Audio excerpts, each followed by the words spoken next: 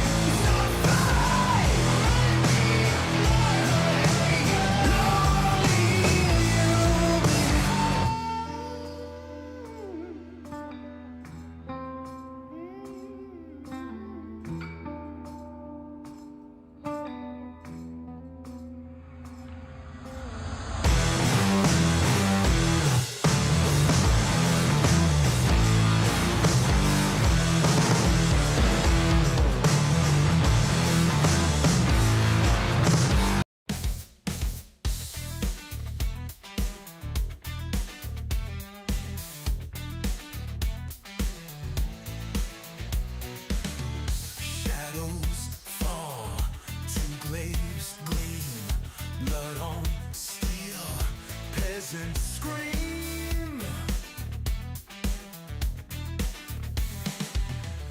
Live in woods, ancients rise. Angry bears fear the night. Men are gone, super werewolves. Salt is on, never trust an elf.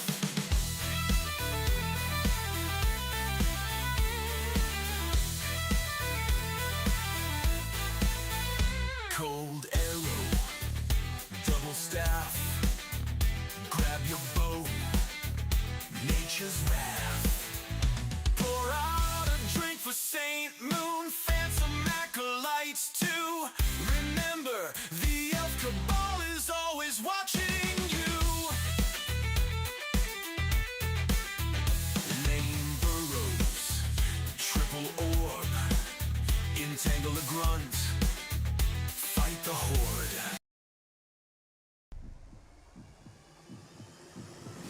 Is Happy silenced? Right click. Oh, misses the right click. Force around again, he gets it on the DK.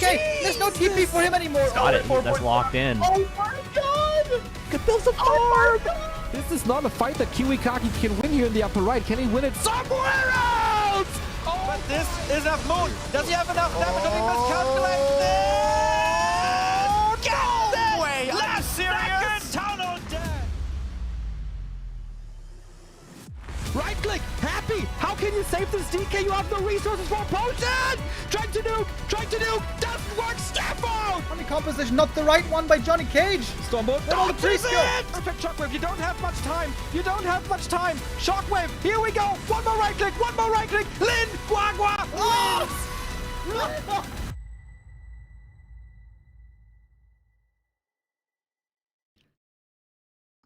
Ladies and gentlemen, welcome to the final day of B Cup, Super B Cup. It is $17,500 on the line, and it's the final day of the group stage. So, after yesterday, we concluded that 120 and Kaho booked their ticket to Hangzhou. Who's gonna follow them? We got 4 players, but we only have 2 spots. That means 2 players will succeed today, and 2 will go down in misery. Dreams are gonna get popped here in Super B Cup today. 4 matches, every map matters.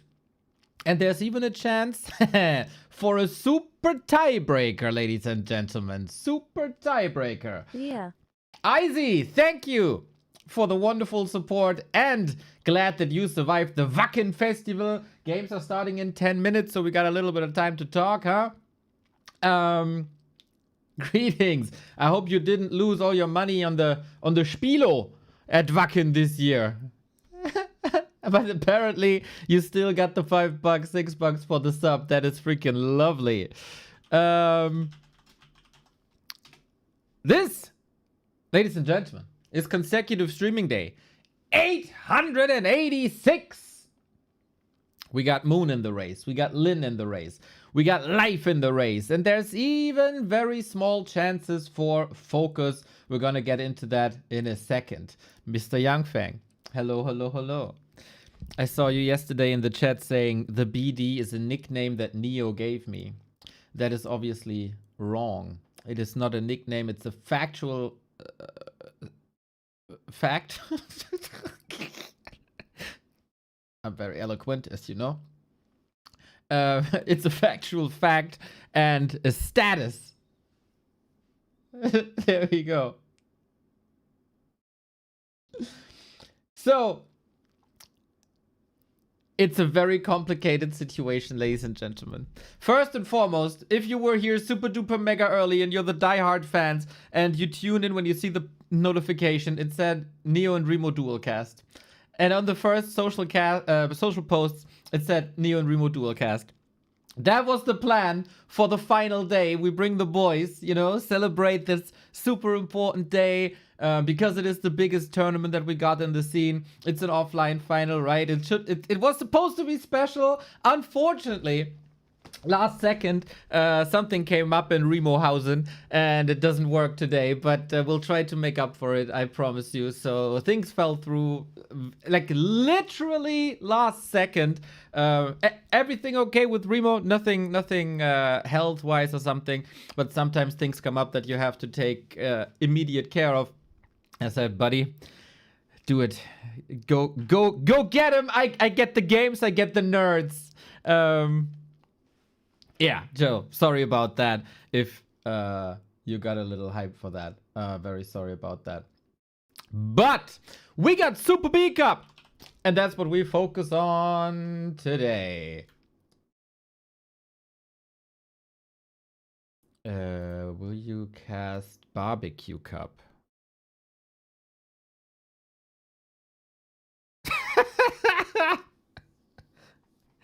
Okay, so you invited all the players that you went to barbecue with? Oh, what the... One sec. Starting to... Okay, we got 5 minutes. Yes, Mr. Youngfang, that sounds very cool. But that is for Friday. Today, we're going to focus on Super B Cup. Nice to get Labby in. Hype. We got Super B Cup, and now we go into the standings. West I2, West 4, West I2, West 4, West Yeah, I2, let's go. Hello, Elva. What's up? So, as I said, 1-0 and Kaho already qualified. Lin and Moon currently in the top spots. Focus and Life with chances, especially for Focus, that is mostly theoretical chances. He needs a lot of help. So, first thing, most important is, if Lin wins, he's through.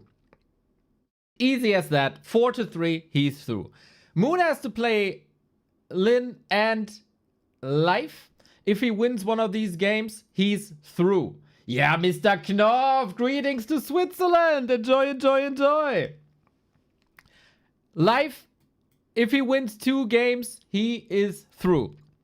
This is all a bit complicated if you see it this way. So I asked a little helper.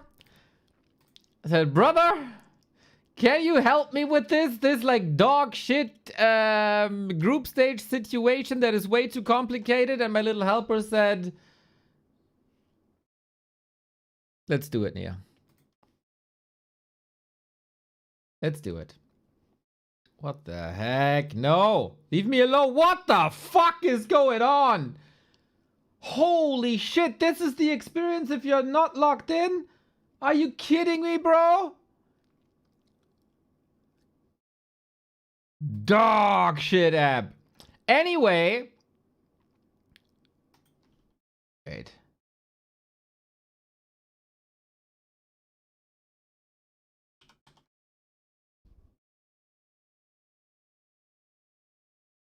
That's crazy. Naja. Tja. For Moon, he's on 3-2. Got a great map difference as well. If he beats Life or Lin, he's top 4. He goes to Hangzhou. If he loses both, there's still a chance for him to make it through if Kaho beats Life. So even when he's losing everything, he can still go through. For Lin, it's really simple. If he beats Moon, top 4. If he loses,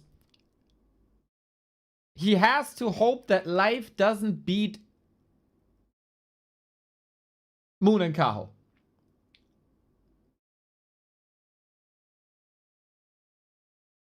Simple as that. For Life, he needs to beat Moon and Kaho. There is a minimal chance that even if Life is losing one game, he goes through or creates a tiebreaker. And for Focus, my God, this guy needs help. Ed needs help with like map score stuff. Life needs to own Moon. Lin needs to own Moon. And Kaho needs to beat Life. So Focus needs help from Life, Lin, and Kaho. All 3 matches have to go exactly Focus's way. There is one specific situation that we get a 3-way tie that is unsolvable, and then we get probably more games. If Life 3-0's Moon, Kaho 3-2's Life, and Lin 3-1's Moon, those are the exact results that we need for a 3-way tie. I thought I'm gonna put it out there because it is a possibility, even though it's a small possibility, but that is theoretically possible. Plus, we also get the match of the 2 players already qualified. That is 1-0 and Kaho. That is also freaking hype. So, who do you think will qualify today?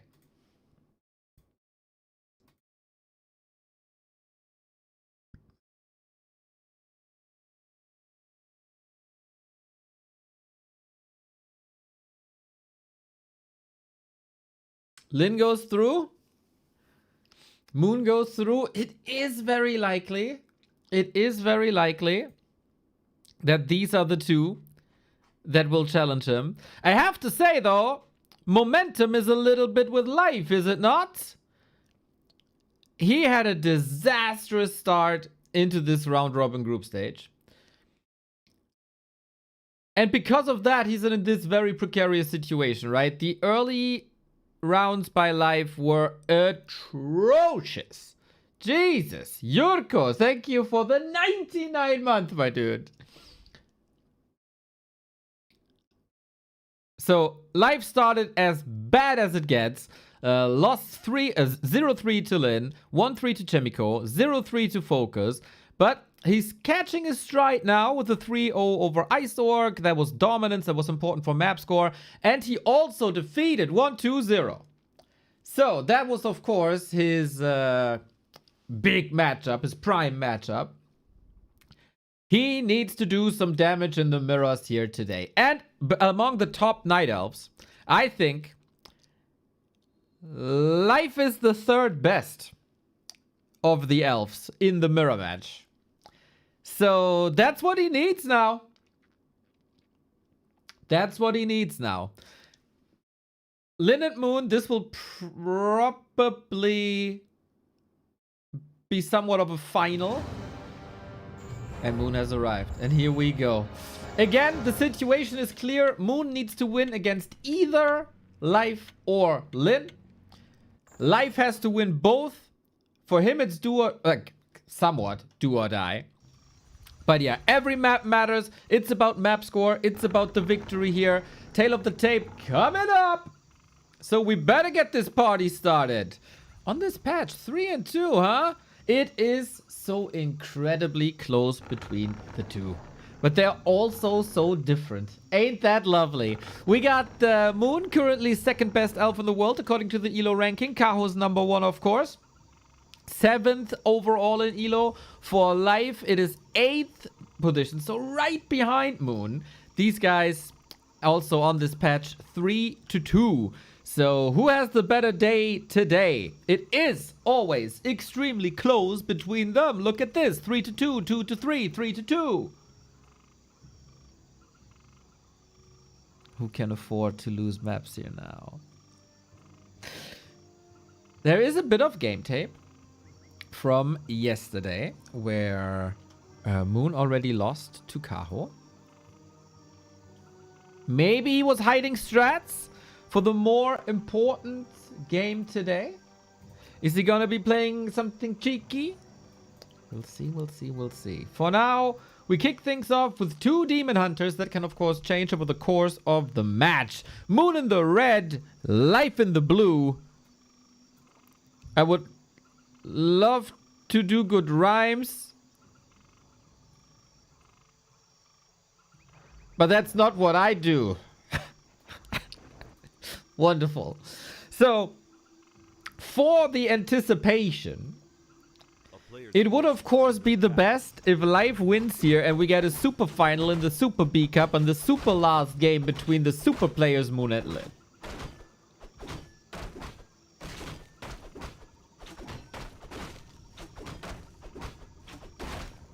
We'll see if that's gonna happen. Who has the better start? Who gets the better items? Rap God? I know, right? I know, I know. I think Life, after like a week of a slump, is coming back into tip-top shape. That was noticeable yesterday. Moon, he has, of course, his strengths and weaknesses as well. The human matchup, he destroys people. Orc matchup, really good. Undead matchup, clearly the weakness. How good is his mirror today? We're kicking things off with claws and rings and double claws. Both will be happy about that. And now, who contests the middle better? Who contests the middle better? You want to go for the Makrura, but maybe more importantly, go for the consumable here. If a big healing drops here, you can own the mid game, but Life is in for the creep jack and he's forcing the town portal right away. Great start for Life. Now the entire middle belongs to him, basically. That is not ideal, but nothing that breaks the game for Moon. In the mid game, though, either Life can go for some risky plays, use the town portal there, or just sell it. That is, of course, also a possibility. We stack things up with lots of HP items as well on top of the damage items. But with that little creep jack, Life allows himself to go into the middle, go for the Ogre Lord. It's always a target that you can easily creep, especially with the Demon Hunter. Accelerate this with mana burns, pow, pow, pow. But all that will not be rewarded by a great item. No. And maybe for anticipation, that's for the better. It's only a Skull of the Beast. It's Roar that you got with bears anyway. We've seen different styles of Moon lately. With talents, without talents, with chimeras, without chimeras. Will you cast the offline event? Hell yeah! The end of August, everybody. It will be the big highlight of this month on August 29.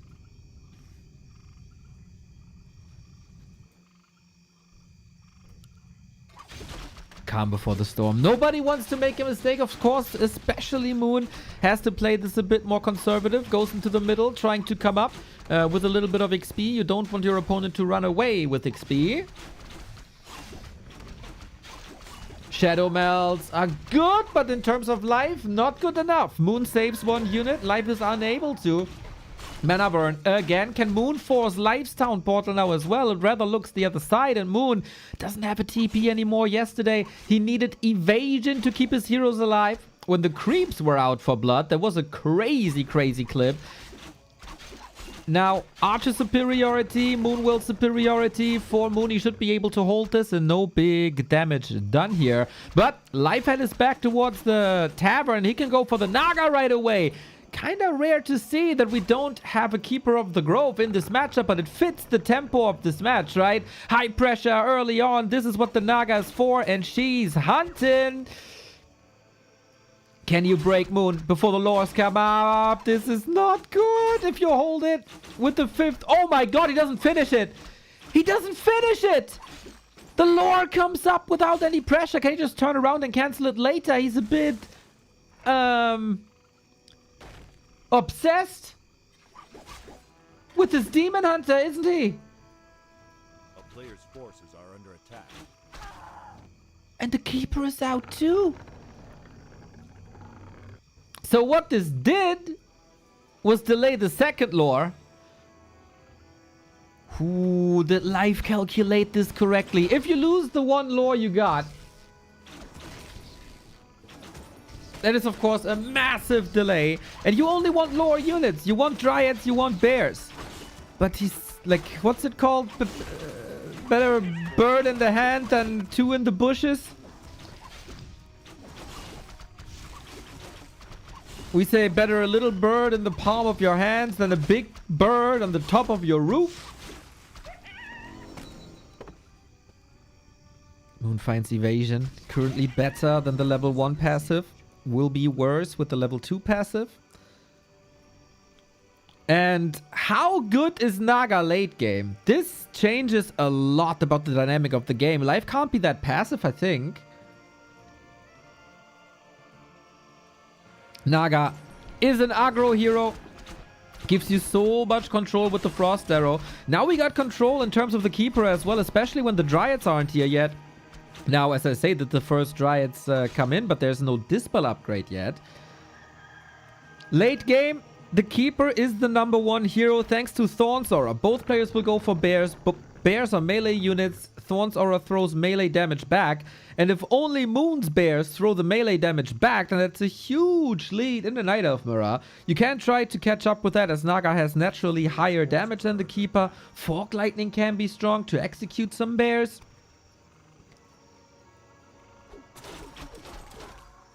But in a one-on-one fight with even armies and even upgrades, Thorn's Aura will do the difference.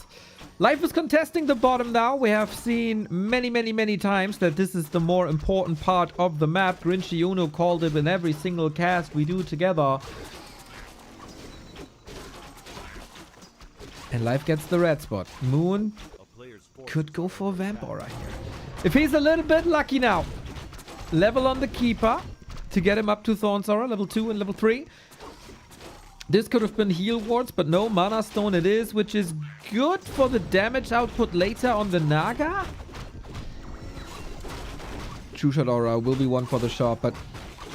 Oh, Moon expects a push and is preparing. Ancient Protector, oftentimes an Ancient Attacker. Not this case though, not here today.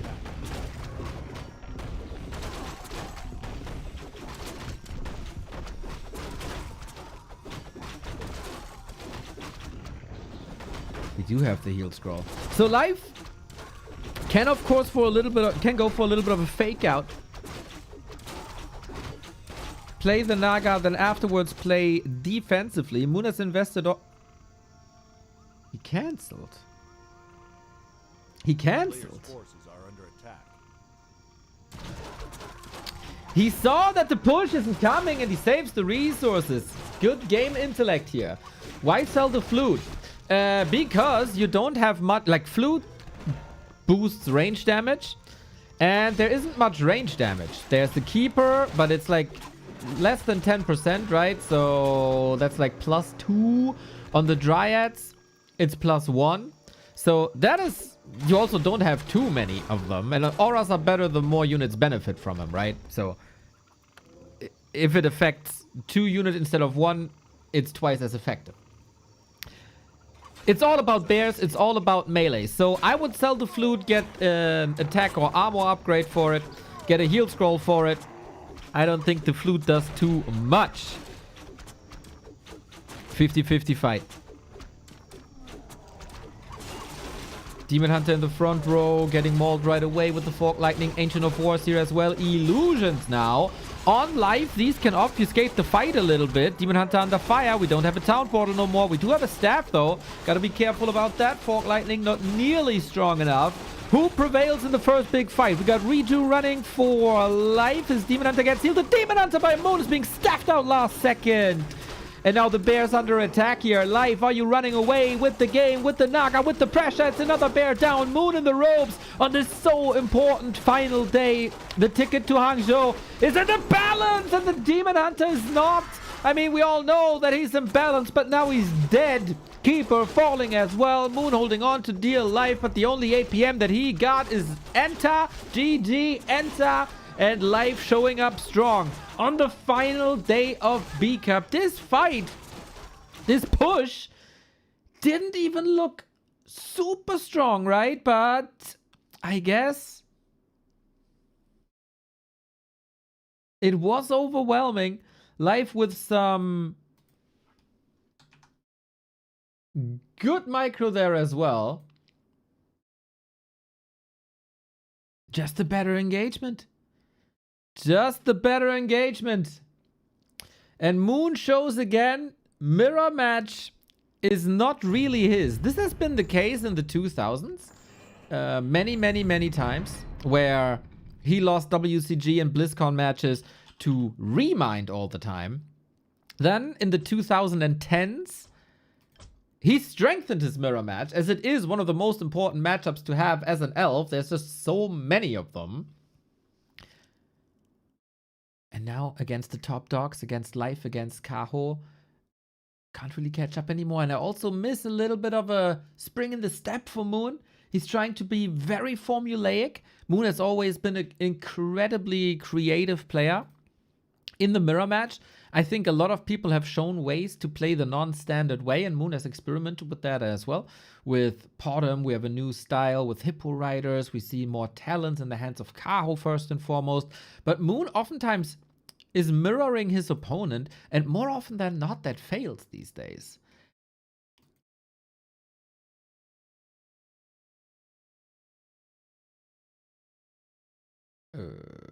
We got a join bug. That's rare.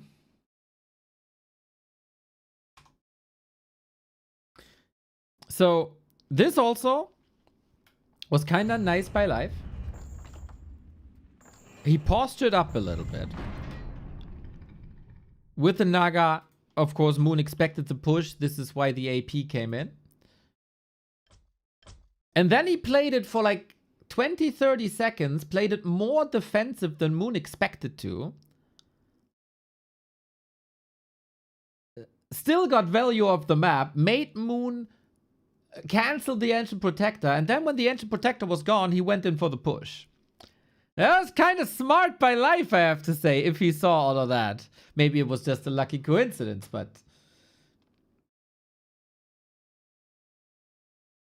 Life. He has a tough way ahead of him here today. And again, it's also about map score. It is a lot about map score. So if Life wins here decisively, 3-0, 3-1, that is a big help. That is a big help for the rest of the journey here today. Once again, the standings here, basically with 4 and 3, you are qualified, is the rule of thumb. There's a lot of details to it, but basically, if you have 4 wins, you are through. Life needs 2 wins. Moon needs 1 win. Lin needs 1 win. Focus needs a divine intervention. It doesn't look like on map 1 that... sorry, overlay doesn't work. So we have to go with the Blizzard overlay.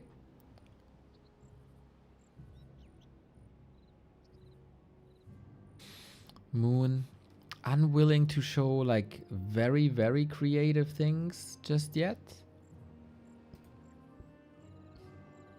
Moon in the red, Life in the blue.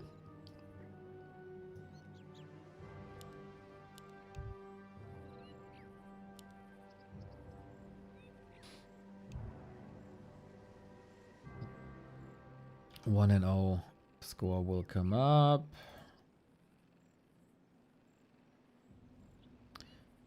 Any learnings for Moon here?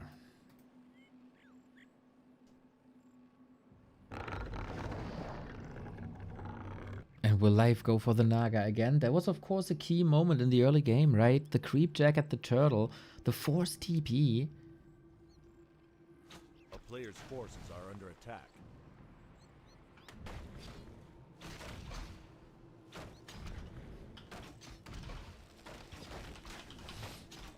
Where's Happy? He is sick and tired of all the night elves in the world, so he's doing a course to create his own weed killer product. And he will be back once he figured this out. So, again, creeping in the beginning, ultra important. We are on Hammerfall. Oftentimes a keeper territory these days. Not for Moon though, not for Life though. Life, man, living it on the edge.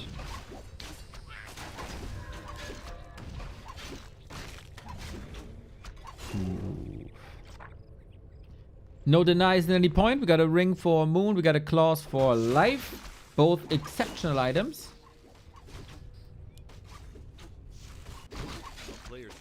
So who positions himself better? Who finds the better items? Both have a mantle here. Can heal a bit more efficiently.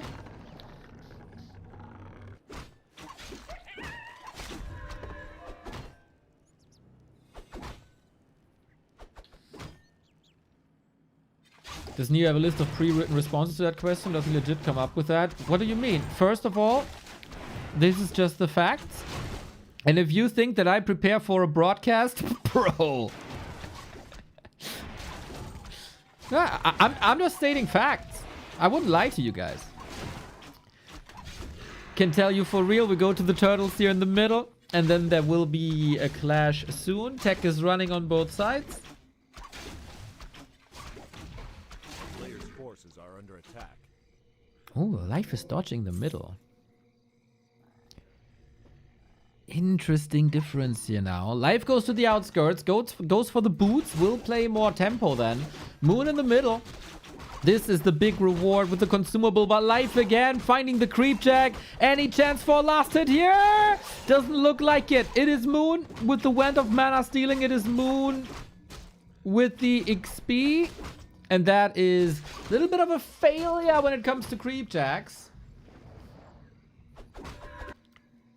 Archers all saved across the map. There's the reveal. That cost quite a bit. 50 gold gone. That's 1/3 of an archer. Mr. Wonder Brown. Body block. Yep, you can put that on Wonder Brown's bill, Mr. Moon.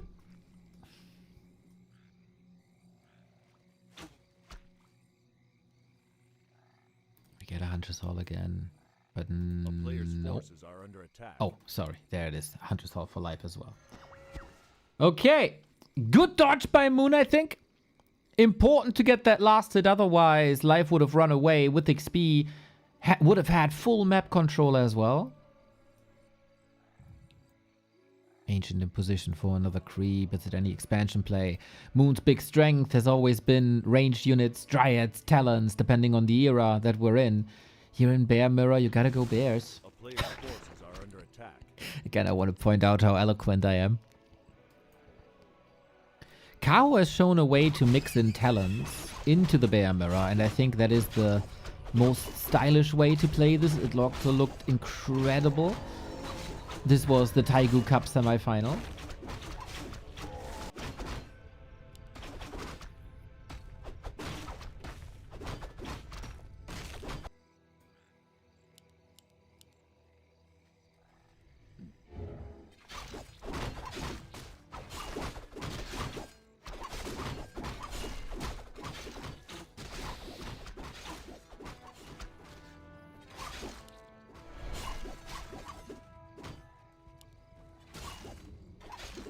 Both players on 4 archers.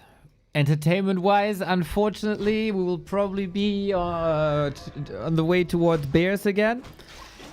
But in the hands of these players, obviously thrilling. With the stakes this high, thrilling.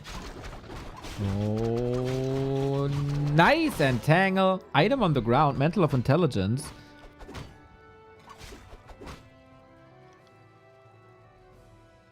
And the keeper here, of course, a little bit too late. Good pull by Life. Dragging the creep to his side of the map, so his keeper arrives earlier from the base than Moon's keeper is able to. I think Life is playing this very smart. Creating situations like the creep jack, then shifting tempo, going for the defense.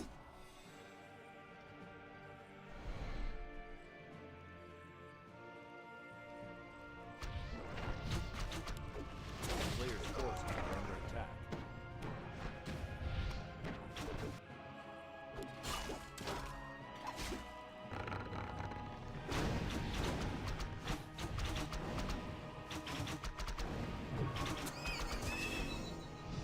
And who levels the keeper better now? Who gets the better red spot items? Who gets the better upgrades? All these details in Night of Mirror. Life, of course, is in an interesting position that he can't show every creep route. Oh, body block, body block, body block. Is that enough? Moon is going for the lore. No, for the Ancient of Wonders. That would mean no orb, no moonstone, and he gets the shop. Was that worth it, though? Getting the staff?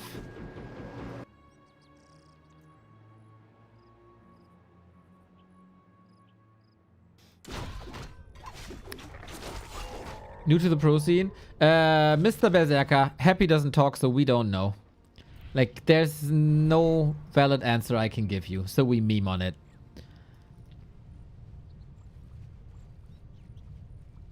Happy is a interesting person. But this is not about Happy. This is about Moon, Live, Focus, Lin, and later Kaho and 120 as well. We do have the Dryad battle. Moon comes in, bears up with the Rejuve. A player's forces Not sure are if he under has attack. Dispel already. Looks like it. Pretty sure he does.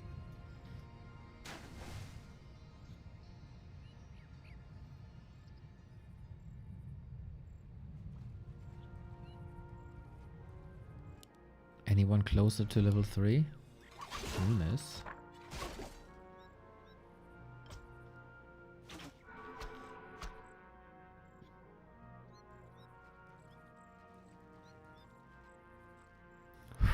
High noon.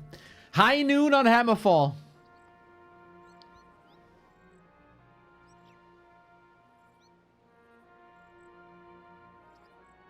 Is Life moving away from it? There's no clear path if he's not engaging. He could go for the Golem, of course. Both are moving away. Oh, interesting. So just by waiting, Life could get 2 big chunks of experience here. And get level 3, at least very close to 3. We got Roar, 25% damage boost, Ring of Protection +5. Amazing for a Demon Hunter. As he is always in the front row, he will tank a lot of damage. Life needs a bear though, another one to get up to 49 food. Level 3 available, Mana Stone, okay. More Entangle, always good.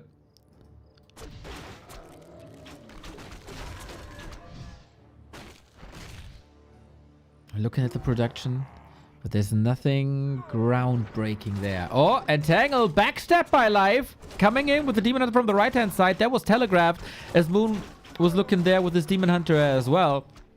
Now Moon in a little bit of trouble, it seems like. All this army is a bit weird. We go for the Dryads with the Bears. Moon's Dryads also very hurt here. Same goes for the Keeper. Is this really the fight you want to go for? I guess you have to, because there is no TP on either side. Who has the better bear fight? It's not looking like it's Moon. He was down 10 food. Life has 2 bears here. Hurt. Keeper as well. The Mana Stone might provide you with a couple of entangles that leads to kill. There is a comeback out of this. But Life... oh, got a couple of casualties here. Moon saving his life in the middle of Hammerfall. Going for the Demon Hunter now. There is an Invo Potion. Oh, living on a prayer. Entangle on the full HP bear. That's such a huge loss. Staff on the low HP bear. But yep, gone it is. And I feel like in these fights, Life is just a little bit better. Nice little setup. Pincer attack. Player's forces are Keeper from the north, Demon from the south, and you got a nice Night Elf sandwich.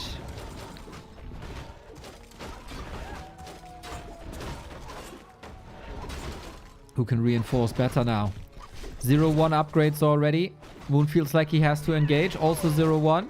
He, of course, made it to the base, made it to the Moonwells. Should be all healthy again. Should have more mana again. But there is no Mana Stone no more. Only an Invo Potion and very tanky Demon Hunters on both sides. Demon comes up. Uh-oh. No more Entangle, though. No more Entangle on Life, and there is one on Moon. Maybe can get a kill with that. 1 bear down, 2 bears down. Here we go. New Reju coming in with reinforcing bears, but that goes for both sides. Moon is fighting tooth and nails.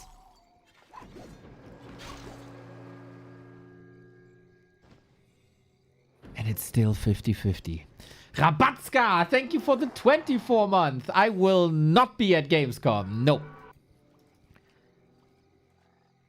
But I wish you a wonderful time there.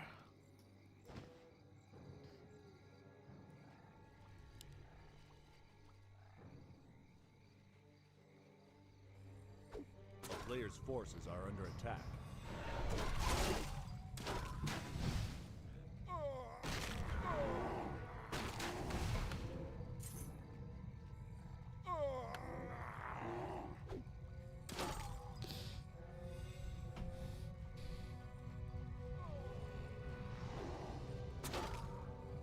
Life breaks upkeep. He feels like He needs number superiority. There's not much left on the map. The big turtle right-hand side. One consumable that can change the outcome of the match. We got Wisps in for the fight. 3 on live, 1 on Moon. A player's forces are under attack. Both players averaging over 300 APM. And isn't it fascinating that the old man Moon, closing in on 40 years old, still able, if that metric there is correct, still has 350 APM.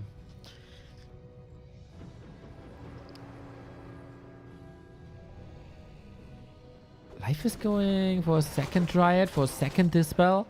There will be Roar, there will be Reju. You gotta get rid of it all. Moon gets Wisp reinforcements to dispel that Roar. Demon Hunter in as well.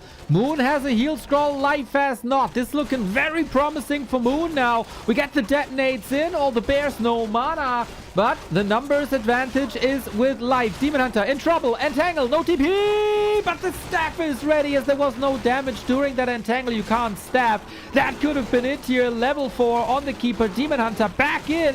Who holds the front line? It looks like it's Life, the 2 additional bears. Oh, Moon, this was so close, man. You almost got that Demon Hunter. Can the Demon Hunter do something here? We have an Imbu Potion, 7 seconds, but how many kills can you get in those 7 seconds? There's one. Oh, playing with fire, Moon is. Dryads also being intercepted. Keeper down, bears down, Moon down. This is unrecoverable. And Life goes up 2-0. His tournament chances still on the line. And Moonman, the Night Elf Mirror misery continues just as it was yesterday versus Kaho. So also today versus Life. It all leads up to an epic final between Moon and Lin at the end of today.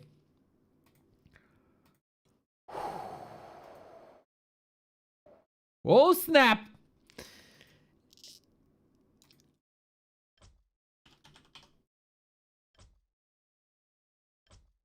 $2-0 for Life is very, very, very important now. Life needs maps. Life needs wins. He got an atrocious map score and he has to catch up, and nothing is better than a 3-0 win for your map score. Life is coming in hot. Life is making the better tactical decisions. Setting up creep jacks twice on this map and then having the right idea. Producing early. Start the fight with 2 bears more. And two units more, man. Moon was a little bit greedy. He didn't go for upgrades. Okay, so the situation again. Moon needs 1 win to qualify for Hangzhou. Life needs 2 wins to qualify for Hangzhou. Lin needs a win to qualify for Hangzhou. And Focus, what does this mean for Focus? Focus needed a 3-0 for Life versus Moon.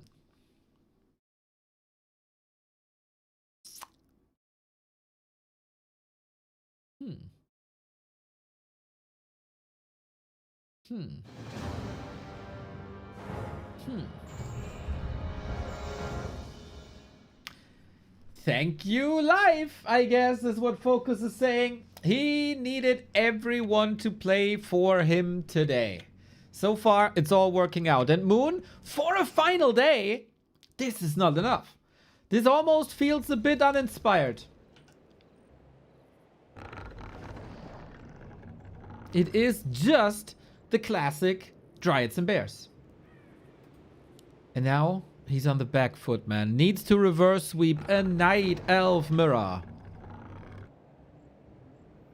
Life is playing like his life depends on it.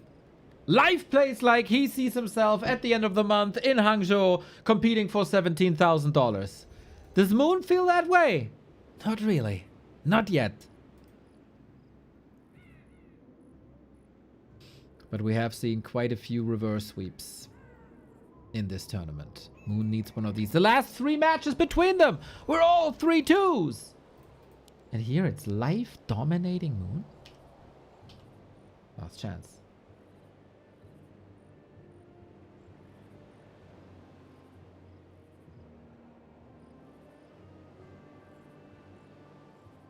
CJM, JMM, thank you for the prime. What a role model you are for each and every one out there. Thank you for the support, everybody. We are bringing you the best Warcraft on the planet day in, day out. If you like what we do here, if you like competitive Warcraft, feel free to support us in any way. Back to warcraft.com/support. And of course, if you have a Prime sub lying around, every Prime sub costs Amazon money and gives it to us. That is the best reason, of course. And you don't get ads.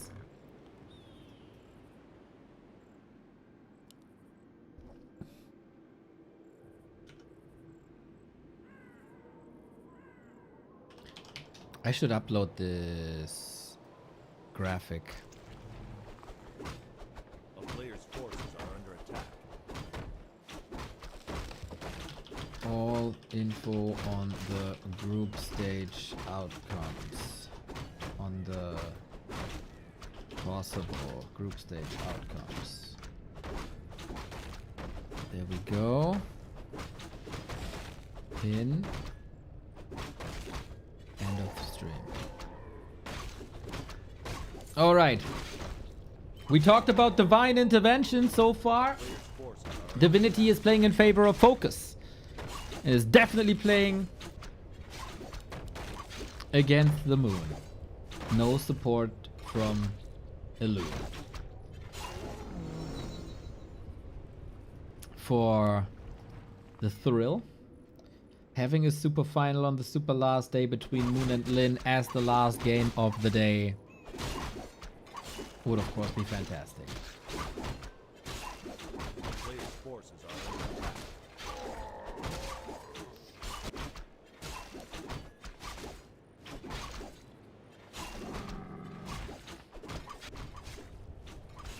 Claws ring for Moon, that is a little better. Is head-to-head a tiebreaker? First it's one series, then it's map difference, and then it's head-to-head. So again, there could be a tiebreaker between Life, Moon, and Focus that is unsolvable because they all have the same amount of one series, they all have the same amount of maps, and they beat each other. So far on the map, the theme continues. Life is the aggressor, Moon is rather passive, finds himself in creep jacks, and loses units because of it.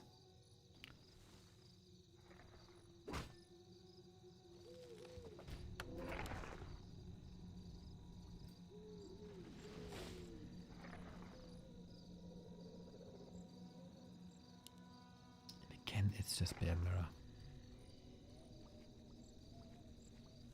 With this archer going down in the middle. Oh, he finds the archers there as well. He's one reveal away from a second archer kill. Actually, life could go Naga again. I wouldn't hate it. Body block doesn't work. Okay. But the Shadow Meld, here's the reveal. Life anticipating it. Holy smokes. Anticipating the reveal. Moving the archer up top. Go for the deny. Crazy. Yet another deny. Body block against Moon so he can't retreat the easy way home. Life is playing this so incredibly well. We had a similar situation yesterday where he anticipated the mana burn of 1-2-0 and punished that right away. Not the mana burn, the Wand of Mana stealing. He's seeing the Matrix, and I know a thing or two about seeing the Matrix being named Neo.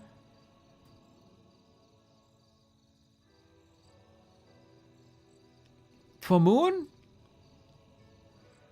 he got some archers, but he didn't get XP. He got the best inventory possible.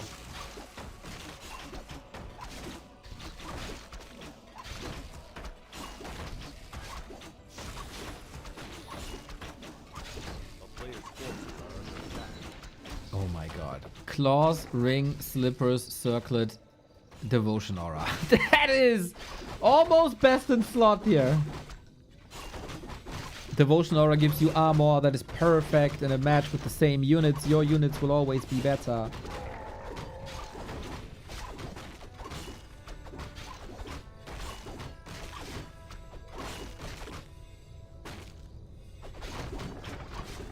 Book of the Dead? Book of the Dead! No way! Oh, he has no town portal! Life! Entangle! Focus! Block! Move! Oh, wait. He can't go through the middle. Can the keeper reach? The creeps are blocking a little bit. Oh my god, the great escape by Moon. Yesterday, he only was able to get out of a similar situation because a creep missed a right-click attack. That's how close it was. Oh, Life, that was a big chance here that you missed. Getting a little bit sloppy there.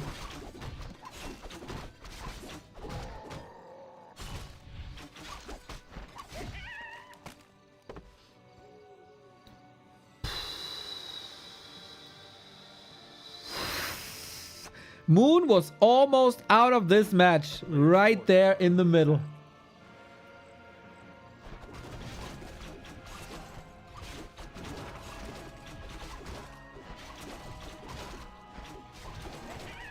Item hunt continues. Now Live with a bit of item luck. His big heal potion, certainly better than Moon's big mana potion. That was sold already.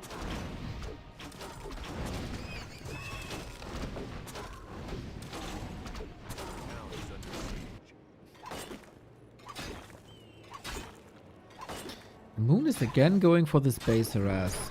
There is a Rettungsgasse here. Should be at least. Moon has a staff. Staffs can be interrupted by entangle, but if you're entangled, you can staff.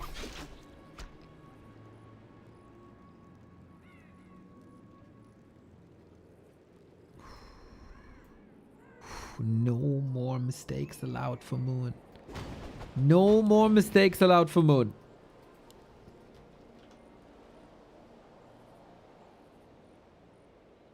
Again, also, there is a chance for a three-way tiebreaker. If this is only possible if Life wins 3-0. If Moon gets a map, the three-way tiebreaker doesn't exist anymore.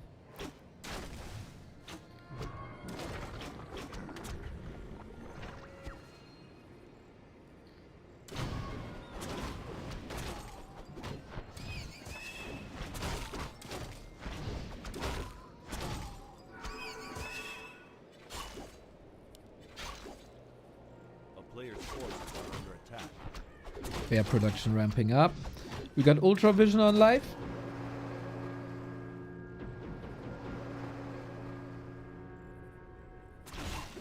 The Demon Hunter is surrounded.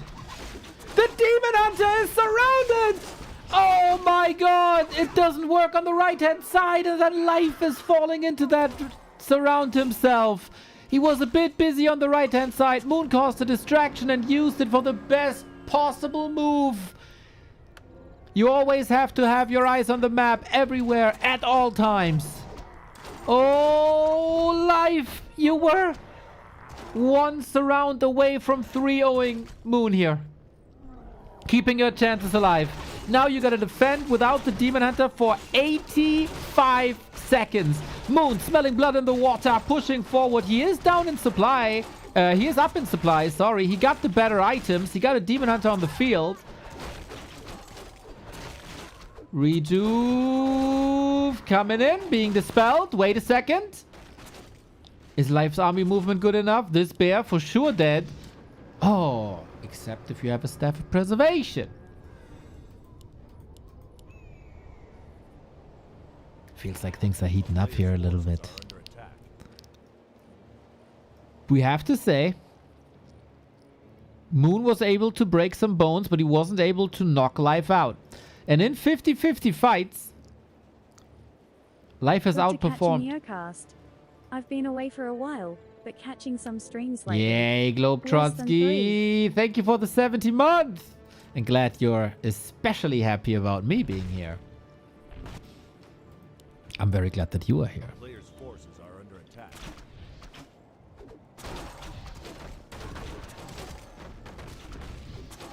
We are always here. Red spot item moon. This is of course what the map control allows you to do. Can you prevent the golem snipe? Demon Hunter back. No staff. Need some time. I don't think Moon will give him that time. Posturing up. Double heal scroll. This is almost the Demon Hunter. Gets entangled. And now we got a clear front row. Double heal scroll on Moon versus no heal scrolls on Life. Can Life outmaneuver him? Can he outbear him? Roar, used last second. Another bear for Life is falling. Demon Hunter by Moon. Gets a little bit of healing. Needs the staff soon. Then the demon is out. That's the biggest damage dealer in the fight removed. Target fire is nice by Life, especially with that berserker. Demon didn't heal. Demon didn't heal. Can you get out though? Staff's on cooldown. Oh, Moonwell was completely empty. He didn't bring a potion.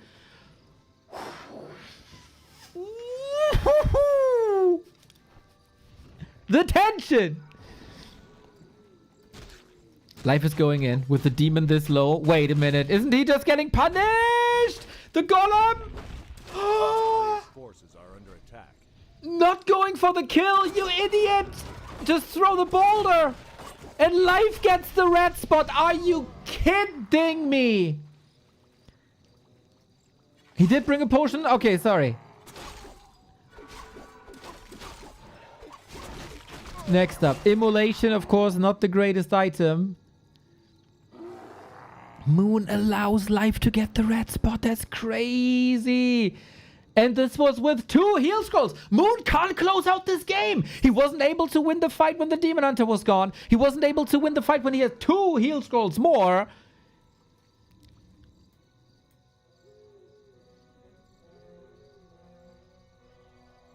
And also a defense upgrade. Oh, Life. Pulls a Houdini here, it seems like. A player's forces are under attack.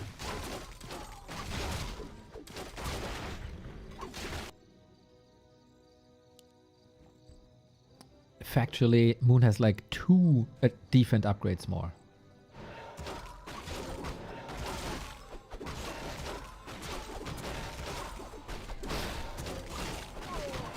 Warcraft 3 is a game of many mysteries. How is Life alive is one of them.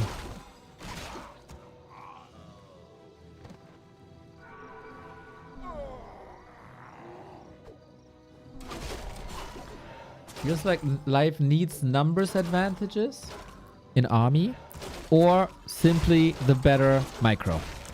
When do you focus the heroes? When are you going for the units? 3 bears attacking the demon. I'm not sure if that's the right call.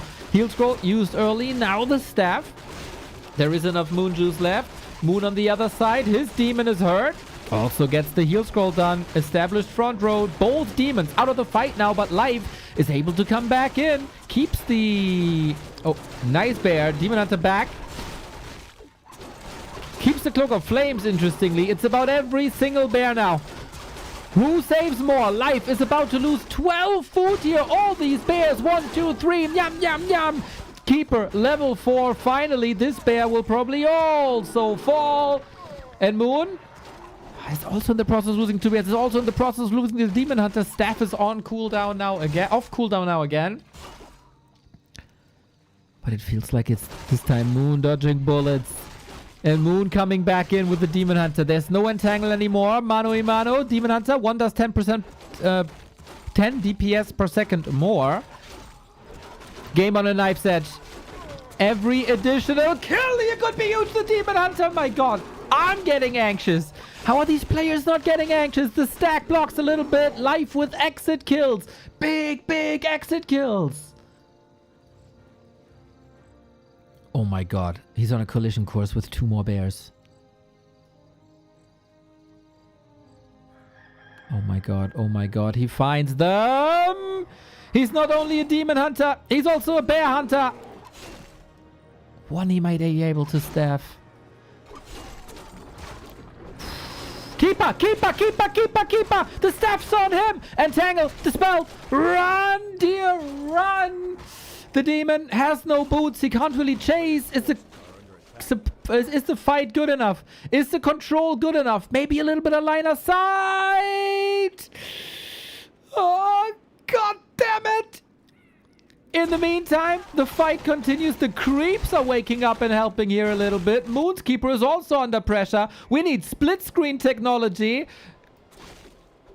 Both seem to be safe. Both seem to be safe. Neck and neck. Keeper, click on the wells. Click on the wells. He clicks on the wells and hides deep in the forest. Is it deep enough though? Life, no. No, no, no, no, no. Watch. Oh. Who has the better multitasking? Moon was a god of multitasking. Now life is catching up to him. Uses the Tree of Eternity to fight with him. The Ancient of Wonders also. The trees against the demon now. Entangle, entangle, entangle. Not ready for 2 seconds. Holy, what a game. What a freaking game. Moon is low on lumber. Level 5 Demon Hunter.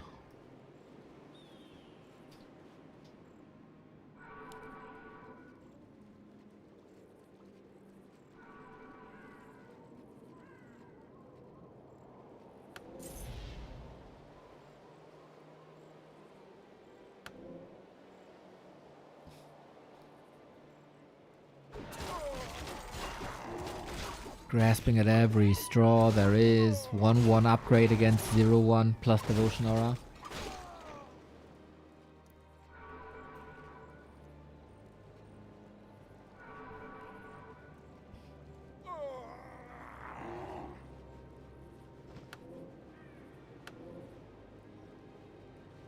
And again, it's a situation. Better a bird in hand than in the bushes or something. And now life is in a prime spot. Speaking of prime, if you have a prime lying around, we gladly take it. Another red spot. Oh yeah, I forgot there's another red spot. There's a good chunk of XP here actually. Moon sharking around. Is he the one to creep check now? He's getting distracted by the bear. But for life, this one bear is more important, it seems like. Then the red spot now gives it up. 57, 54. Shop access for Moon again for a heal scroll now. 2 heal scrolls. 2 heal scrolls on life though. Shadow Priest for the dispel. Demon Hunter can't get a foot in the door. He could have blocked them here if he's just a little bit faster. And now it's all chaotic. We fight with the mercenary camp. Moon's Keeper in trouble.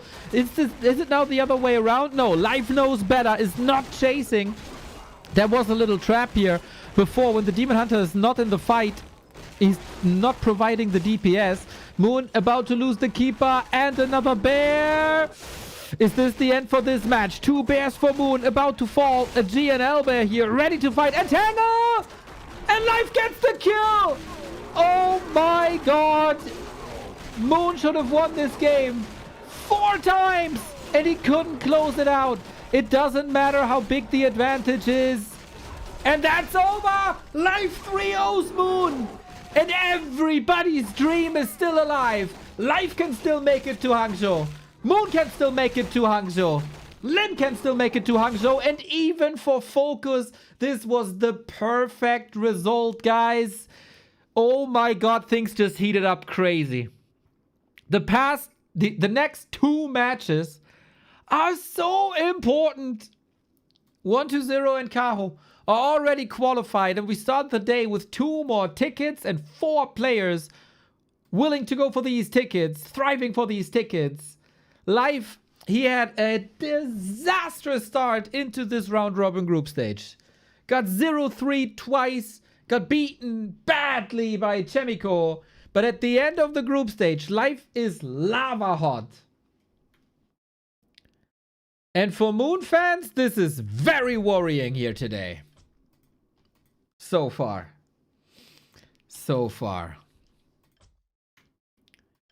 This is exactly the result that life needed. This is exactly the result that Focus needed.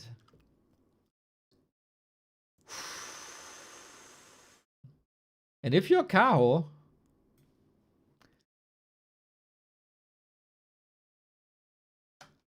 for you, the match doesn't matter that much, maybe.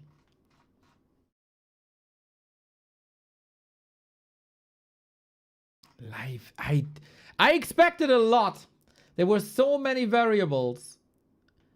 But a 3-0 was not in my book. Oh, that changes the map score so much.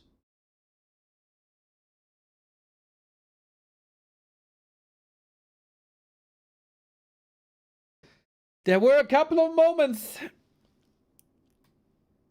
where Moon could have done a lot more.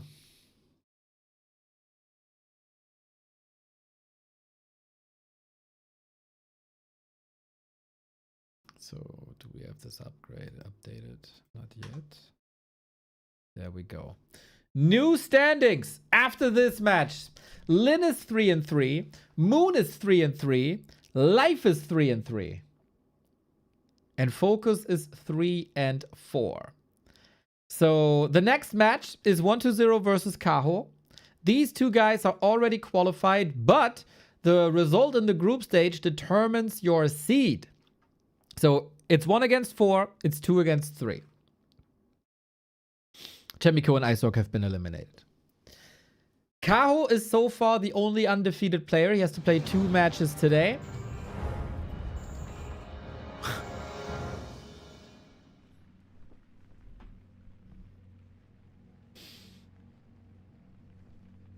As we have another join bug.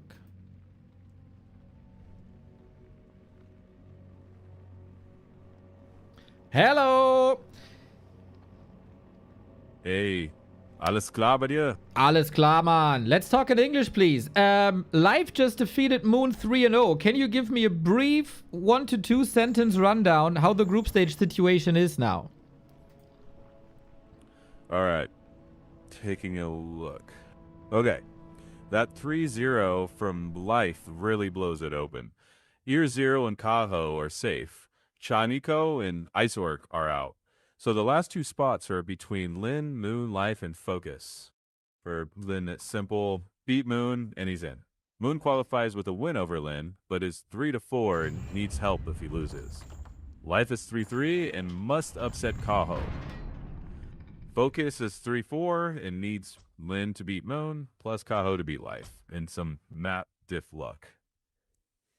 That's how it stands. Thank you. Okay, now you heard it. If you don't trust me, trust them.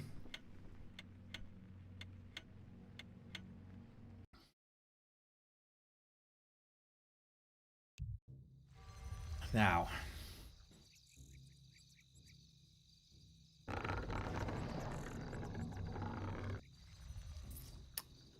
The next 2 players, ladies and gentlemen, are the 2 most successful players in the Taigu Cup.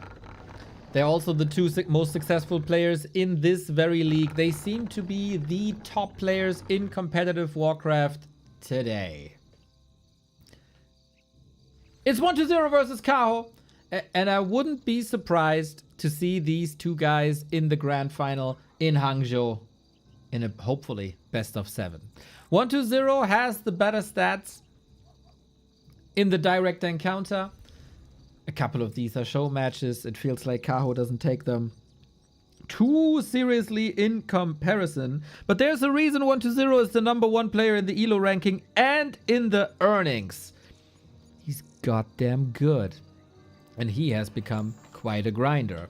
So question now, do you show your best strats? Do you save them for offline? How important is it for Kaho to finish without losing to get rank 1? It is important for everybody, not just because of the seeding, but there's also quite some money on the line.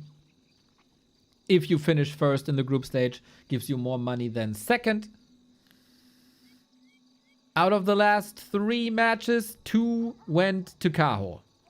Taigu Cup, Grand Final, and GCC 5 that Kaho also won. Both players are among the tournament winners. A player's forces are under attack. So will we see Prime Kaho, Wonder Boy, fired up best strats? Or will we take this a bit light?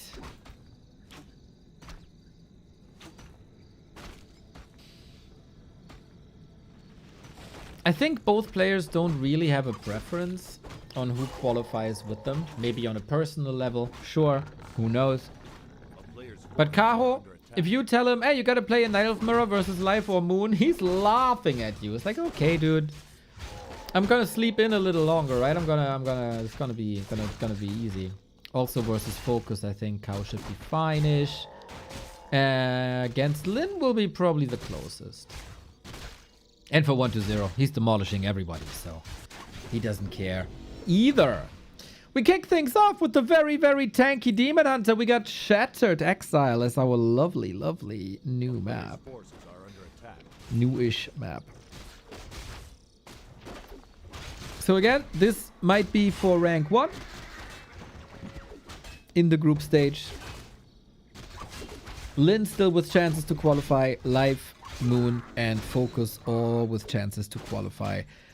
With these two, Kaho with one offline event to his name. There was Stars War, where he was in Happy's team. Ay.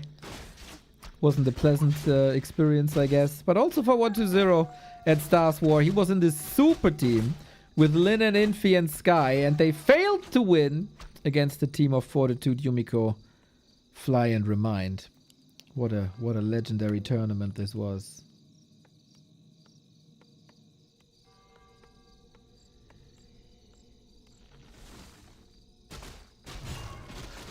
We go... Oh, I didn't even see. Did we go with Aura first again? Yo! Kaho with the Archer last hit, huh? Okay, it's one of these Kaho games apparently. I like it. Contesting early, keeping the Demon Hunter under pressure. And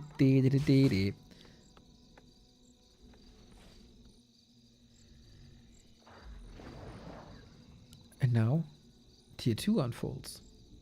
It's very, very interesting times in Undead versus Night Elf. There's so many pieces in motion on both sides. How aggressive am I? What skill build do I go for? This is now the case on both sides. Demon Hunter decides between... Oh, last hit. Check. Kaho got it. Demon Hunter can decide between all 3 spells that are viable. DK can decide to go for Aura first.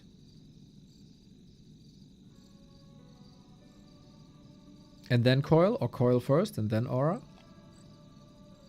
The Night Elf will decide how aggressive he's going to be, and the Undead has to respond. But with unfolding tech, the Undead sets the tone more and more.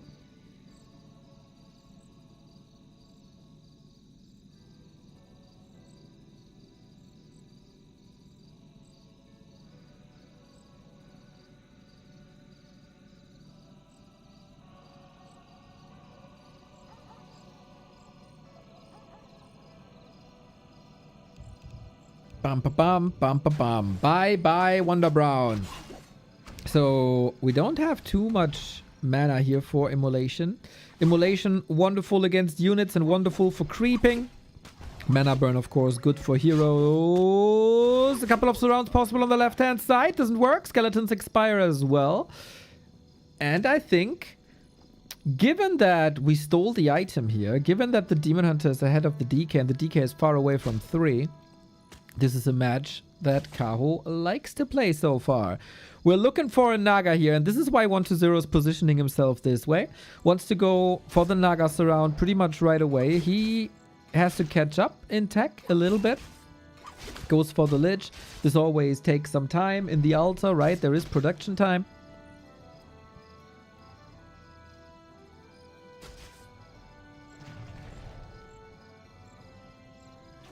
Player's forces are under attack.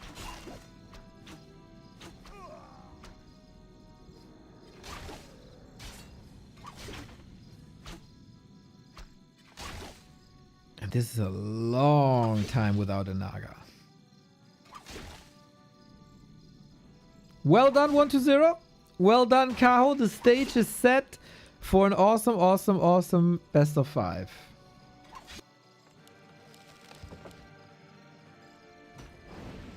Player's forces are under attack.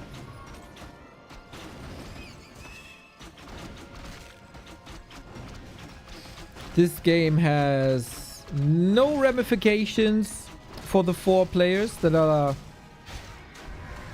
contesting the 2 spots. So map score doesn't really matter. It's only about getting first or getting second.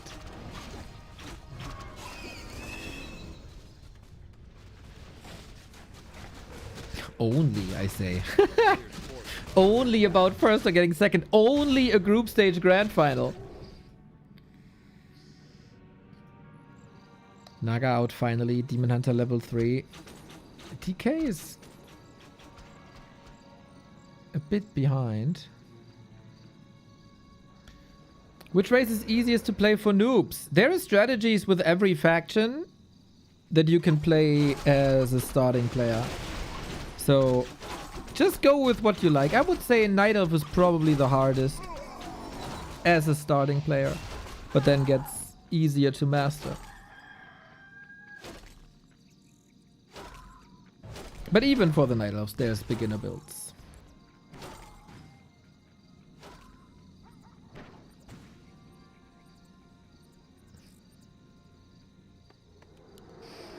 We get the signature 1-2-0 play. Tier 3 into Fiend statues into Boneyard. Mighty Worms will appear. So far, is definitely missing levels. And this is also a signature Kaho play. I think this is an interesting dynamic. Life is, of course, the one who beats Happy regularly. Still struggles a bit against 1-2-0, even though he won yesterday. I think among all the elves, Kaho is the one who matches best with 1-2-0.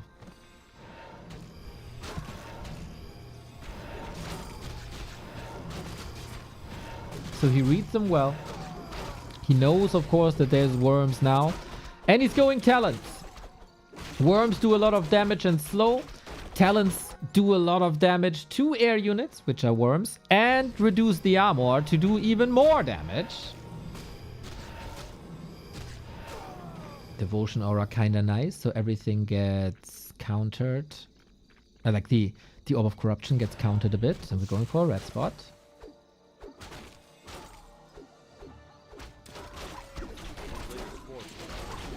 And that is the more or less free red spot, it seems like. This is also quite some time for Kaho. The Talent Adapt upgrade lines up nicely with the production of the first worm. And there's no web yet for 1-2-0.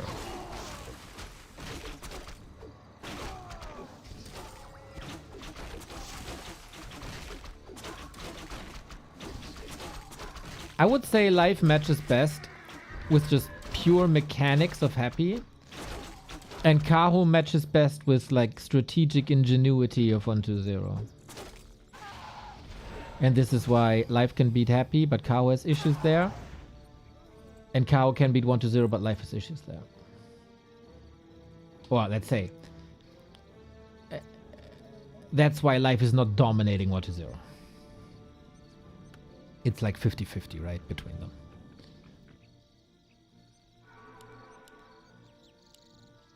And this is, of course, just a snapshot of the past 10 days, 2 weeks. In 2 weeks' time, everything can be better, can be different again. We got Ancient, Django, and Devotion Aura. Kaho's items are fire. More armor, more movement speed, more attack speed, and especially more time. He is a bit greedy right now, going for all the upgrades.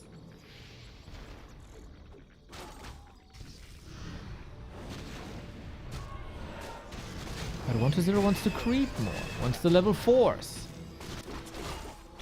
Oh, the first fight will be a crazy clash. So Web is coming in now. You cannot start a fight without Web against elves. Kaho holds them back, which I think I like. He's hiding them from the battlefield. He's keeping them safe. They're easy to snipe. Coil Nova and Talents are gone. Talents have a lot of benefits. HP is not one of them.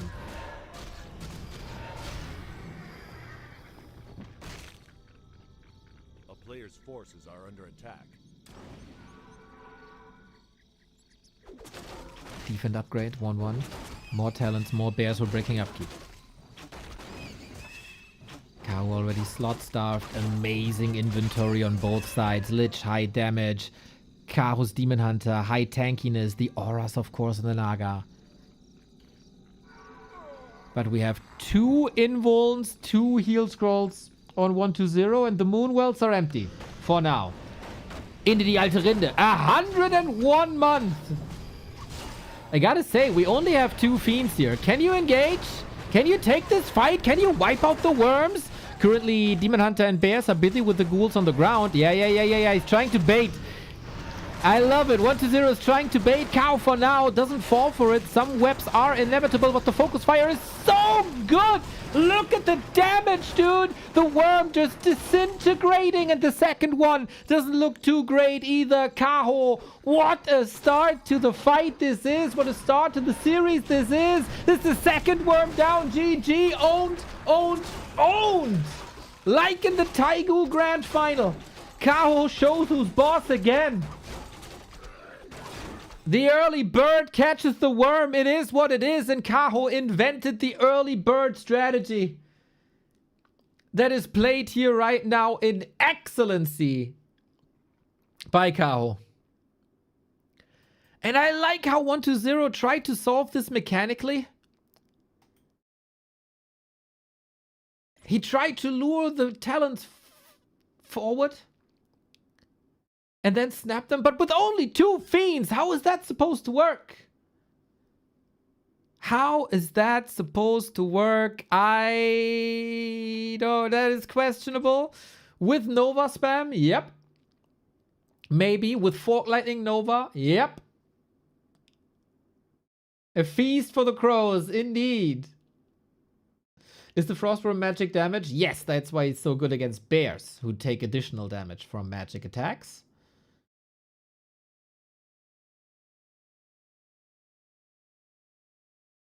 Fill in the gap. Talents make everything better. Big true. Big true.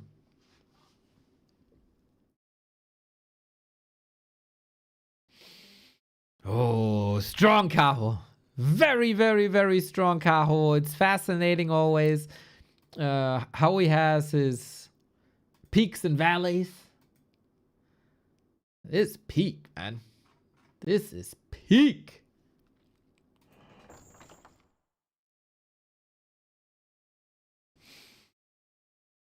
You know what's also peak? Do you have an idea?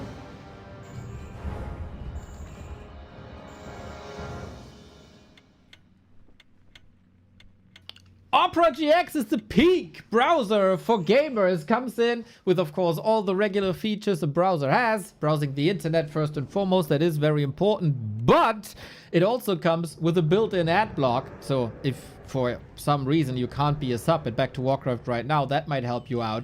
Comes in with a built-in VPN for whatever you're doing. And has some very, very cool sidebars where it has a Discord integration, has a Twitch integration, so you see when we're live or when we come live. If we're live, you can manage Spotify, TikTok, Instagram, everything in the browser directly without needing the third-party tools yourself. And many add-ons and widgets that you have at your fingertips. Highly customizable as well. So I'm currently rocking that purple color, which I think is very emo and very good. You can go for anything else you like. Really make it look the way you want to. Make it feel the way you want to. It is available for your PC and for your phone. And also supporting every OS there is. There was a bit of a ping issue right there, so we had to restart real quick. But yeah, everything is awesome here at Opera GX. It supports the channel. Every single download helps us out a ton. Think of it as a Prime sub, but as a download and install. There you go, there we go, there we go.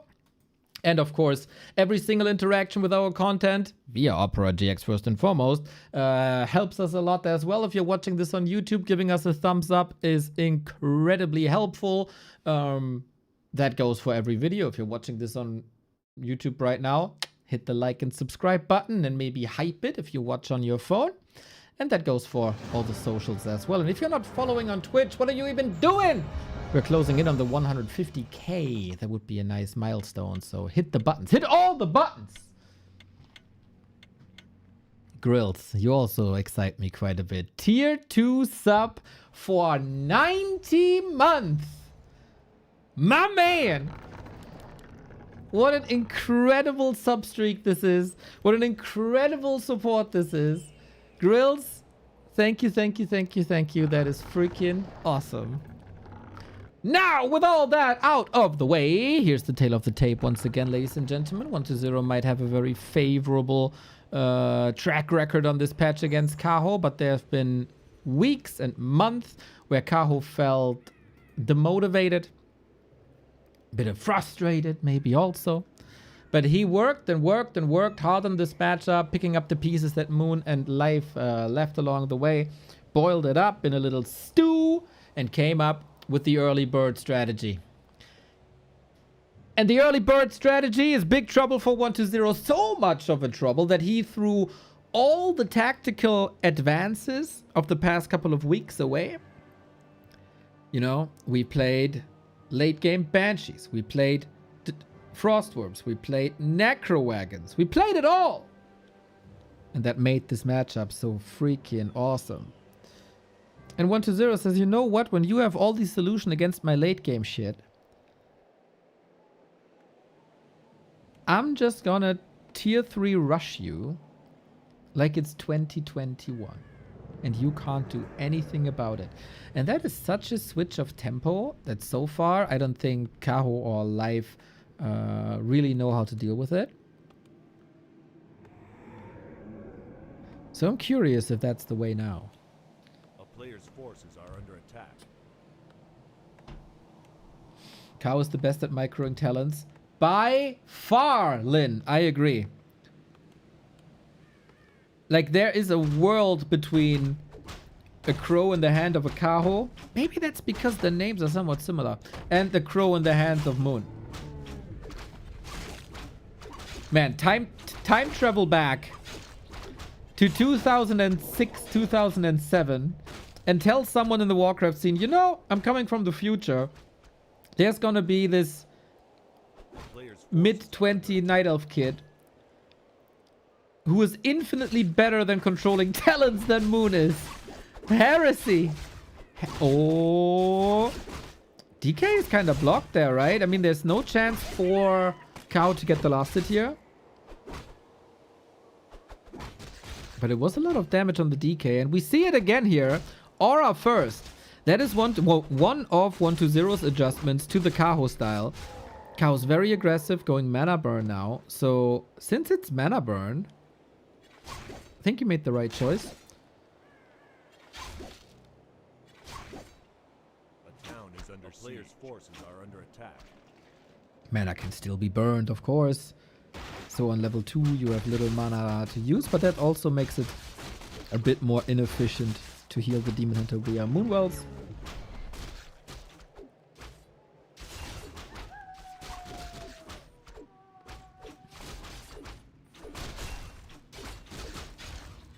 Love how 1-0 is always fully surrounding that creep, so there's no surface area for the Demon Hunter.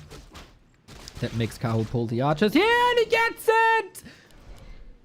That is the second archer last hit for Kaho this series. Bro. Bro.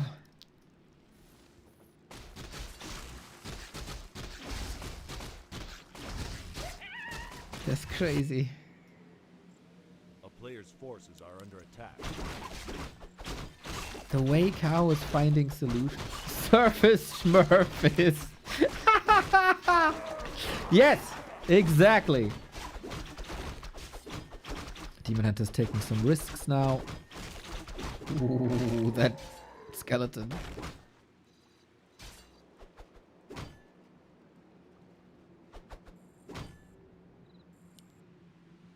Come on. Give him a shelle. Player's forces are under Ah, attack. no. Skeleton sees Ancient is on the way. I might sound like a broken record at this point, but this spot is the Night Elf mid-game creep spot. You should go for it always, and you should contest it always. Oh, important scout by Kaho. Whenever I see live play, I always praise his wisp scouting and wisp positioning. Now I gotta give that credit to Kaho also. Very important to see if there's a coil waiting for him, and there is, and so we move away before the entire camp has been grabbed. That prevents level 3, but keeps the Demon Hunter alive. A player's forces are under attack. And he's also at the same time contesting the camp here. These guys are playing on an ultra high strategic level right now. There's no big fight just yet.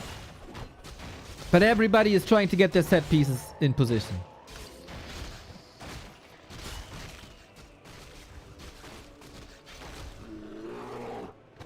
Here's the Naga.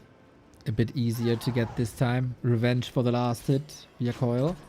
A player's forces are under attack.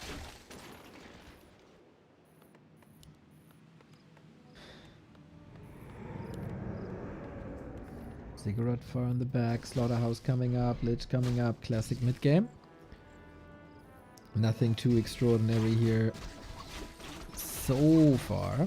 But what 120 is doing... Can I finish my sentence? I was about to say very well is delaying level 3 Demon Hunter, and then he comes in, goes for the mana burn, steals the Reju Bear, and gets level 3 that way. Fucking greatness. Kuss Neo. Yeah, Don Coyote, Kuss right back. Küsse deine Augen, Bruder. Player's forces Danke. are under attack.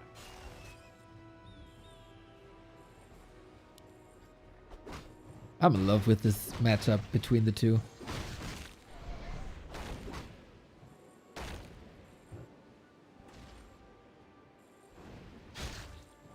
We are contesting this now. There's no coil anymore, but Nova.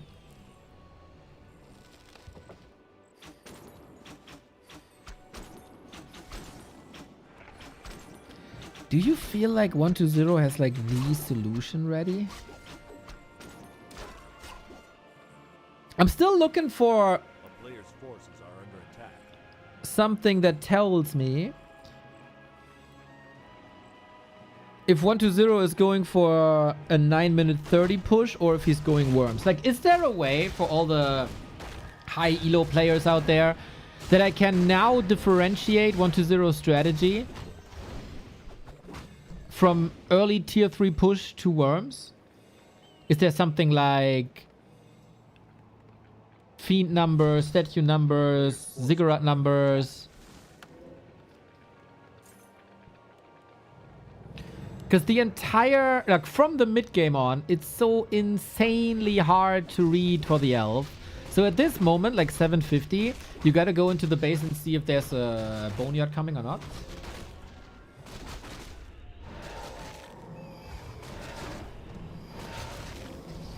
Did Moonwind versus Lin? That's the last game of the day. That's a couple of hours down the road.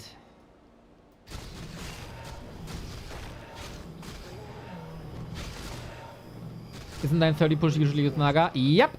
But that's only, like, it's with tier 3 Naga. Not with tier 2 Naga.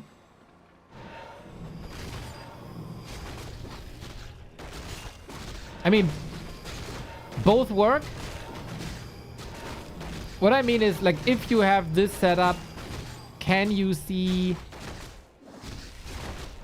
before the undead reaches tier 3 what the strategy is? Player's forces are under attack.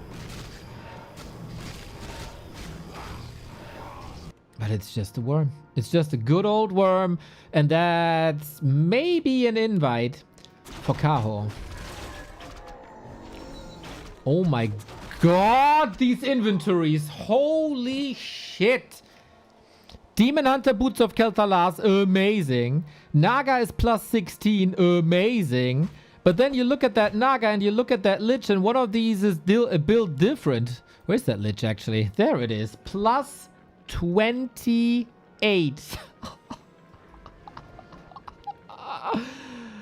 Oh my god. A player's forces are under attack. Needs levels though. And we also have attack speed, correct, Mr. Zipper, correct.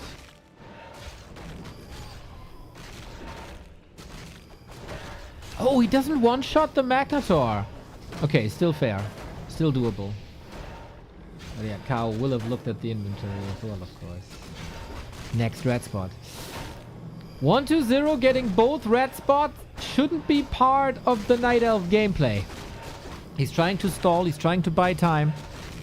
But no, he's not contesting this.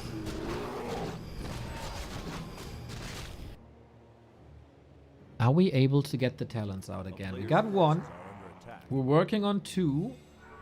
Last game it was 5, 6?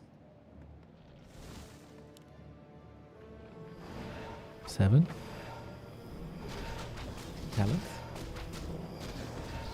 Oh my god.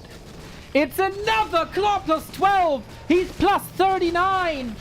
He got more than double damage. Oh my effing god. Finally back to watching the most premium WC3 content again after some health issues and hospital stays. Keep up all the good work. Rah rah rah rah. Rah rah rah rah. Aeroplane, my dude, 132 months. Very, very glad to hear that you're better. Hopefully we can help you with the recovery a little bit with some entertainment. Stay safe, buddy. Oh my god, he gets another! Plus 45! That's the craziest Lich I've ever seen. That is, bar none, the craziest Lich I've ever seen. And he got attack speed as well. Bro, this is unwinnable. 45 extra damage. This is a coil. Every hit is a level 1 coil. Coil, this is unwinnable. You can't do anything against this Lich. You can throw whatever you want at this Lich. The Lich is demolishing everything. The Eater of Worlds. Look at that. Look at that.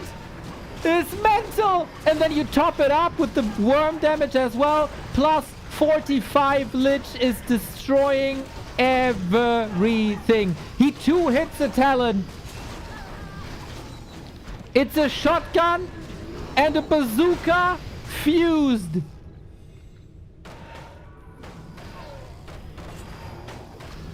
Unreal, dude. And then there's Nova too. You might even think like, should I even go for Nova? My right clicks are better. Oh my god. There is item luck and then there's this Lich. No chance. Kaho, don't blame yourself for this loss. This was one of the most stacked heroes I've ever seen. And I'm casting this game for 18 years. God mode enabled. You know, when you play solo games and you want to have it a little easier, you type in who's your daddy to kill everything in like one shot. I didn't know you could do this in multiplayer as well. 1-2-0's Lich is your daddy.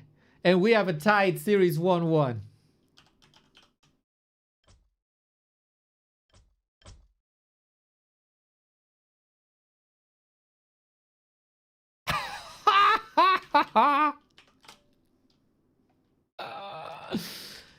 This is a once in a lifetime moment. Correct. 105 months. What's with all the big long sub streaks today, guys? That's mental. Thank you, thank you, thank you, thank you, thank you.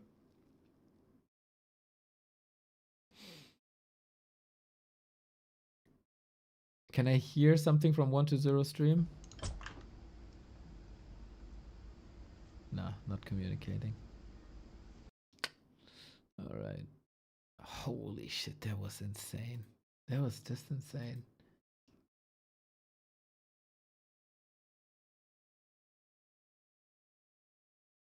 Yeah, I don't think you can, like, if you're Kaho. This loss probably feels good. Because That was seriously a win by items.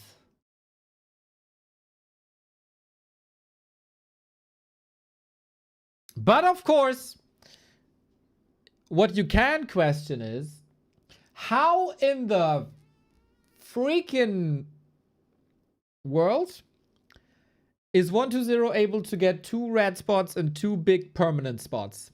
That shall not be allowed. That shall not be allowed. But yeah, otherwise.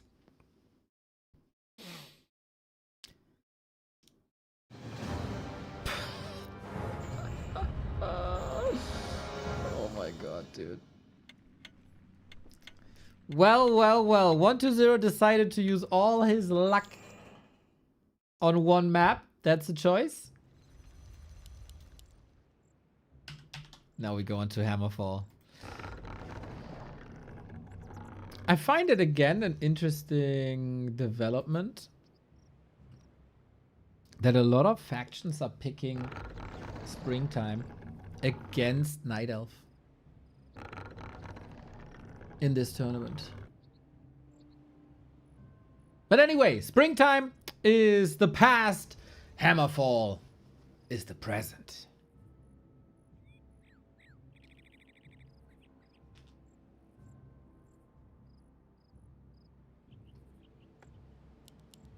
The builds should, for the most part, be identical, but it is very important to look for other tiny changes.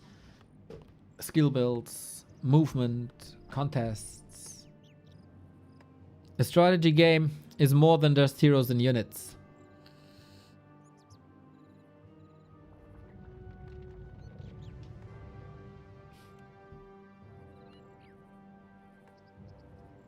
It's about the way you move them.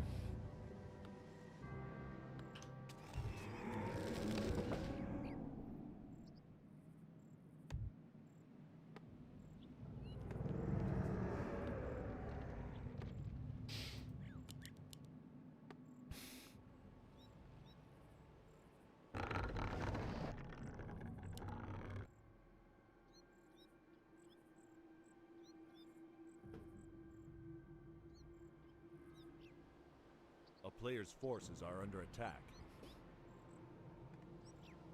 A town is under siege.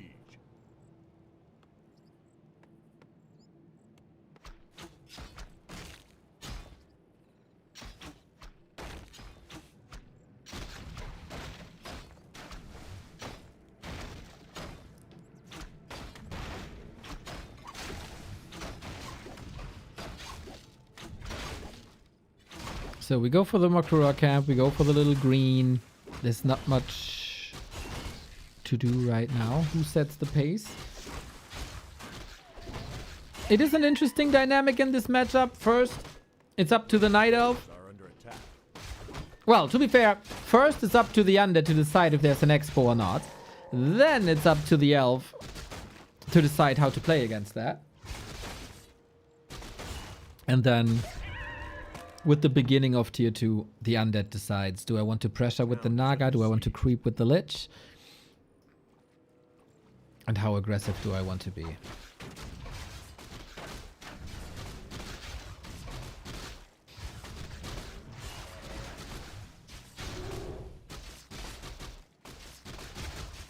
Where's Happy? Happy played so much Lich that he wants to dress up as a Lich, and he's currently getting his sizes measured by a tailor to come back as the ultimate Lich King that he is. Kaho decides. Is mana burn harass? So far so good. Not getting surrounded here clutch. You gotta have your eyes wide open always.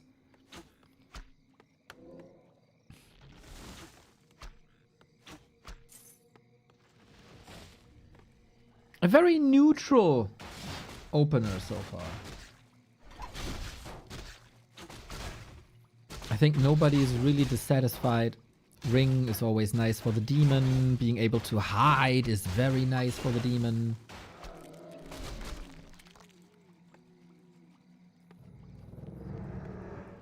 And then slowly the game unfolds. No mistake. Like, This entire game, this series, I would say no crucial mistakes. It's just creating situations and then there's a little bit of a skill check.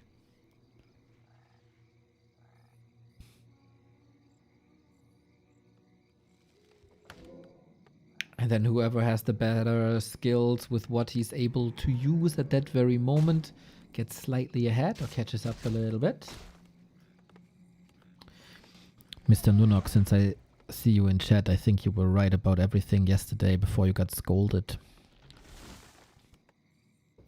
Just wanted to say that. As I appreciate you and your positivity in the chat.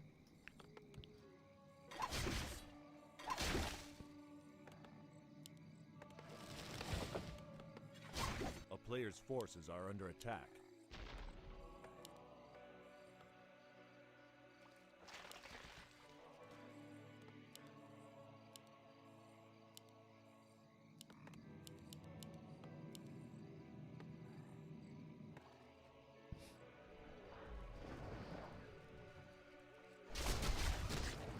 Here comes the Naga by Kaho. This is the crucial moment in the game.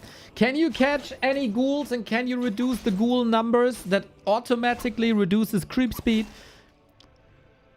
and slows down 1-0 a little bit? A player's force While of course giving very, very, very important XP.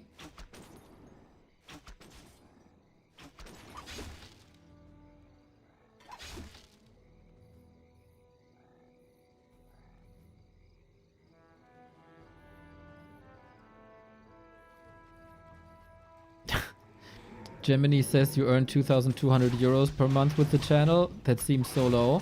If you think that's low, you can boost it up at backtowarcraft.com/support. Drop a sub bump on this channel here on Twitch. Give me a prime sub. Maybe then Gemini updates the numbers at some point. We update our HP numbers here at both parts as we finally go for one of the Hydras. This was a little bit too early. Kaho, a little god with last hits here so far, especially with archers. This... As we have these crucial Hydra spots, right? I always say it. There is poison then on all your ghouls. You can double down with immolation, but 1-0 got away with a very, very tiny black guy. It was one ghoul down, I think. And this looks better for 1-0 now.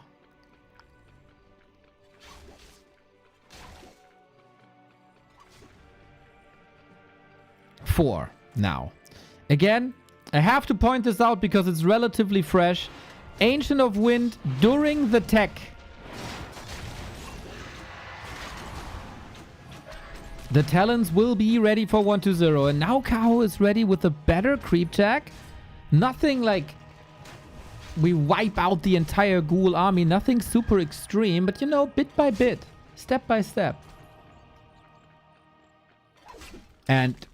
this helps with immolation against poison ghouls, with Dryad for the crowd control. He is leaning into a pretty much perfect power spike right now. It's not like, as I said, 1-0 is not getting demolished here, but it's one of these skill checks. Very one-dimensional 1-0 strat so far, I have to say. He could dig a little deeper. He could show more strategic variety.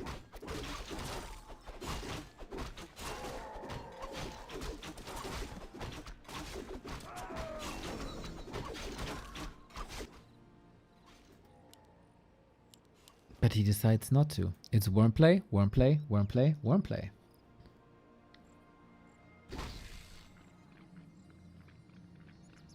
And to be fair, guys, without a plus 47 damage lich, I do not know if that's enough. Probably not.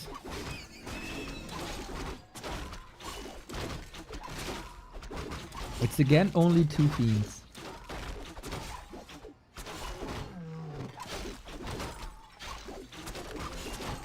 He's at 42 supply. The worm will make it 49. And how many talents do we have already? 0, but upgrade. Okay. A player's I forces are wonder under attack. if you know that it's gonna be a creeping game. Should you go for, like, at the moment, Kaho is building the Ancient of Wind, then immediately goes for Adept upgrade, right? And then the Talons. I wonder if you know if it's a creeping game. Should you go for one Talon to be able to cast Fairy Fire on creeps to accelerate creeping? And then go for the Adept upgrade? This could, of course, backfire quite a bit if the fight... Well, actually, you end up with pretty much the same result. At the moment, you got 0 talents, and if you switch it up, you also got 0 talents. I think that's the better order.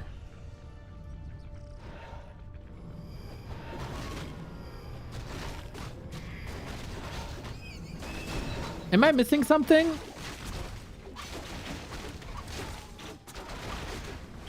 Like, this big turtle could be -1 armor now.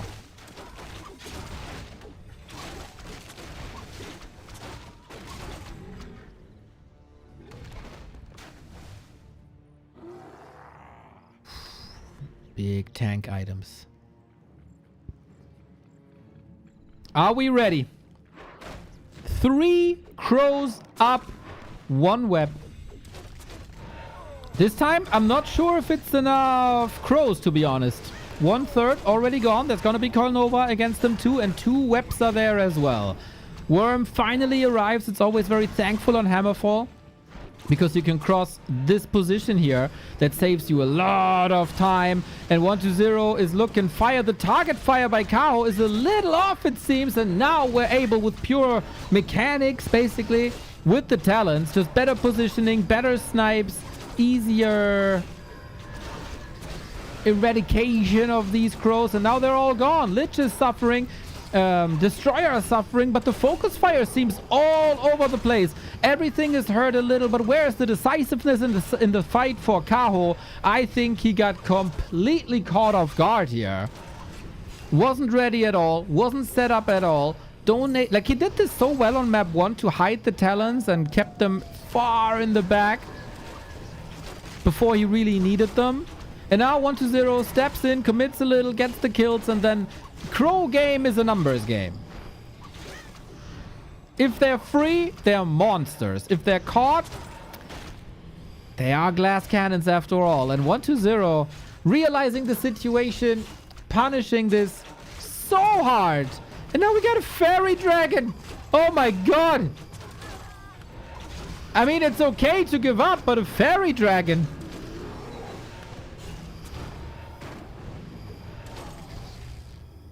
I'm not even sure 1-0 lost any unit outside the ghouls. Damn. It all came down to the talent position. As so often, we were glazing over Kaho's talents after game 1. This kinda maybe looked like Moon Talent Micro, which is solid, but not great. And now Kaho is facing his first match points. Well, not facing the first match point. Is 1-0 could be the first player to defeat Kaho in this tournament.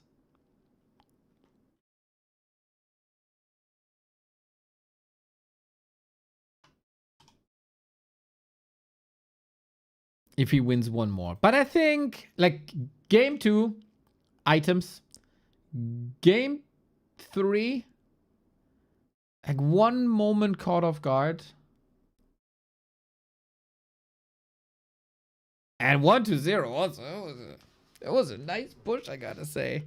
He hit him right in the balls from behind.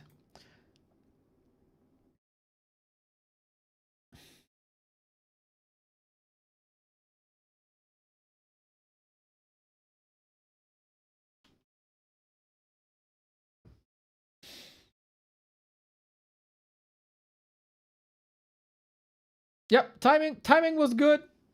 Execution was good. Pouncing on the crows was good. It was all good.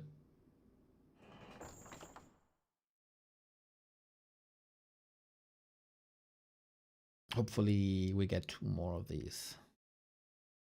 or even more different strategies. This is about the win in the group, most likely. Kaho will afterwards play live when it's a very, very, very important match, because we have 4 tickets to Guangzhou, where the offline finals will take place. And there's still Moon, Lin, Life, and Focus in the race. 4 players for 2 spots, and will all be decided today.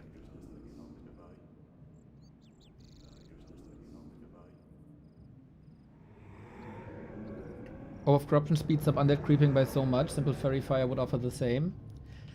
I agree. Like, I don't get why the pros aren't doing it, but you know, I'm a progressive thinker overall. I'm just a genius that the players can't comprehend just yet. It takes them a little time.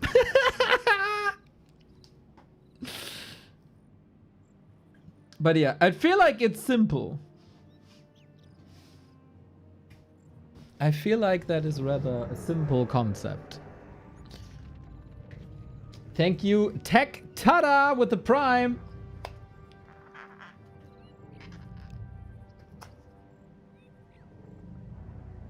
I think it's mostly risk assessment, by the way. Score of life was most completely wrong on Wikipedia. Well, you can log in and fix it. A town is under siege. Uh-oh.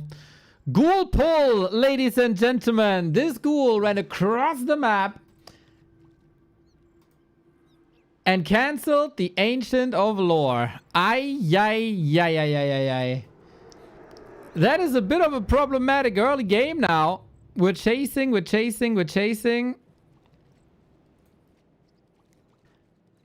Okay.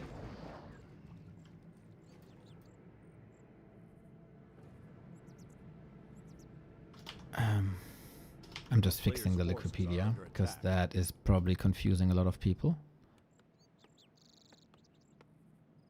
There we go. Okay, how do you fix this now? First and foremost, with immolation, you can still creep. It will cost you a bit HP. 120 will have to harass now, as he also doesn't have any role of necromancies, because with the ghoul pull, you go for no shop.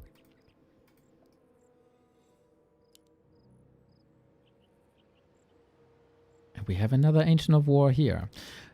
This has been done a couple of times before, especially on Last Refuge. So it feels like Night Elves have a good backup about that.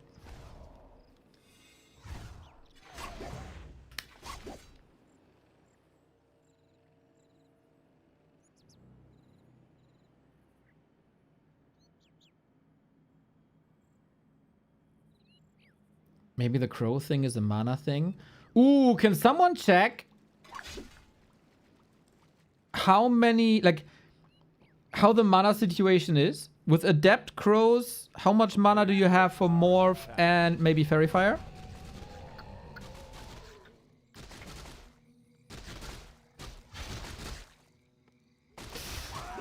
Ooh, once again, very close to a last hit.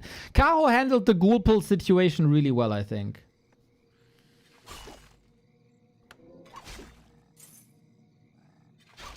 We are almost even in tech. We're almost even in HP. There is an Ancient of War around for creeping. Either the shop for the consumable or even the red, potentially.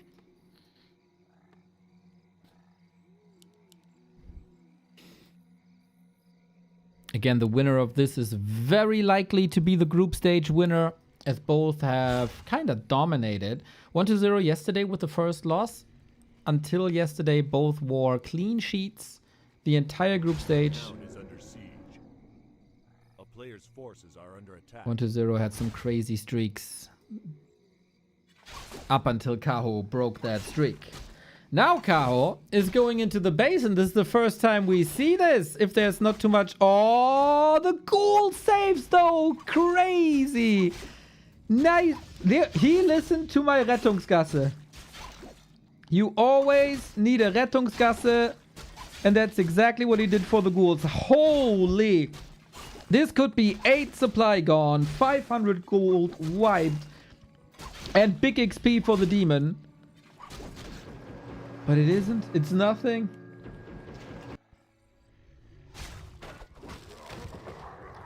Very well done by 1-0. Very well done. Players' forces are under attack. Can you tree skip between the shop and the orange? Yes. Oh, 1-0 with the Naga. Oh man, what a nice tempo change by 1-0 this is. From very slow worm play into tempo, tempo, tempo. Ghoul pull is tempo. Naga is tempo. And Kaho is on a lousy level 1 Demon Hunter. Can't help but feel that the Taigu Cup Grand Final bugged 1-0 a bit. And now, this is amazing on Last Refuge. Because you hold this path from Kaho to the tavern. He could send something the other way. But he seems very overwhelmed now. There's a wisp here that could move. Anything from the base could move to the top. I think 1-0 is in full control of this match and he's playing this incredibly well. Last Refuge has been a bastion for the undead. Then the Night Elves conquered it for like 10 days, 2 weeks. Now it seems to be in undead hand again. We got the Naga out, good. Cow seems to have a way out there. But levels are abysmal, man. Not having mana burn. You ruined the first Ancient of War creep and production with the ghoul to delay leveling. You ruined the second Ancient of War creep minutes after also to delay leveling. And then you're up against the level 1 Demon Hunter. And we talk shit about the Demon Hunter day in, day out on this channel. But let me tell you, a level 1 Demon Hunter is just barely manageable.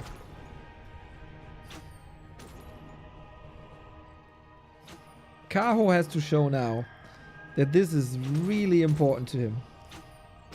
And that he is the Houdini that I made him out to be. So far, this is not flashy at all. This is pure efficiency by 1-0. He kills the Naga. The DK has no TP. Swing for the fences, but misses. Amazing control by 1-0. Start to finish his game. Now a ghoul dies. Now we got level 2. But of course, this is 4 minutes too late. Maybe?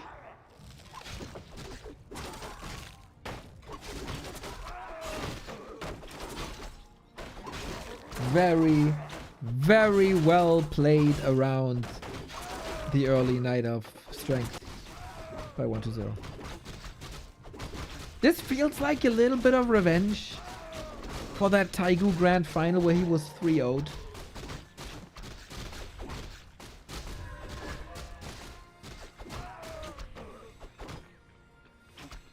Players' forces are under attack.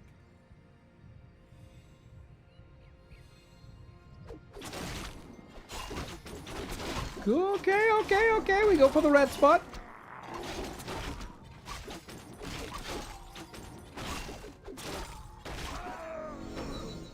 Battle bongos.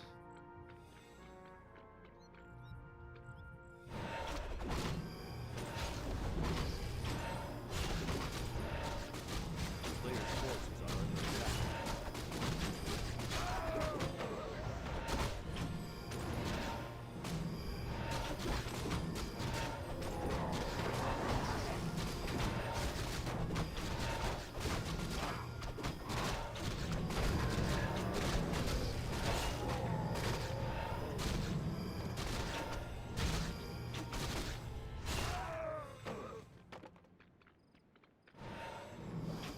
A player's forces are under attack.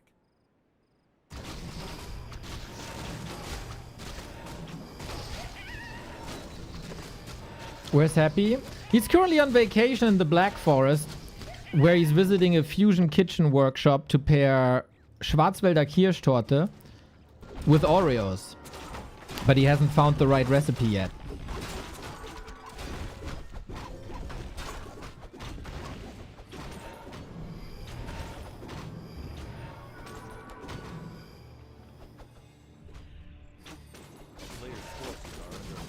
Expo by 1-0 on the high ground. He's far, far ahead, I would say.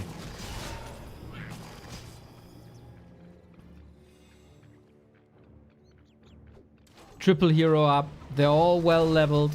You got the spells that you want. Expo on the high ground is so hard to conquer. And there's no special ingredient this time for Kaho. It's just Dryad Bears. It's a level 3 demon. It's a level 2 Naga. It's not much. But it's honest work. A player's forces are under attack.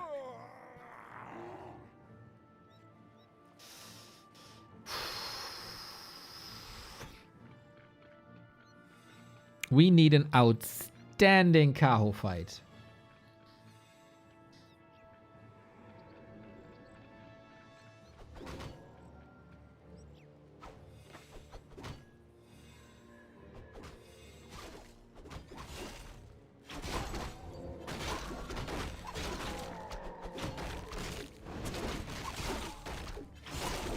Can he create a power spike somewhere? He's going counter Expo. I know Remo yesterday was jubileeing about it when Life did this versus 1-0. Maybe that was a bit of an inspiration.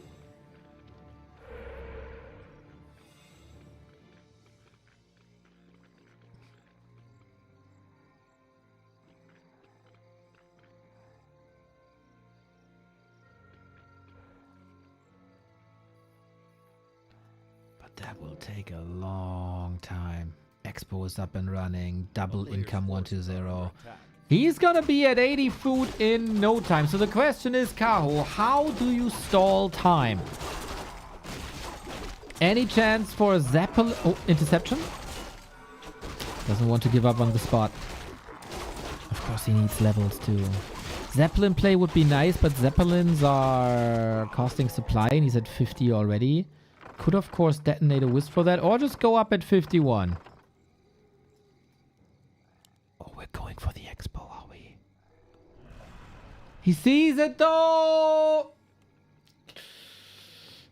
Uh-oh.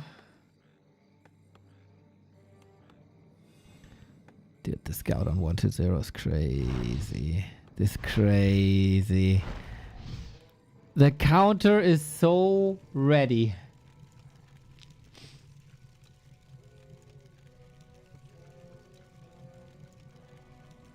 Oh my, do we have web?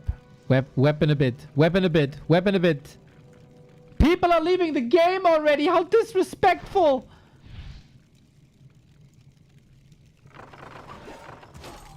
Oh, that was a Schuss in den Ofen. That's what Team Rocket always says in German. A shot in the oven. I don't know what they say in English, but you know when they got beaten and fly away? Yeah, this is exactly what Kaho is doing now as well. Jesse, James, Meowth, Kaho, all one gang.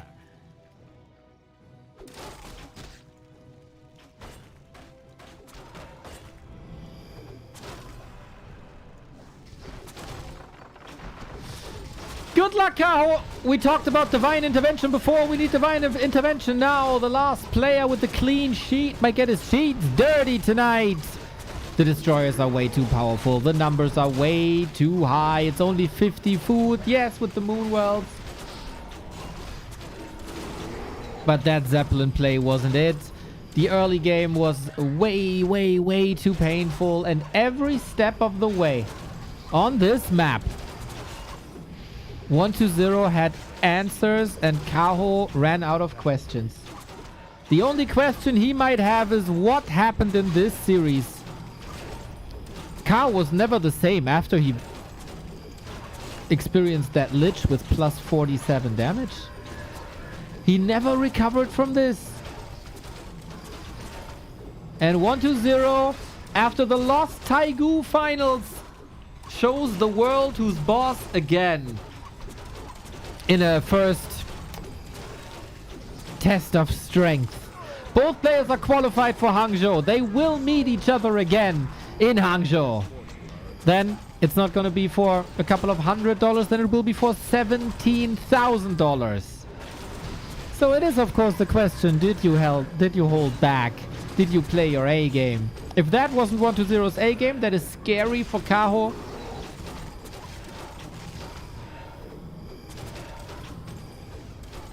But I feel like there's more in the tank. Kaho miraculously holds here, by the way. But there's still an Invu potion. The Expo is no more.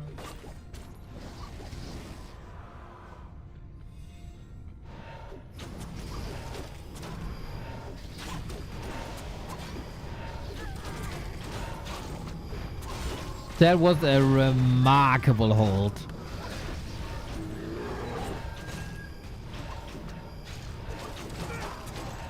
And now there's nothing that holds him here anymore. 120 sets a statement for the finals. 3-1 versus Kaho. Revenge for Taigu Cup. It's now his second game in a row after a gladiator show match that 120 was able to win since the Taigu Cup disaster.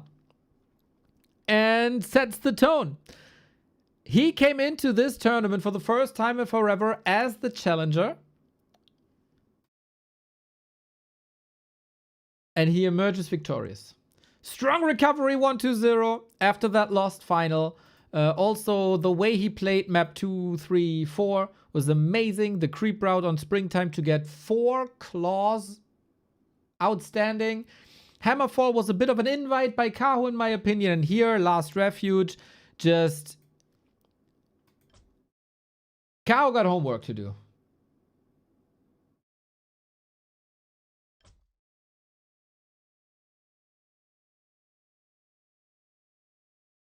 Five-minute timeout for a bad joke about happy rough moderation. Bro, we are joking the entire time here. If you come in with some bullshit...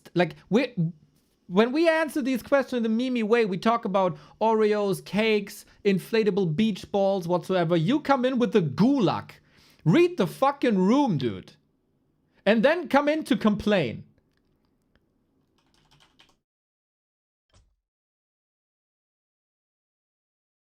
There's stuff that's funny, and then there's stuff that's no funny. And this was no funny, you fucking idiot. The moderation has characteristics of a dictatorship. You can fuck off for the day as well.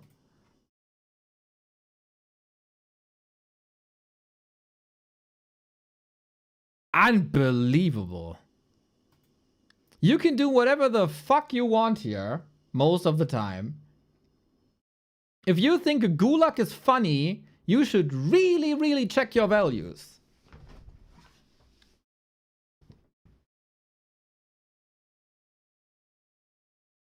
If there's a German player missing, do you say the same joke about a concentration cap? I don't think so. Check your values.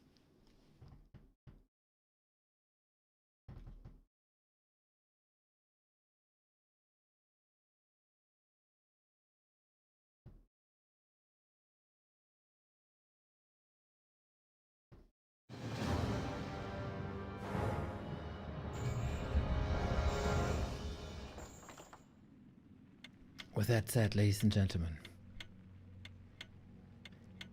we got a question. The question is first and foremost, what is the question? The question is, who makes it to Hangzhou? The Super B Cup finals will be about $17,000. And it's probably the one offline event of the year.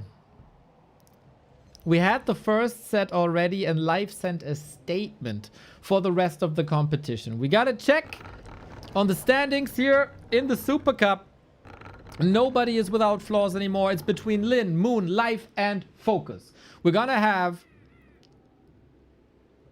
Life versus Kaho as a match now, and Life sets the tone for the rest of the day. Life needs a win. Life needs a win against Kaho now. There is a chance that if Life loses narrowly, he can still make it. That is a very, very, very slim margin, though. Also, Life ideally needs to win with the high score because he started today with a bad map score. Lin is +4. Moon is 1 ahead of him as well, prior to the match versus Lin.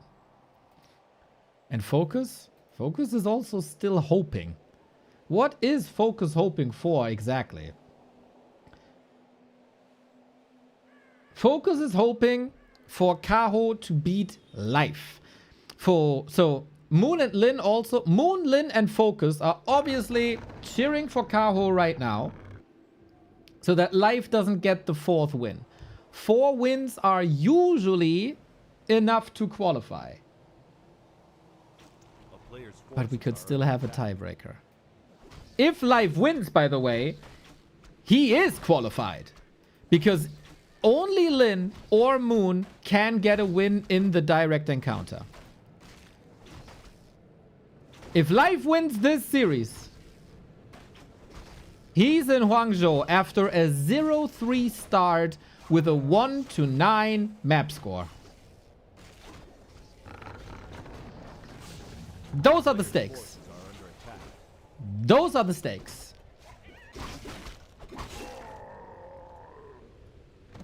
That is crazy. If you tell me after the first 3 play days that Life will be in Hangzhou, I wouldn't believe it.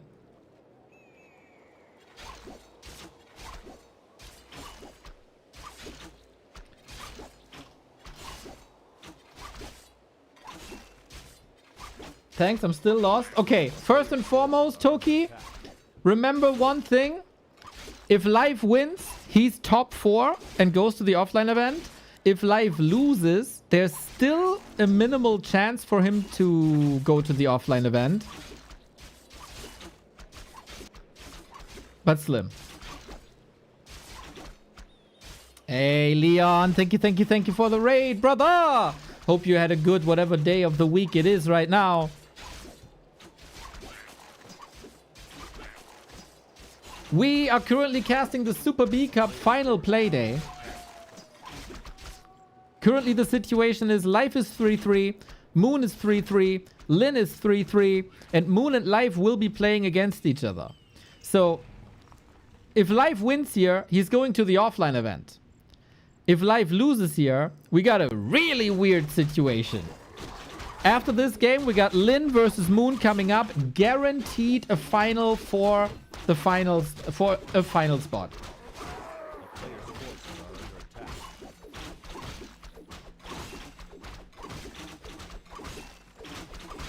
Focus is not out yet. No. Focus is not out yet.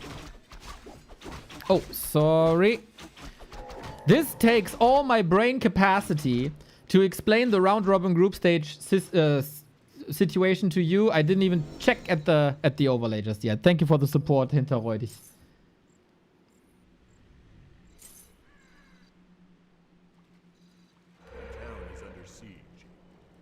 It's not enough brain capacity in the first place, so this is very overwhelming.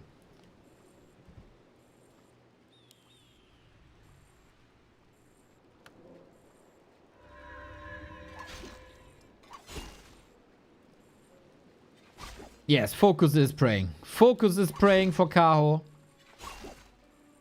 Life and Moon also support Life and Moon. Lin and Moon also supporting Kaho here. Everybody but Life is cheering for Kaho so far. The items are good on both sides. We got a Kaho Demon Hunter very hurt. In at home. Levels are the same. Ring of Regen for Life is of course outstanding.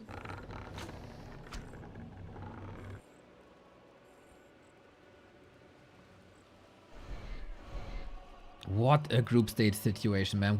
This is the second last match of an 8-player round robin group stage where everybody played the other player, and 2 series before the finish of the league, 4 players still have chances.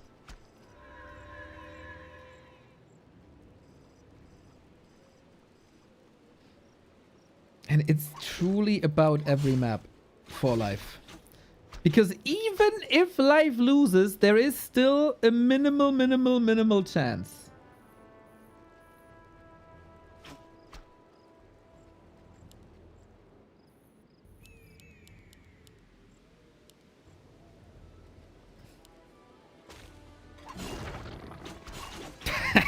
Screw you, Phil. We're contesting the null here. Big item.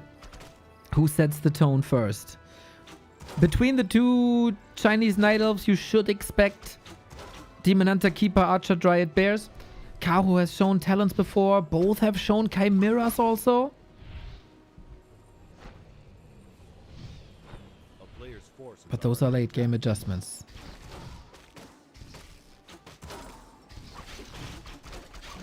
The most important Night Elf mirror of the year here for life. Scourge Bone Chimes for Kaho! Oh, damn! The XP went to Medusa, but the Scourge Bone Chimes life steal for Bears and Demon Hunter goes to Kaho. That is an insane advantage. A player's forces are under attack.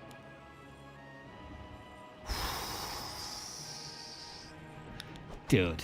Life can't complain about his items, right? But you look at the other inventory and you see the bone chimes. This is such a difficult position for life.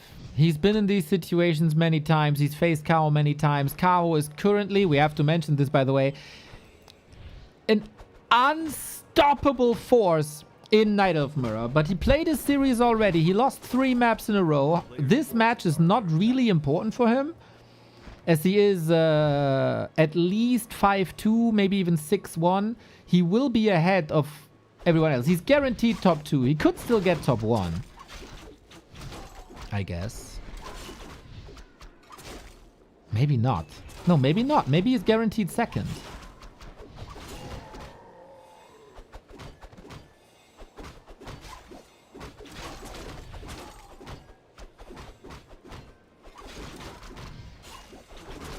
Yeah, does he have the maps? I don't have that in my head. Well, maybe with the 3-0, everything is possible. A player's forces are under attack. You got the first bear in for Reju. Very important. 2 bears are coming now. Dispel going for the keeper right there. There's a Book of the Dead. You gotta respect that Book of the Dead. Here's the Reju though. Far away from the Dryads. Undispellable. 40-40 food. Textbook Night Elf Mirror. Kaho, I just checked. Kaho can at best get a map score of +10. That is not enough to kick 1-0 off the throne. So no way for Kaho to move up. No way for Kaho to move down. As Kaho got 5 wins already, nobody can reach 5 wins, and his map score is too bad to overtake 1-0, even with the 3-0. So for Kaho, this is really meaningless. Ain't that funny? The most important game of the year for life. Probably the least important game of the year for Kaho.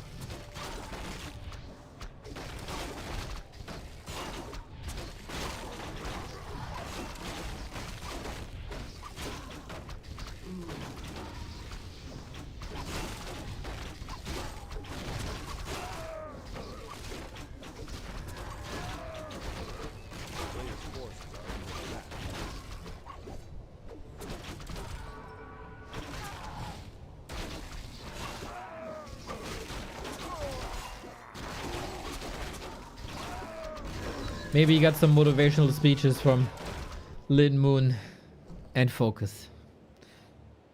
Can you imagine the force that is a motivational speech by Focus? The trembling voice. A player's forces are under attack. Demon Hunter gets Immolation. Kind of alright. I think you should still sell it for upgrades and heal scrolls. We're We have a nice keeper keeper inventory. We got big invul potion, which is huge because it can always be paired with rejuvenation.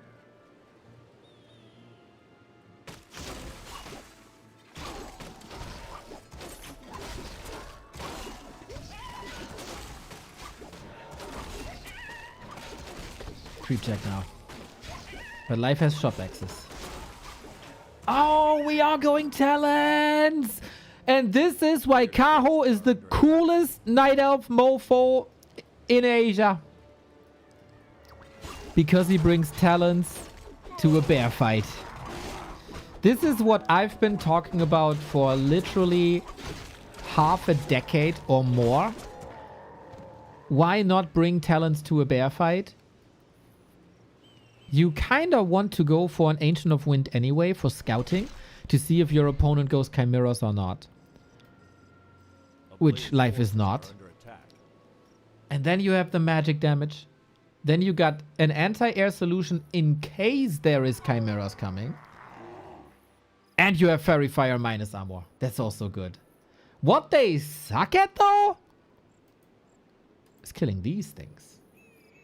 Expansion by life.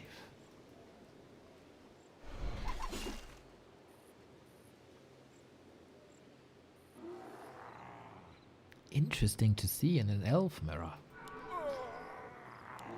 And then he builds a fairy dragon? Fairy dragons are magic immune, can't be burned, can't be entangled. It's a scout, I think.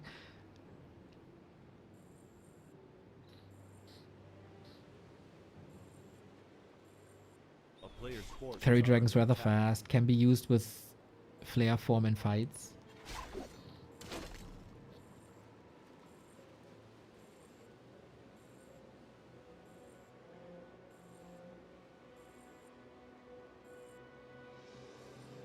This is what Kaho played against Moon in Taigu Cup semifinal. And he owned Moon so hard.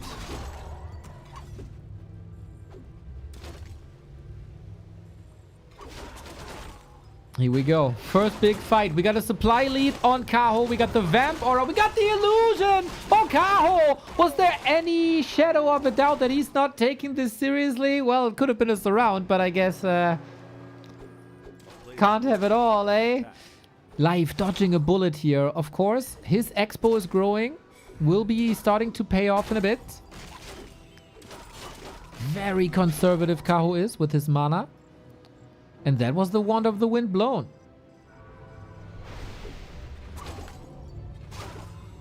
Now, can we fight in a Night Elf base? I really like that life assesses. In one base, I can't do anything about you. You are too good. So he's trying to look for answers. He's grasping at straws. But man, taking damage on an illusion, that's what they're there for. We got double orb on both sides.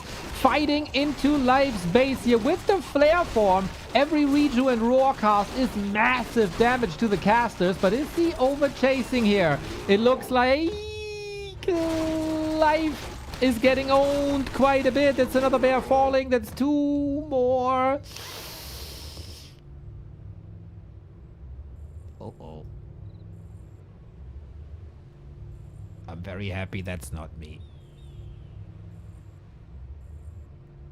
That is a very unfortunate timing for 1-0 to lag here.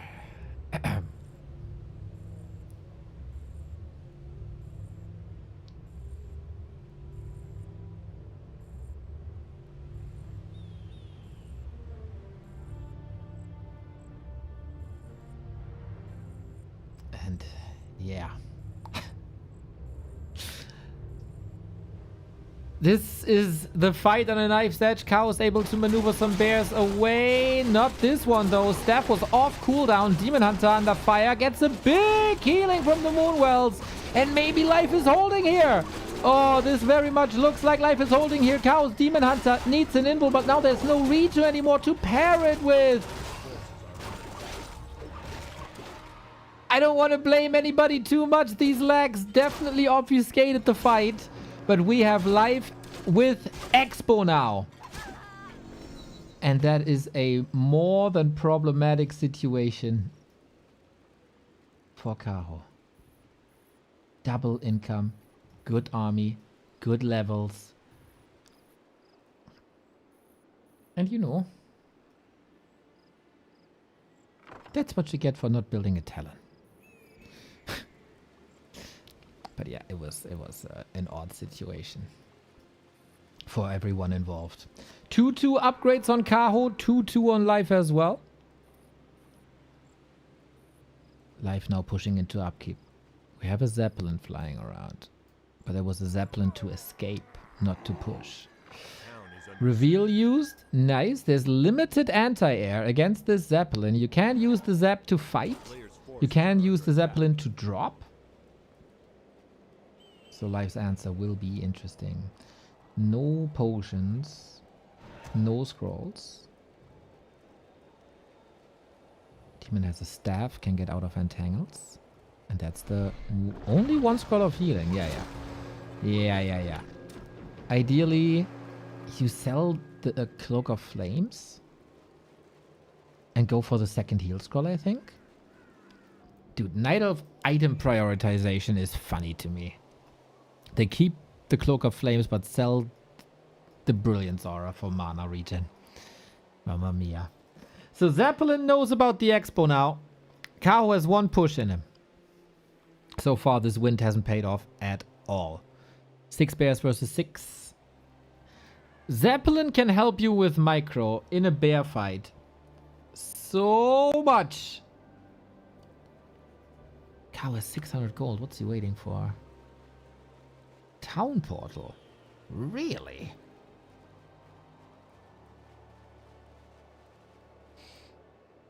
Live Wisp scouting. Classic. The town is under siege. Sapper? Ah, it's too obvious, eh? It's too obvious since he moved to the lab. Again, live Wisp scouting.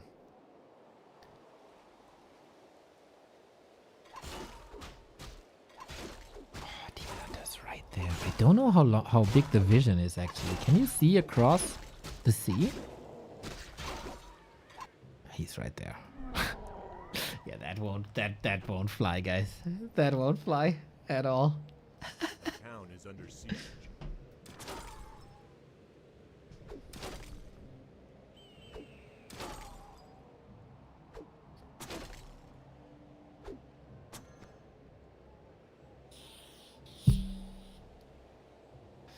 How do you salvage this now? Demon Hunter gives more vision. Dude, wherever Kaho is going,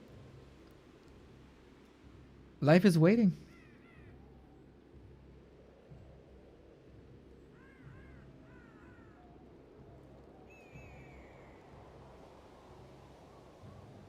Now with the Naga, you would drop Fork Lightning, kill some Wisps. But economically, life is getting further and further and further ahead. Cow is still... Was he waiting? Now he's pushing. With a Sapper. Oh, life doesn't have nature's blessing. Life doesn't have nature's blessing. The Zappers are very, very close to each other. Oh no! You idiot! You had one job! Oh my god! We go for the tree. Still good luck with that. Kaho might lose the keeper. We're going for the Tree of Eternity. He'll scroll use. Tier 3. Down! Okay. Okay. But man, this is asking for a rebound. Life has 20 food more.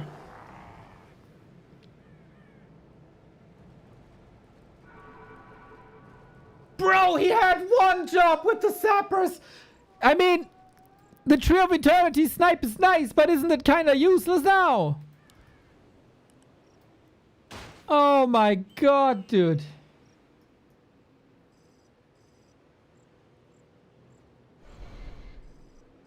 there was a bit of, like, it was stressful. He had to do like 2 things at the same time. But oh, Moonlin Focus must be angry AF now with Kaho. He's closing the supply gap though. Life. Oh shit, can you remind me? Can Life build bears? Because I don't think so. I think you can build dryads, but you can't build bears without tier 2 and 3.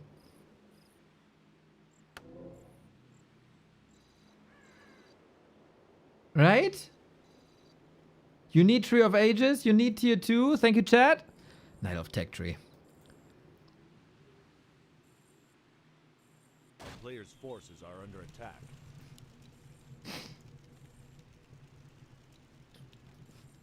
Now you go for the Talon to counter the Hippo that's countering the Zeppelin. Yep, that is 65 damage.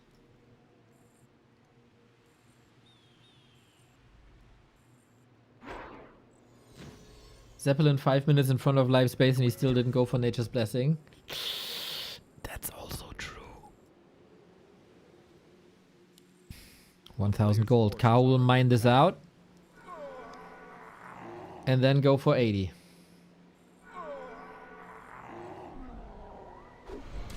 Or we fight now? Okay, without home turf advantage then. We got a Talon. He got Mark of the Crow. We got Redo in. Life's Demon Hunter is melting!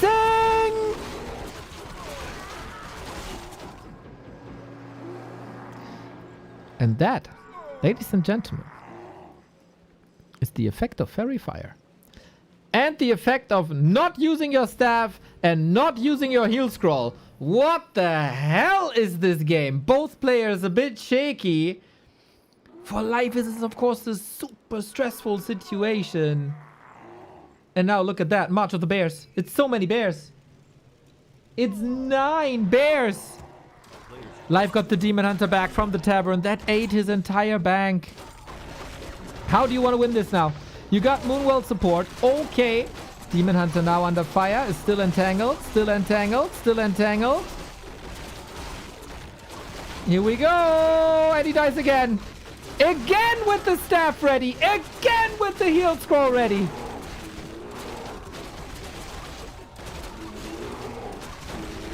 That is not the level of play that we are used to seeing from Life. Is it the nerves getting to him? Is it the nerves getting to him? Don't tell me he can go for another Tavern Revive. No, he can't.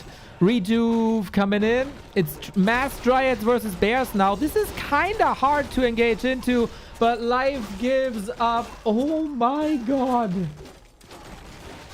In the biggest Night Elf Mirror of the year for him. He has plays like this. Very, very, very good for Moon, Lin, and Focus.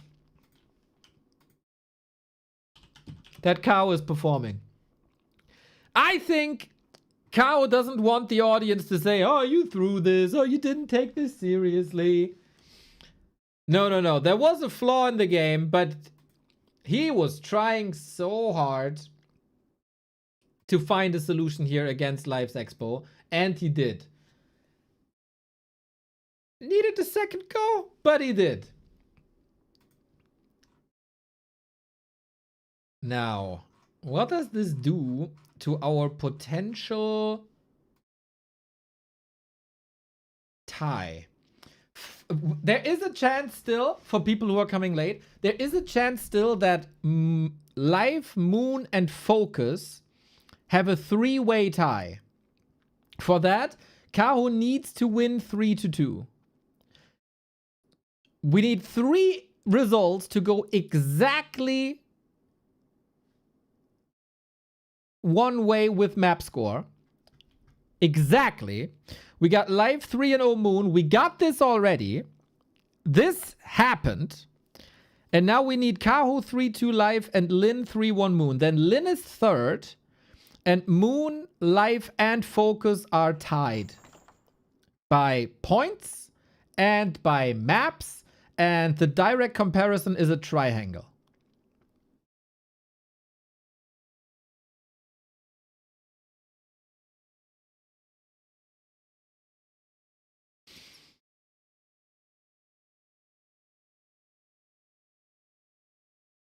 What a group stage, man. What a group stage.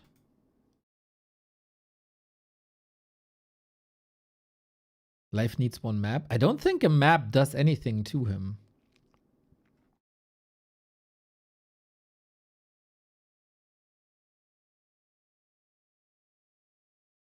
I don't think that makes any difference. So the winner of Lin and Moon is guaranteed qualified. 100% qualified.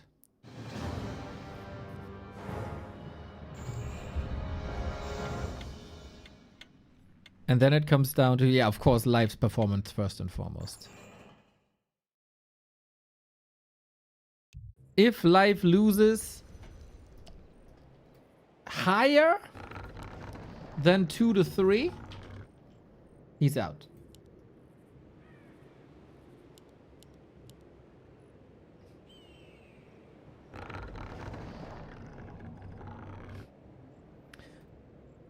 All the info should be pinned as well in the chat.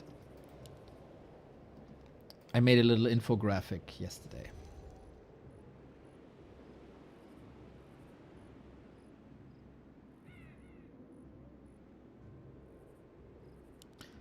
Okay. Kaho with a very solid start. Life shaky.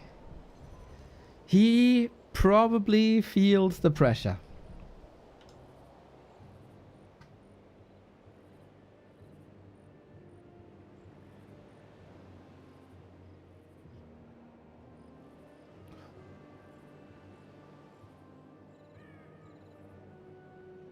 He probably feels the pressure.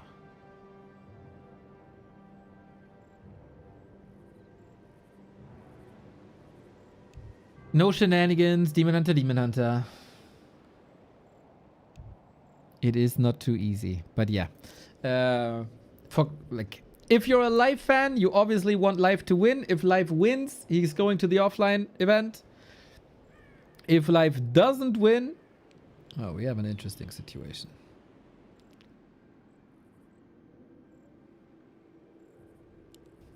But even if Life wins, every map counts for him.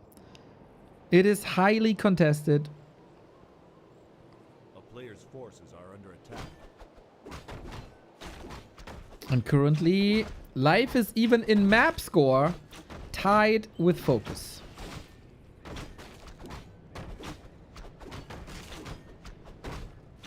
So if Life loses 1 to 3, Focus is ahead of him.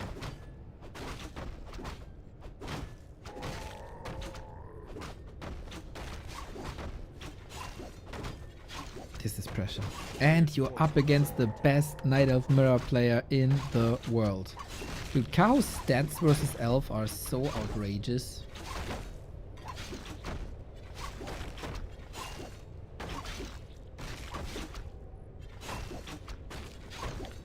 When was the last time he lost a mirror? I'm checking it now.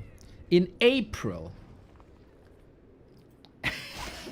It's 3.5 months since he lost the Knight of Mirror, and you know how many Knight of Mirrors we have in the scene. And how many Night Elves there are in the scene. And then going on a 3.5 month killing spree? That's crazy.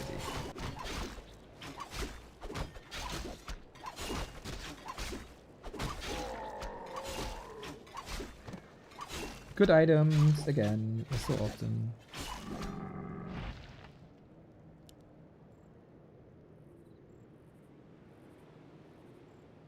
Now, what can Life do? He tried to throw a curveball already.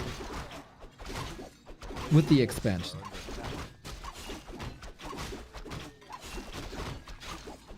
And if he has Nature's Blessing, he wins the match. I'm very sure about that.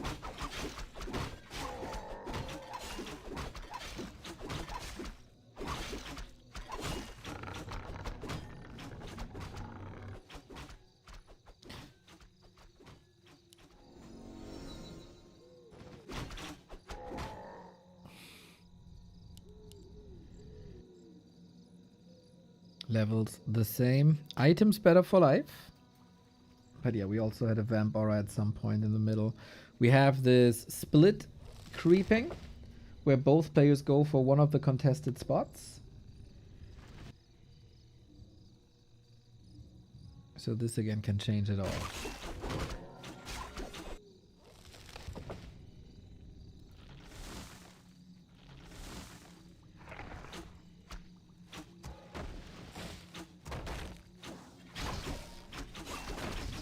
We haven't had an updated player picture by life since 2021, I think. 2020. That alone makes me want him to go through.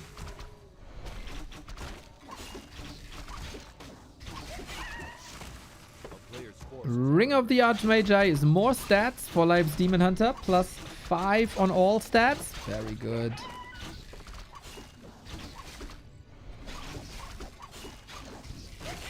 Ooh. There was a deny, but at least he made sure his enemy didn't get it. And we got another Book of the Dead, which has limited use as there's a lot of dispel options available in the early mid game. But we got the Berserker by Kaho. It seems like this is a rather novel concept of getting more piercing damage against Dryads. It's also a help for creeping.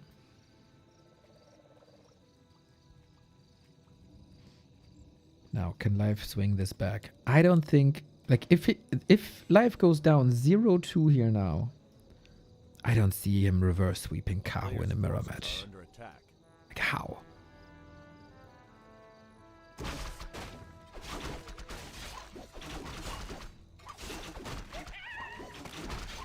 Big potion of healing for Kaho. Yeah, nobody can complain about items. Like, they're really good. Interesting split creeping, man. Life shows some ingenuity. He comes prepared, man. He knew how important this is going to be for him. Trying to steal little pieces of XP. Demon has no staff, though.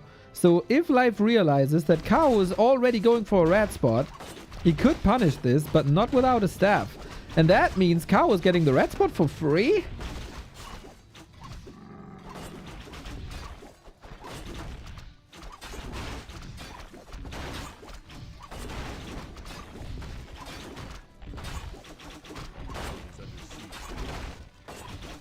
All good, Terox. Just don't do it again. Please. Go like... I don't know. Some fluff content with little pink bunnies or something.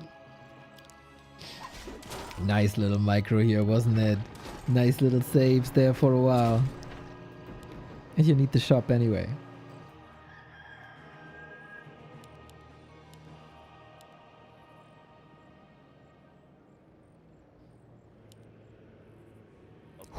We get the claws plus 12. This Demon Hunter all of a sudden quite a beast in damage dealing, eh? Kaho's like, oh.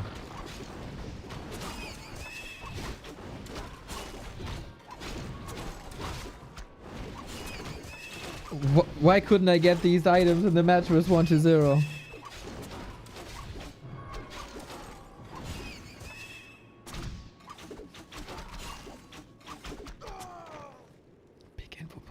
Double slippers. Ring of Regen on the other side. These items are crazy! So who plays better with them? Second red spot contest. Pull. XP is kind of important here, but I don't think the wolves give level 3.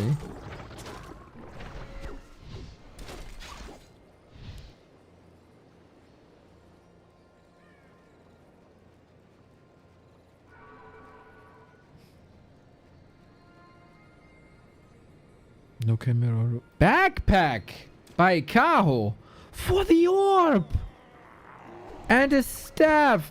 He knows he's gonna contest this for a while, and he knows he needs the items to be able to contest this. He also has no town portal. That backpack might be a little too late.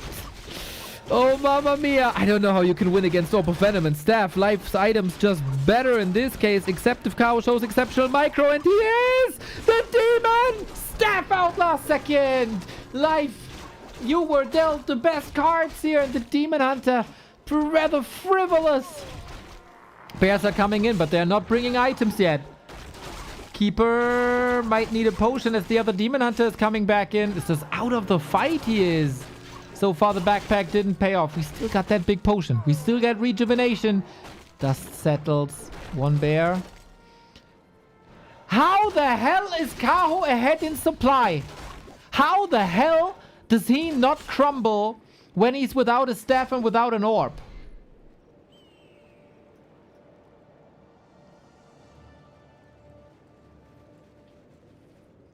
Creeps are making this weird. But this must be frustrating for our life. I am fast. I am doing the right thing. But Kaho is always better than you. Demon Hunter close to 5, Keeper close to 3. He got so many kills there.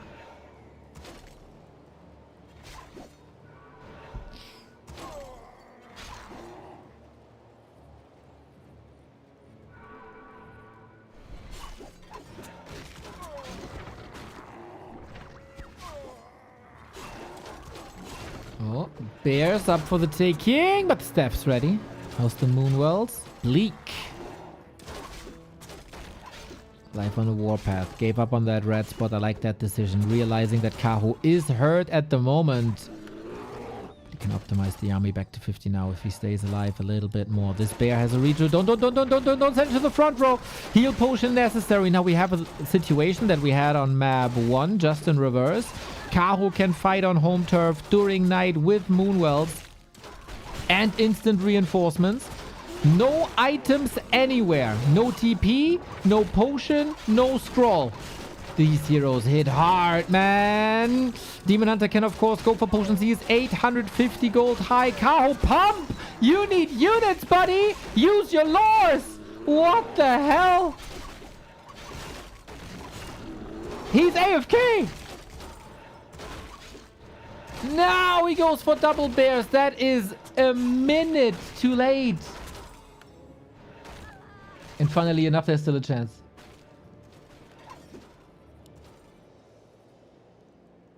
No entangle for a while. Bear's very hurt. Life has to lick his wounds as well. We rush for the shop. For the invuln.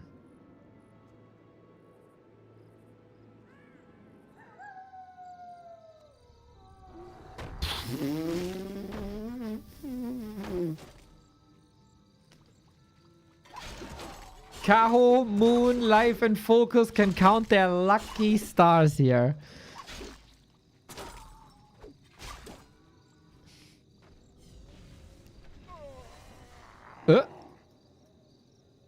Ah, there was the other ancient. Okay.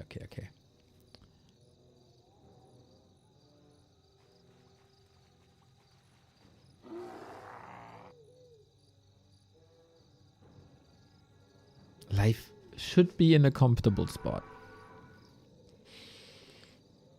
But is anything comfortable in Night Elf Mirror? Now, Kaho would be right to just bank for a while. But it is the beginning of nighttime, man. These Moonwells will be full. A player's forces are under attack. The backpack unfortunately did nothing. We got a Wellspring on the other side. That does that does a lot.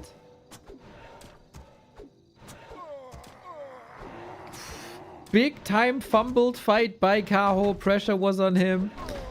Now he has to show again that he can play from behind. And Life gave him some opportunities, especially with exposed Demon Hunters. He doesn't have an Invo Potion. Reju is running through. No Dispel.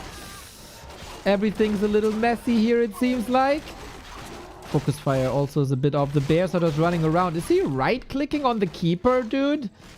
There is no staff. There is no TP, but there's Rejuve. Dispel is necessary, but where are the Dryads? There is 2 Dryads, but where are they? Demon Hunter doesn't care. Now we have the staff transferred. Well salvaged by Life. The bear numbers are far, far, far superior. And the Keeper is back with another bear dropping. And another bear dropping. Uh-oh.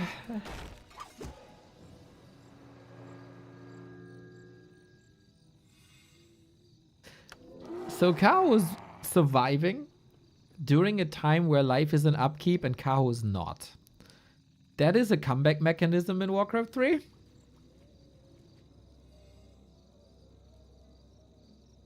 It's a lot of bears though. A player's forces are under attack. That's 5 bears more.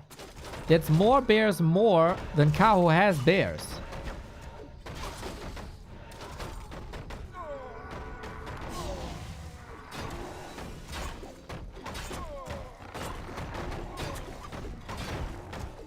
How is this winnable for Kaho? He has to show me.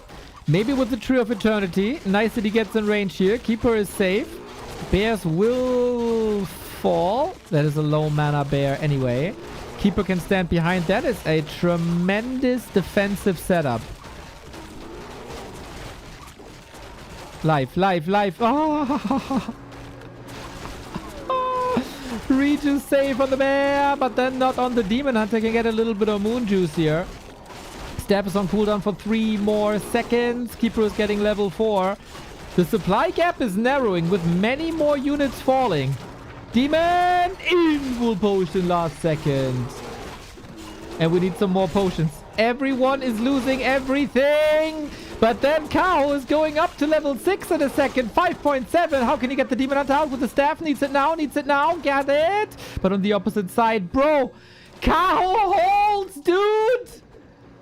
Ain't no way. Life pushes like a man possessed into the Night Elf base, and boy, does he get punished. How's the demon getting home? He just walks it, right? Demon Hunter, he has many things, but he doesn't have crowd control.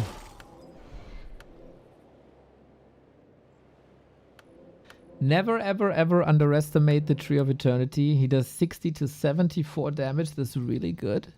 That's really good. Life has Wellspring, though.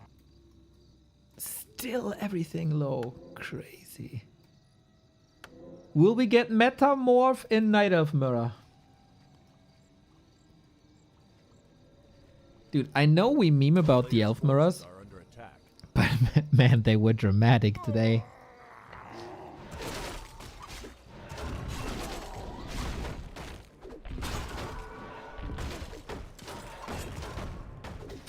In a match where you know it's do or die for you, where you know you're one win away from a $17,500 offline final, you overcommit like that. That is incredible. It must be nerfs. It must be nerfs.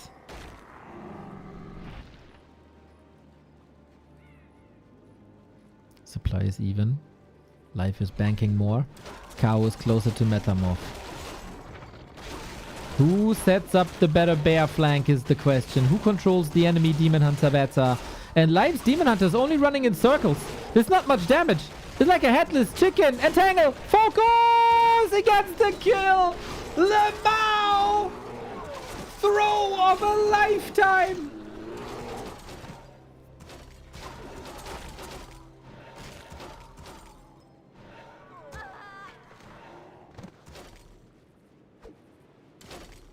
That is outstanding.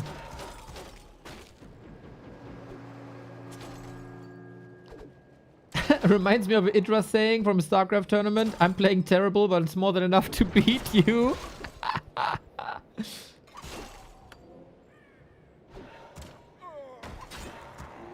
You cannot make this up.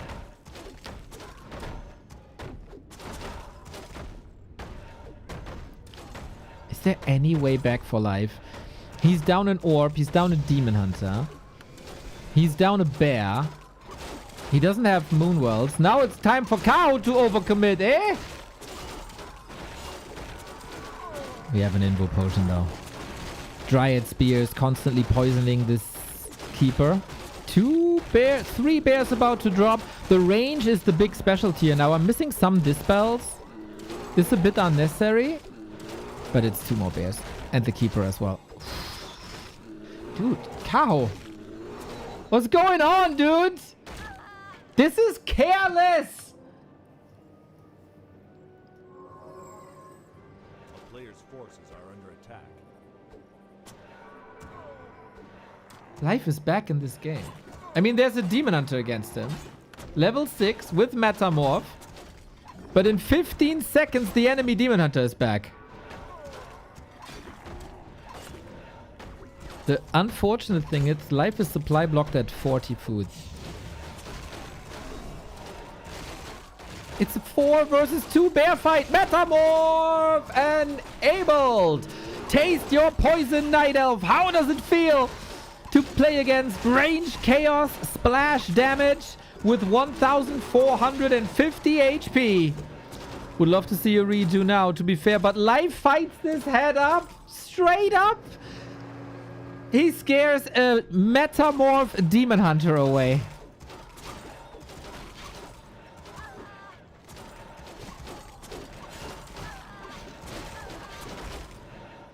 I have no words. I have... Look, everything dies. Everything dies. Everything dies. Oh, he's hitting so hard. Demon. In wound. Run, run, run, run, run. He turns around.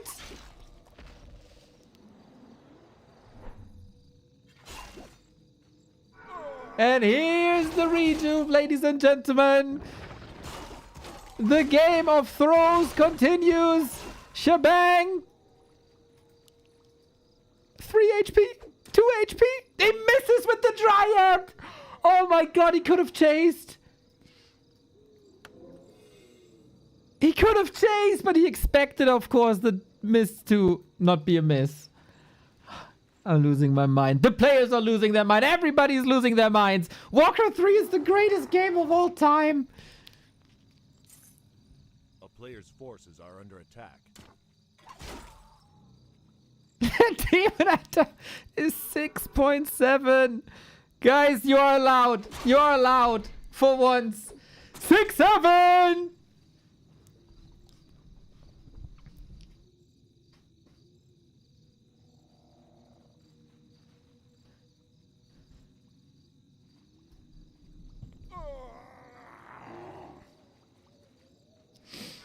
Okay, I educated you well. Get it all out of your system, everybody. Get it all. Get all the 6-7ers out of your system.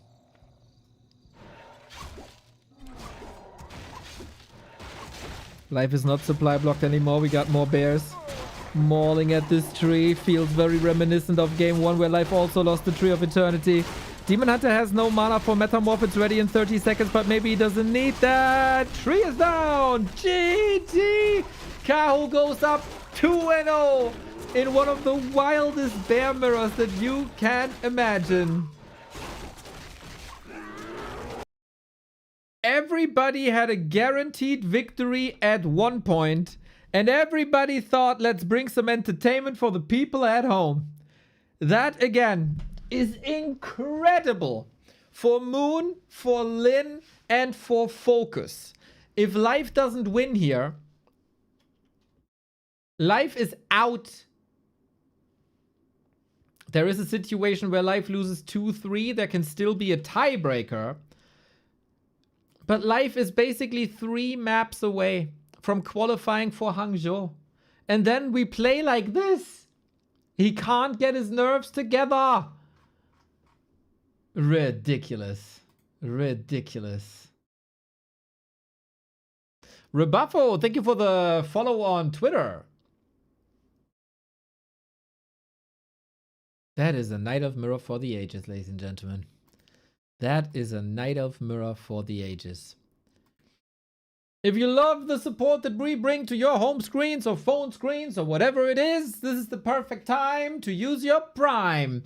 If you have Amazon Prime, you get 1 sub for free. And if you don't use it, Amazon is basically saving money. So drain that money off of Amazon and put it into me. Use your Prime subs, everybody. Don't let them go to waste. And another wonderful way to support us here at the Back to Warcraft headquarter is Opera GX, the gaming browser, the campaign for August. It's been with us for a couple of times already, and by now you should know all the features. Number one, do you hate it when you watch these flash Chinese streams and they clock up all your RAM and all your CPU? Well, if you watch it in Opera GX, there's a thing called GX control on the sidebar, as you can see here as well. So you can limit the amount of RAM and CPU your browser is using, and that is necessary, especially for the Chinese streams. So while you're gaming, it's not clocked and you get full FPS. That is a wonderful feature for gamers, of course. We got Twitch integrated, Discord integrated, widgets can be put on the right-hand side. You can always check the weather outside your closed curtains, of course. It's getting better and better and better every time we do this segment here. We got a built-in free VPN. We got many integrations, of course, also for TikTok, for your TikTok brains. Forces dark modes for Google. It's pretty wonderful. And a built-in ad blocker as well. Many good reasons to use Opera GX. And if you come from one browser to another, moving to Opera GX is as easy as it gets. Just a couple of clicks. It imports all your bookmarks. And so it's like you never used anything else. Every download helps the channel. Every download is financial support. Every download is like a Prime sub. And of course increases the chances for future campaigns. Exclamation mark Opera GX for the link. The download, of course, only via our link. That is the sponsored campaign of the month. Now, do or die for life. If he loses 0-3, there is no other... There's no saving him. Life needs a win to qualify directly. And to force a tiebreaker, he needs a 2-3 loss. And then some support. So, if Life loses this map, he's out. If Life loses the next map, he's out. If Life reverse sweeps, he's still in and he's qualified. But 3 maps in a row against a Night Elf player that hasn't lost a single series since April is tough. He got chances though. Thank you for the bids, Tycho! And thank you for the support. Ich bin Helden. Those are the primes we're talking about. That's the support we're talking about. Can only do this because of you.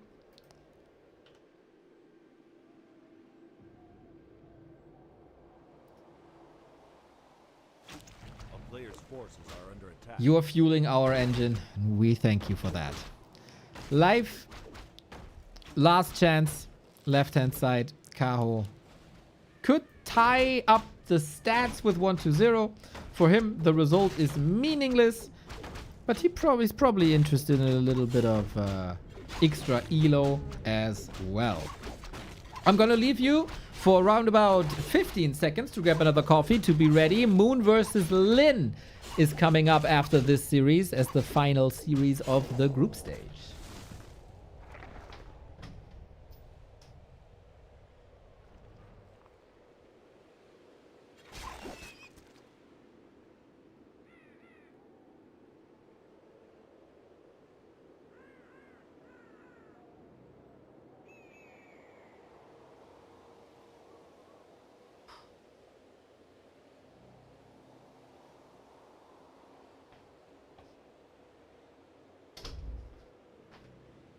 There we go, guys. There we go. We got our standoff in the middle.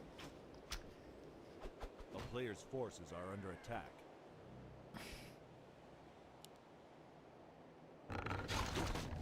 We're trying to pull wisps to distract the opposing player a little bit to go for the guaranteed level 2 with the null.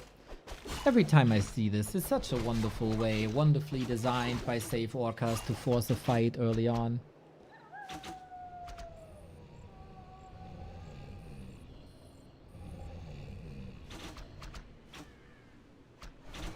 Both with the same item, both with the same number of archers. It's RNG, guys! It's RNG now! Springtime is such a great map. Springtime might be the best competitively designed map of all time. Demon. Life. He's losing his town portal in the deciding match. He wants to play this on the edge as much as possible, but it wasn't. He's out. He's out. He's out. 3-0. No chance. Triggered. No Guangzhou for life. No tiebreaker.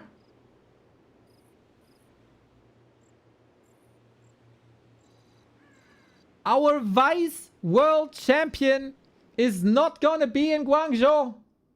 Will not compete for $17,000. And he didn't, like, this was so...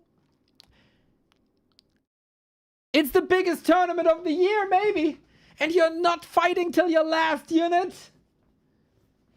Oh, life. This league started so terribly for him. I think he only has to blame himself for his performance earlier in this group stage. He got demolished by Lin. He got demolished by Focus. He got annihilated by Chemico. It was a terrible start. A terrible start into this season for Life, and he was never able to recover from that. And today, he played a fine series versus Moon, but against Kaho, no chance. No chance. So, what does this mean now for the current standings in the group stage? Life is out 100%, no chance anymore.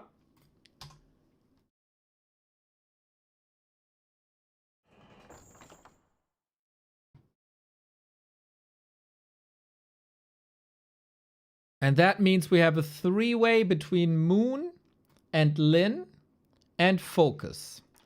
Is there still a chance for Focus? And how?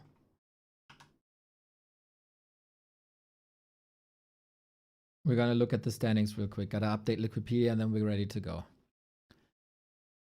What's the map score? One thing is clear.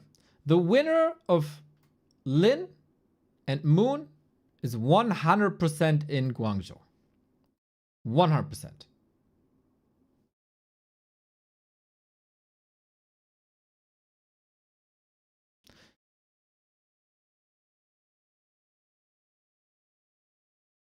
Okay. Okay. We got our graphic.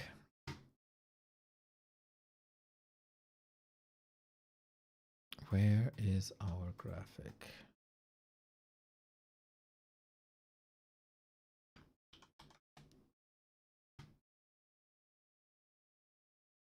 So, he didn't beat Life, but he can beat Lin. If he loses both, needs Kaho to beat Life. That happened. Map difference will matter. Exactly. If Lin beats Moon top 4, if he loses, he still advances unless Life beats both Moon and Kaho. That means Lin is also guaranteed. Yes, because of the map score. Because of the map score. Like, even if Lin loses, he can only go to at least +1. Lin is qualified, guys. Lin is qualified. He can only go to +1. Focus has no game no more.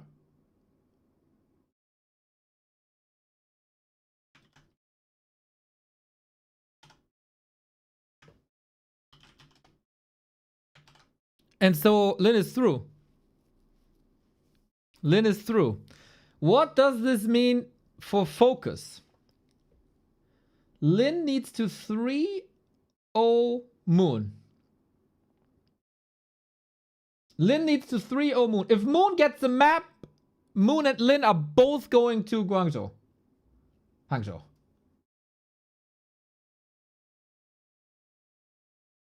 If Moon loses 1 to 3, they have the same map score, but Moon beat Focus. Then the direct comparison counts. Moon needs one map. Moon needs one map.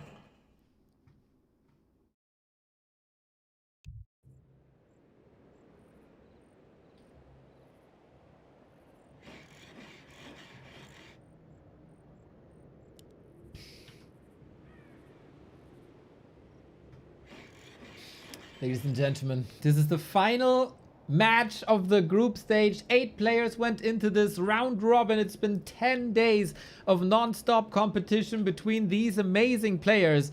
We have a lot of decisions done already. Qualified for Hangzhou is 120, Kaho, and also Lin. The question is, who is the 4th player? And we will determine that here now. The match is Moon versus Lin, but it really is Moon versus Focus, because Moon and Focus are the 2 players who can still qualify. Focus needs help of the War Chief that is Lin. If Lin wins 3-0, Focus goes to Hangzhou. If Moon wins a single map, Moon is going to Hangzhou. Because then the map score of Moon and the direct comparison will be better. On the other side, it is also a match between the 2 most decorated players in Warcraft 3 history. They are both approaching their 40s. Their birthday is 1 week apart from each other in December. They will both turn 40 this year. On this patch, they are 2 and 3. It's incredibly narrow between the 2. Who's in a better shape? Who performs better here today? Is Lin willing to spend his Hangzhou weekend with Focus or with Moon? This is a generational match. These are goats clashing. These are titans facing each other. And this is the last game of the Super B Cup offline finals in Hangzhou at the end of the month. 4 players will be there. $17,500. Can Moon do it and win a map versus Lin? Usually he always does. We talk about Moon's matchups as they are very, very different. His human matchup is goated. His orc matchups is very much above average, I would say. His undead and night elf matchup leave a bit to be desired. Now Lin, his matchups can always be great. The question is, in what shape and mood is he today? Is it the unstoppable War Chief?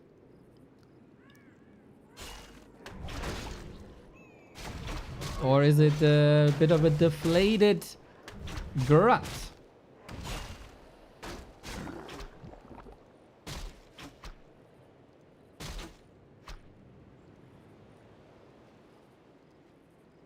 Moon was pretty on point yesterday. I agree. In the mirror matchup today, not so much. Lin starts with a roaming blade. Finds the wisp. That's -1. Moon has always been a player who crumbles a little bit under pressure. He told us at Aurora Land, man, I'm 20 years in this. I'm still nervous. And Lin is taking a rather simple route. Harassing the wisps here. Again, 1 map win is enough. It can be via items. It can be a lucky creep check. In this matchup, it can be anything, really. Sometimes it's items and a little bit of a lucky damage roll. A crit versus an evasion. And if Lin and Focus are somewhat close, Lin has to fight his heart out.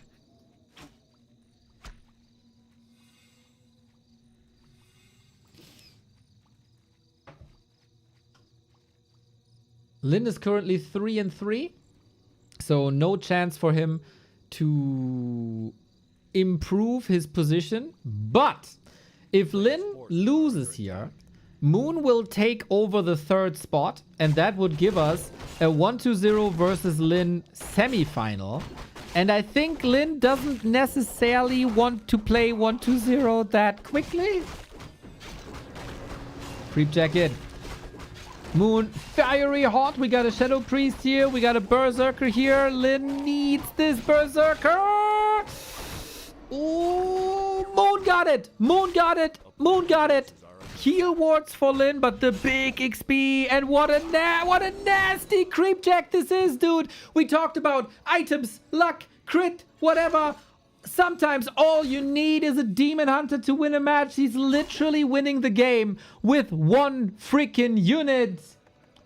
And it is an absolute disaster. All the tension, all the questions, all the storylines ruined after just a little minute. Moon wants to go to Hangzhou. I heard there's a meeting set up with him and Sky already. A player's forces are under attack. How the heck can Lin possibly recover? Imagine your focus now. And you're sitting at home watching the games and you're rooting for Lin, and this happens when Lin is going for your creep route. Focus always goes for the merchant in the middle, for the mercenary camp. Oh no, he has to abandon the creep spot. Does he? Player's forces are under attack. Crit. Shadow Hunter. Ay, ay, ay. Lin wins the fight, but barely. This guy has to defeat Moon 3-0 for Focus to go to Hangzhou.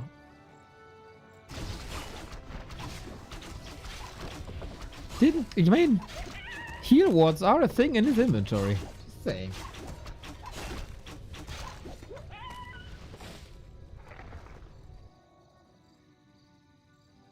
A player's forces are under attack.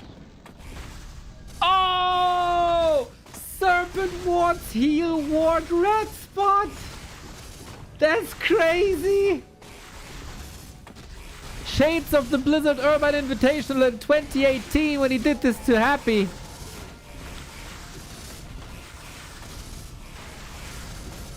That's nasty, bro. Moon has no clue. It's so gutsy. Another boulder. Uh-oh. Uh-oh. Oh my god. We have another heal ward, mate. It doesn't work. Owned by creeps.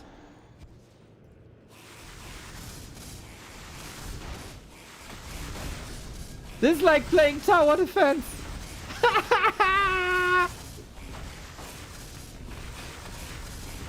Oh my god! 9! Player's forces are under attack. Oi. He ensnares him out of range, but here we go. Here we go. Okay, little bit of a catastrophe, but we need some healing now. In the meantime, Moon was busy too, got level 4 and close to level 3. He must be thinking like, what the hell are you doing, man? What the hell are you doing? Where even are you? I can't find you. You are not harassing me. What is going on? Man. Lin knows the creep AI. Well done. Well done. I would like to see him speedrun the campaign. Now, he is healthy again. But yeah, there's an enemy too. He did survive the fight against creeps. That's step number 1. Now survive the fight against the level 4 Demon Hunter with rings, slippers, double gloves, big heal potion.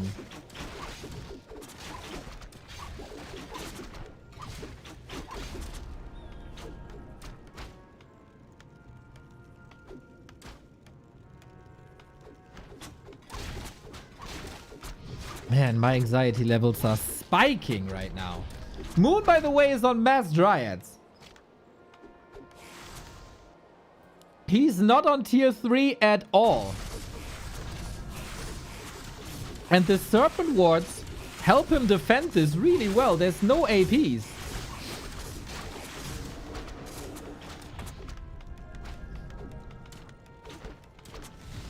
There's a shop coming up, so there will be new mana in 40 seconds.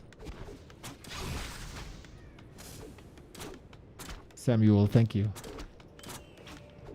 But yeah, I mean, how do you break a base with only Dryads? That doesn't fly. We're expanding now. And we're creeping because this is no threat. Guys, we got a game. I cannot believe this, but after Lin almost died at the mercenary camp, and after Lin almost died to the rock golem at the rat spot, we have a game.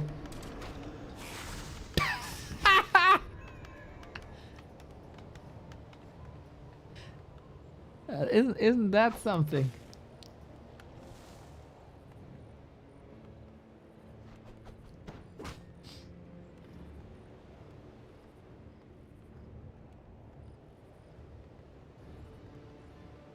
That's... Are you kidding me, bro? Okay. Like, am I a joke to you, dude? I mean, this bought him 10 seconds. And he can move to the right.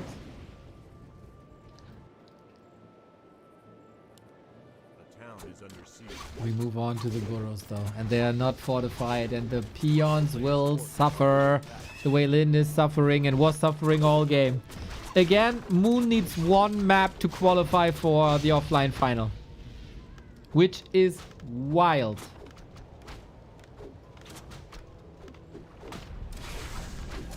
I love that he's not overpacing this. He's taking his sweet time. Unlike Life, right? It was the same map, actually. Life had a huge lead and was banging his head against the wall. Moon is setting up for the future to guaranteed get the victory. Demon. Got the potion, gets the potion. Raiders were not able to attack too much, actually. And Raiders are falling quickly. Very, very quickly. Forces this kill the town portal now, but we do have that export. He is usually... Oh, there's even an AP against this. Yeah, Moon in a stellar situation. He's up a base. He's up a tech.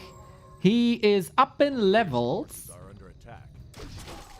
Every metric dictates that Moon wins the game and makes it guaranteed top 4.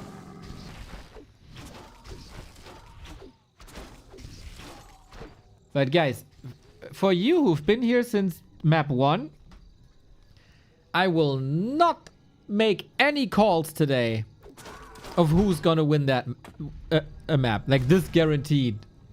Today, nothing is guaranteed. The tension is so high. Moon is even checking for his natural if Lin may be expanded there. That's how double, triple, quadruple sure he wants to make this.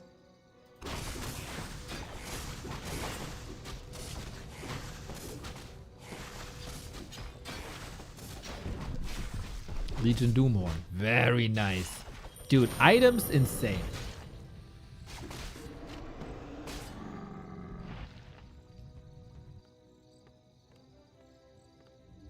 Moon has to close this out. And he's gonna trying to kill Lin with death by 1,000 cuts.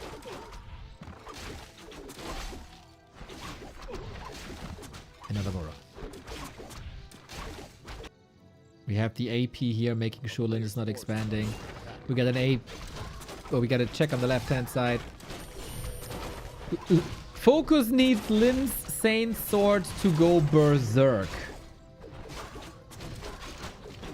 This is probably the best fight now for the rest of the game. Kodo didn't eat yet. Here we go with the speed scroll. Demon Hunter has an Invo potion, should be safe. This is a lot more microable now due to the Unholy Aura and the speed it provides. Mana burn against the Bursey. Immo against the Raider. Moon step by step by step. Closer to the offline final. Oh! And now, not only is Moon a tech higher and an expo more, he's also 20 food up. Moon wants this top 4 spot at all cost.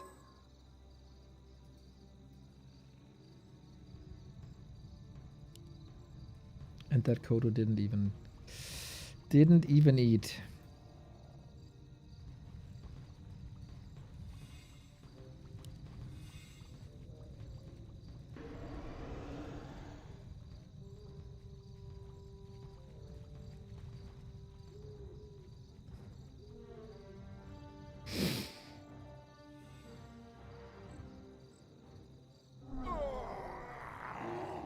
The town is under siege.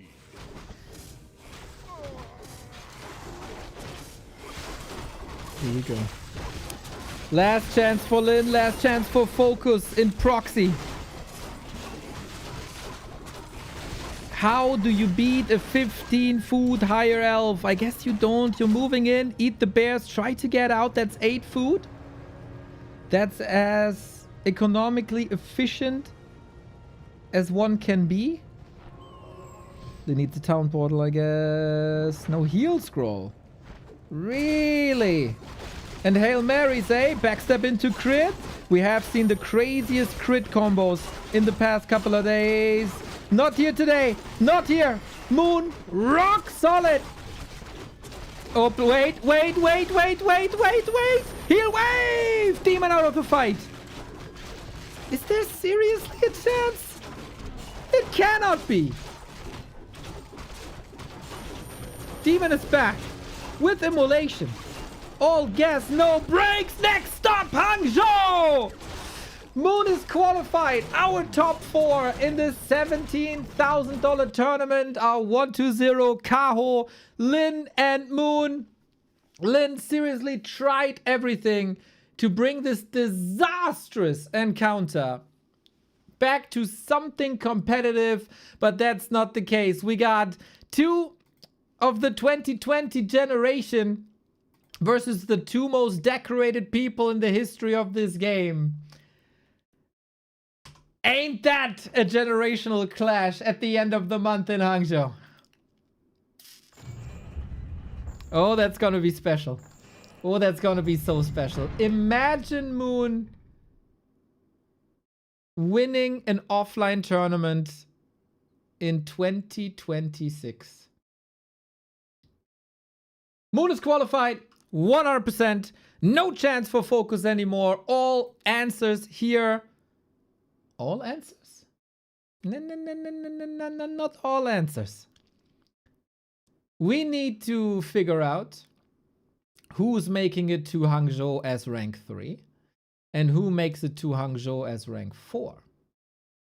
Because that is quite important. 120 is the top seed. Kaho is the second seed. The winner of this series will go up against Kaho. The loser of the series will go up against 120.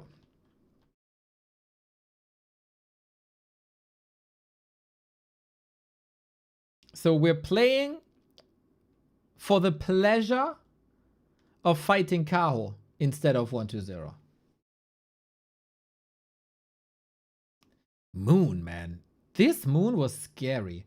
Read the creep route perfectly, punished it omega hard.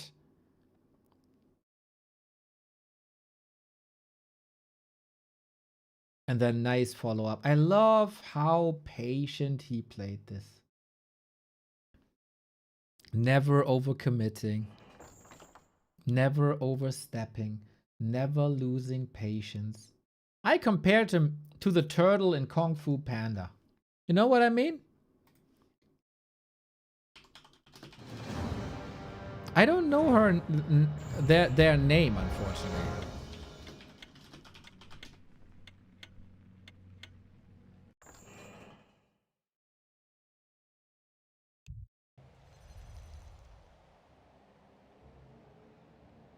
This fella here. Oogway. Master Oogway. You know, they do share 2 letters.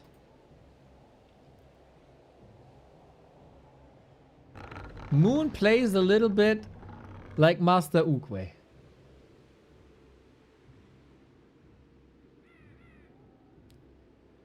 Lin tried so hard to get back into this. I respect that a lot. Like, displaying this red spot creep with serpent wards, man. Yeah, he tried everything. I want to put emphasis on the fact that Moon is almost 40 and he outperformed Life in this tournament as the second best Night Elf. He outperformed the Chemico. He outperformed the Focus, who was lava hot going into this tournament. That is just remarkable. And now, of course, the discussion begins, right? As we have, like, some things are decided by a map or so.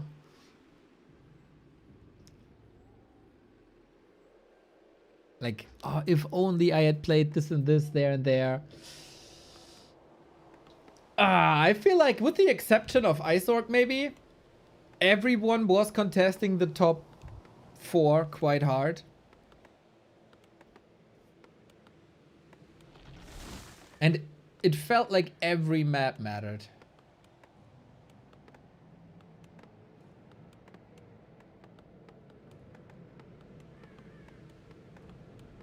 So cool.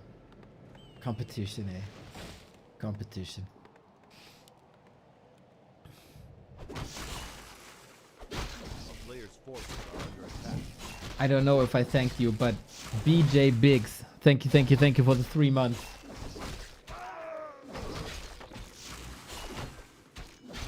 Oh yeah, Focus lost to Ice Orc. Oh, I remember now. Oh my god, the creep check at the shop. Oh, WK Island, you are so right. You are so right. The Moon Focus series also important. Hell yeah.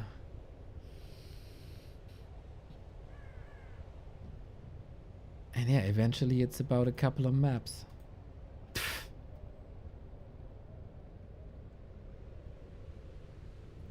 Ridiculous, eh?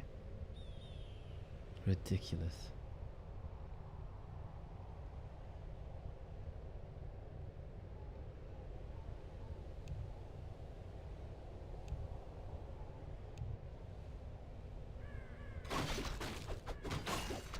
Player's forces are under attack. Cool stories. Jester 1107, thank you. Isorg hype was real. Thank you. That kind of tells me that I did something right. Telling the story of this tournament. Because that's what these tournaments are about, eh? Especially the round robin ones. Compared to show matches and brackets.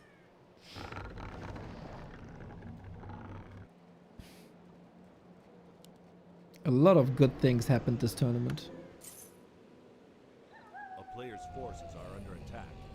And in the end, Moon and Lin are top 4.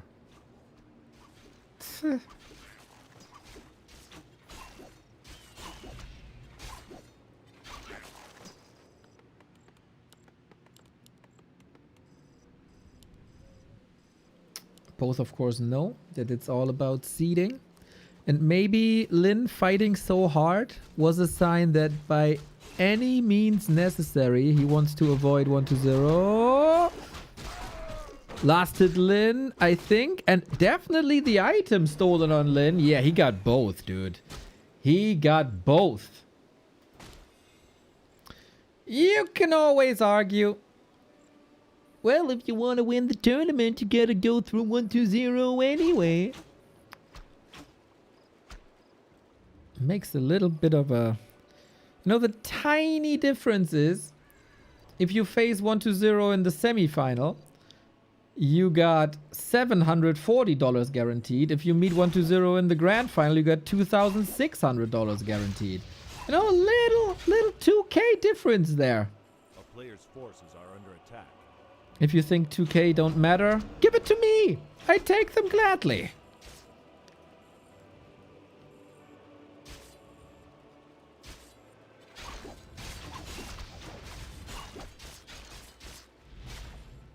2K in this economy is like 4 packs of butter. It's really good.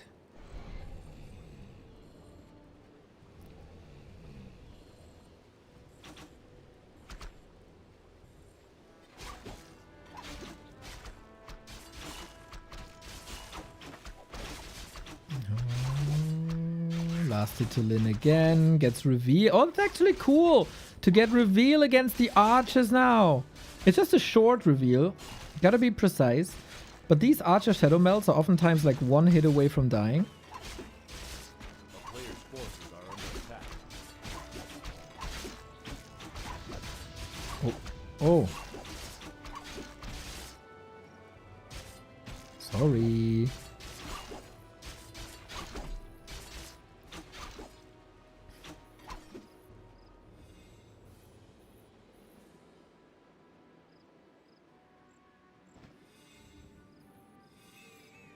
You don't need to face 1-0 if you are 1-0. Oh, worse. If you are 1-0, you're facing 1-0 every day.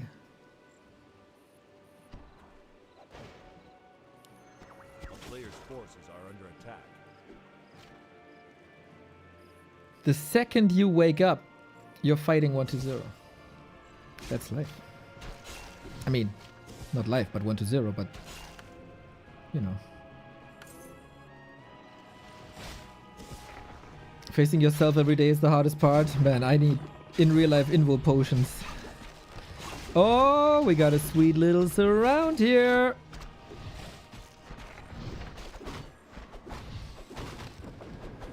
Sick inventory on the Demon Hunter. I call if Demon Hunter makes it to level A player's forces are 5, under attack. he's gonna win the game. And Lin needs a bit more damage. Moon got an expo up. Look at this.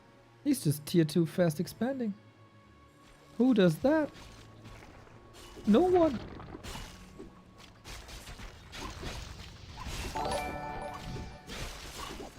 Oh, Robe of the Magi. Not bad. More mana. Potentially more hex. But the Shadow Hunter is entangled. Do we have another? Do we have another? 2 seconds away. Well timed this disengage by Lin. Thank you, Lecrest. I can buy a couple of replenishment potions and you serve them. How about that? The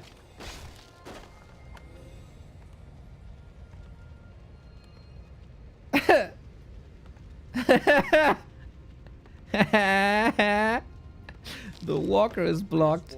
And now he realizes I can just cut the trees, bro. I got some lumberjacks there.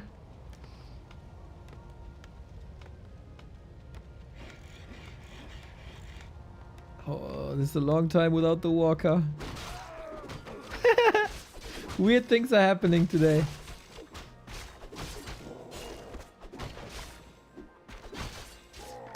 Does the LAN aspect of the finals change favoritism? Moon and Lin have both tons of experience, right? I wonder how long it's been since I last subscribed. Must be years ago.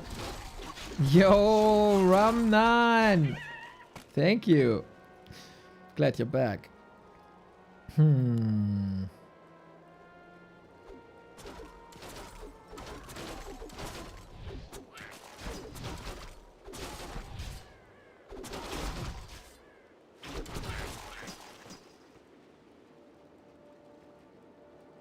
I would say it favors 1-2-0.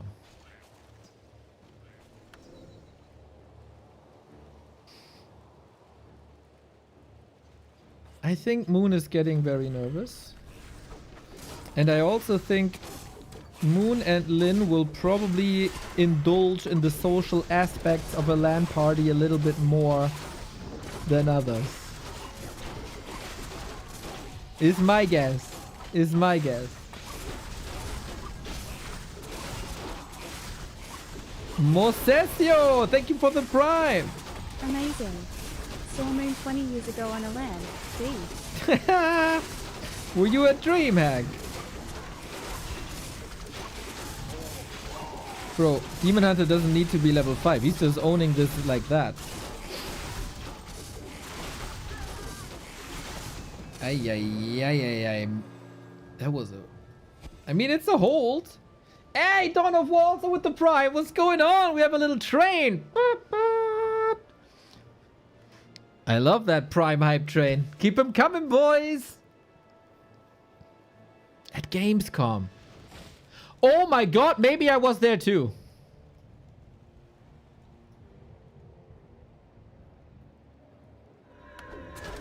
It was NGL. He was there with Meteor Makers. Lucifer was there too.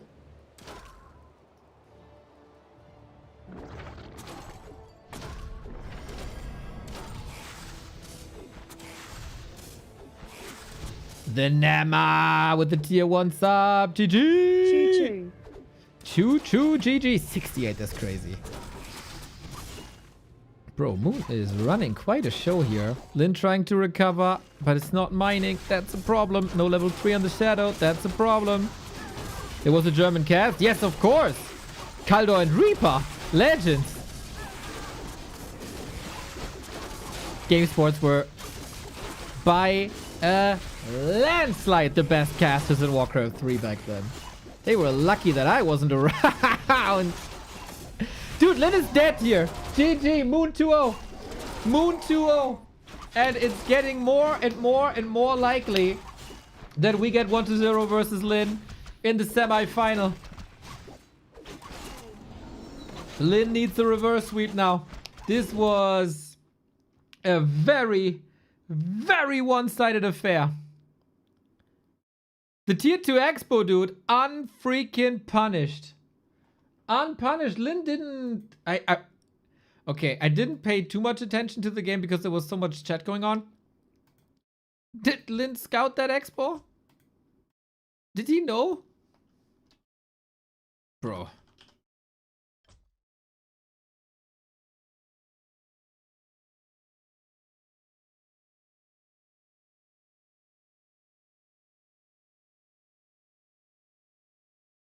No, right?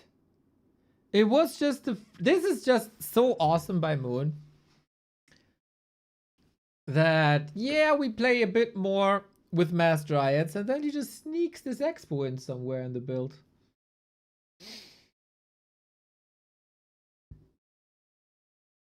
Lin needs 3 wins in a row to get rank 3.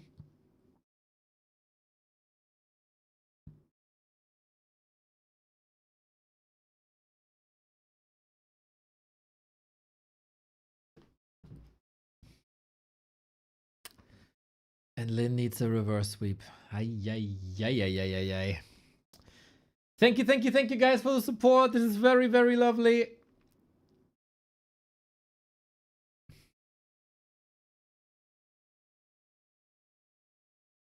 Summer was rough. Glad we're getting out of it. How old are you? I'm 37. Don't ask a man these questions. It's always depression inducing. When is the LAN? Last weekend in August.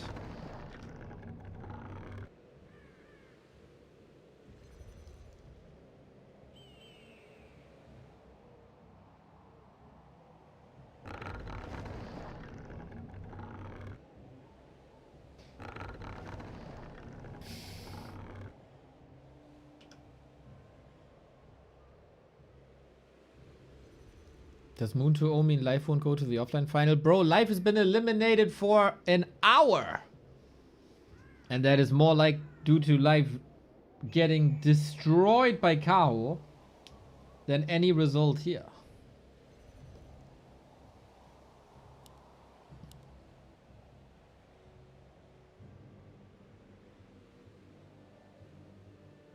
Alright, let's do a prediction. Can Lin turn this around? Start a prediction. Can Lin reverse sweep this? Yes, no, maybe.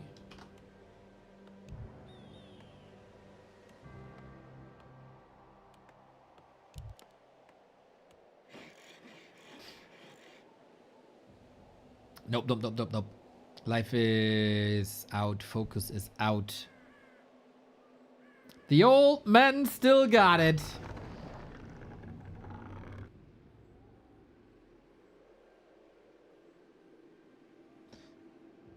Yeah.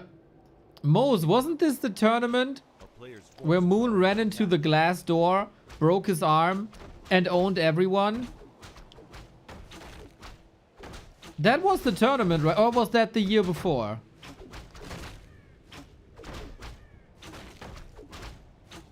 There was a games convention tournament where Moon ran into the glass door, broke his arm, showed up the next day, and owned everyone.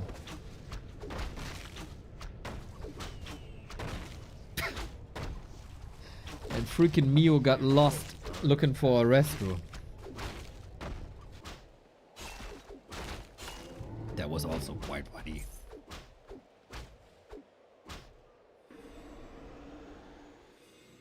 What a legend. My god, dude.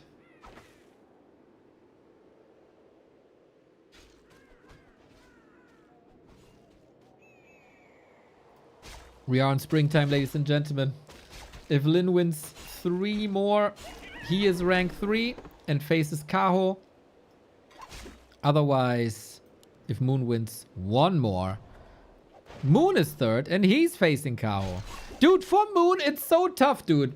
Do you want to play 1-2-0, who's an undead, whom you can't beat for the past 3 years, or do you want to play Kaho in a Night Elf mirror, where Kaho is undefeated for 3.5 months? Yeah, okay. Hey, let's go on a vacation. Let's go to Sodom or Gomorrah. Yeah, that sounds like a great idea. Actually, that does sound like a great idea. It would have been a fun weekend, I think. Yeah, Lin would have definitely picked Kaho over 1-2-0. If he had to pick, but it's all down to performance.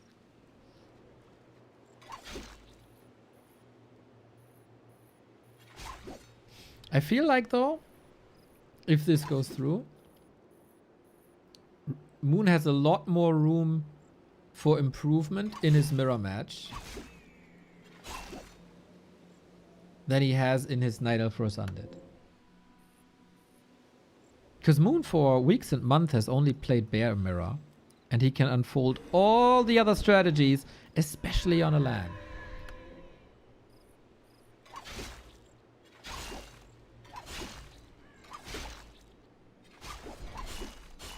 Maybe Kaho is not used to offline tournaments, will be more stressed. I was thinking about this. What was the last offline tournament in China? Was it really Stars War? Because I'm pretty sure we talked about this before. And then Kaho showed up and owned.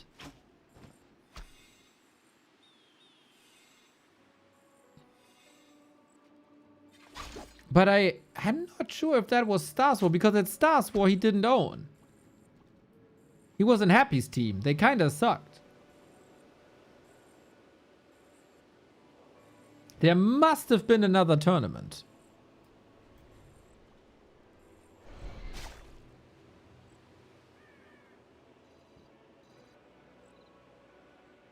But I can't think of what it was. A player's forces are under attack. Also, I guess most players grew up in like internet cafes, so for them it's kind of whatever.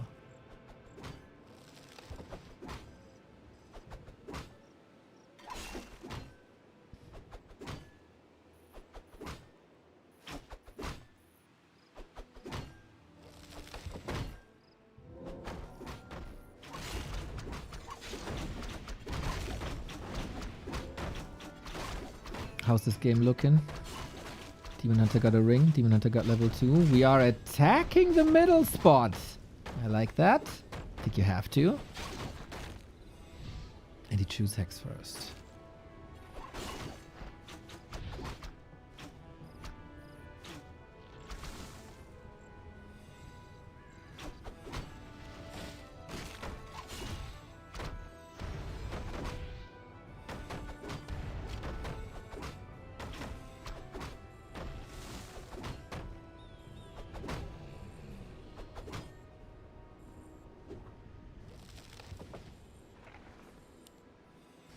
player's forces are under Very calm setup. Lin is contesting. He's definitely buying time for double raiders. It's a... I don't know if that's a missed call, because Moon is going Dryads, yes, but he's teching already.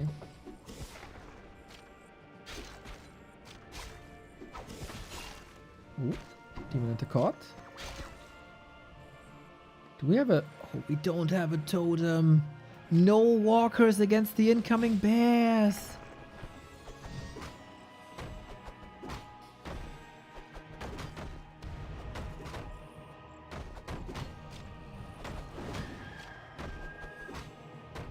We do have 3 ant snares. All about the money. Moon is dealt the better cards here, guys. Raider down, needs to trade. He needs some big kills here now.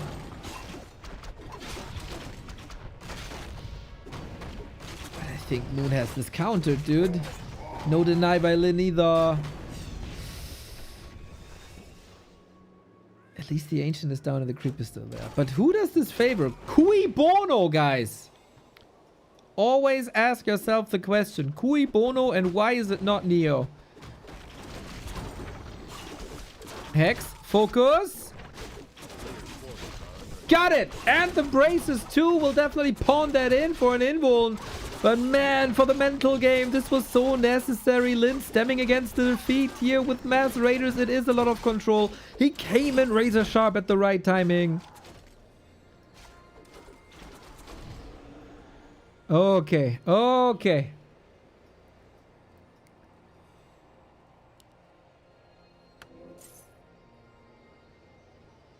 But Moon has bears now. So you can, I guess, play Raider into Kodo? Pin down the bears, eat them?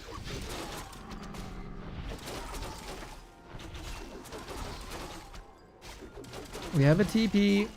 But we can contest this, right? The poison damage is stacking up and up and up and up and up. Oh! If there's a crit, he's dead.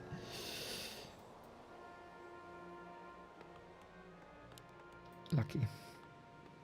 A player's forces are under attack.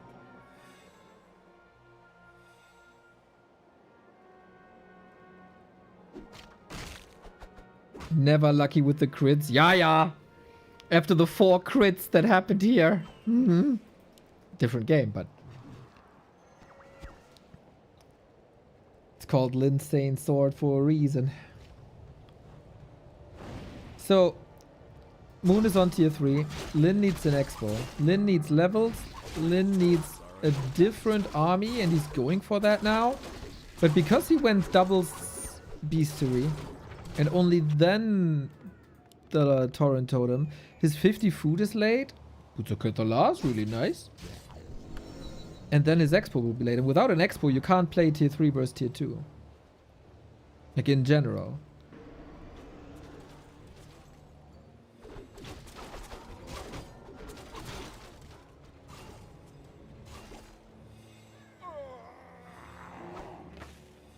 Moon has no TP no more, though.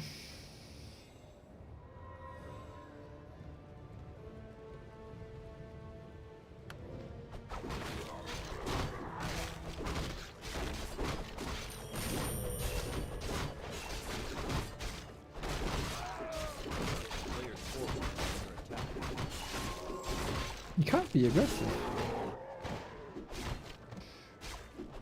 So who creeps better? Looks like Lin has a solid shot here, close to level 3. Big heal potion, going for the next, going for the Magnetor Reba.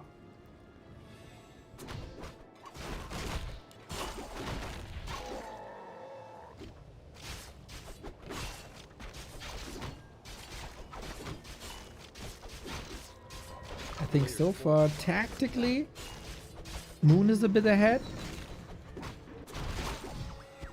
From pure execution, Lin might be a bit ahead. It's a cool styles clash. Katka's pipe also lovely to see. Moon with Helm of Valor also awesome. And we've seen this play before here. Onto the Moonwells we go with pillage. Good money. TP. Oh, if that Kodo lives. If that Kodo lives. Oh, man, there was an 8 supply swing with the bear being back and the Kodo being down.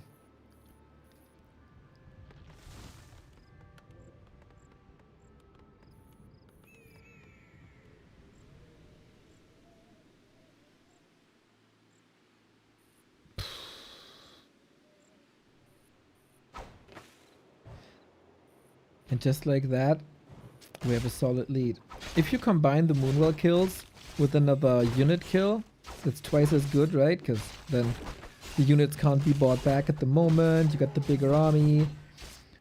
Yo, that's a lot of stuff in production. How long does a Kodo build? 25 seconds or so? Yeah, you gotta stall for half a minute, Lin. Otherwise, this is problematic. Dude, I did not expect a 3-0 by Moon versus Lin, and it's definitely in the cards now. Demon Hunter in the middle of it all. Burn, burn, burn the ring of fire around the Demon Hunter. But Lin is, for now, able to stall. He got one bear. And reinforcements are coming in. Lin has currently the bigger army.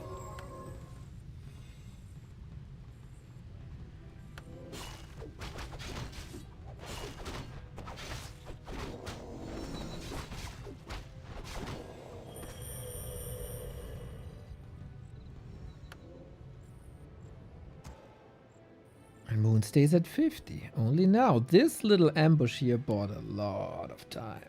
A player's forces are under attack.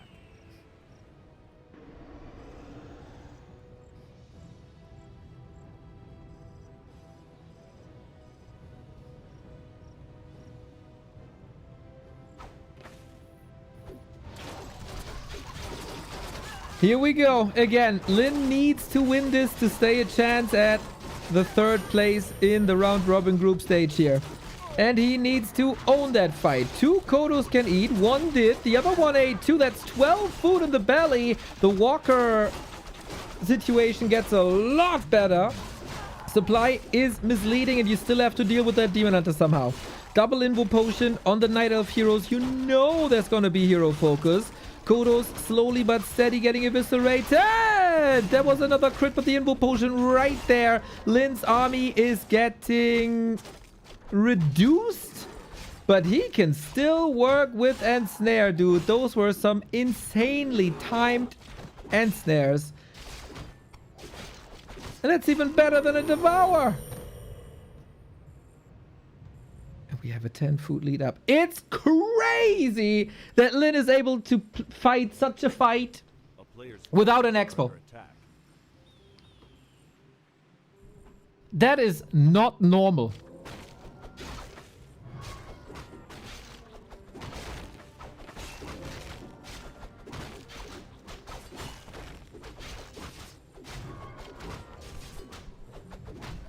And now we expand.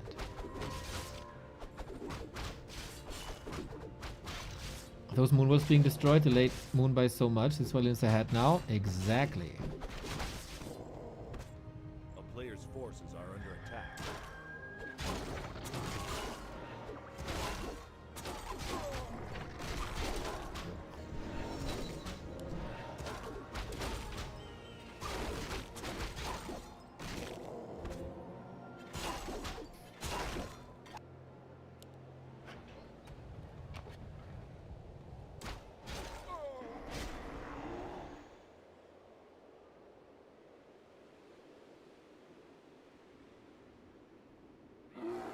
God damn this Blade Master. What's up with springtime today? First, the plus 47 damage Lich. 5120. And now we get a plus 26 Blade Master.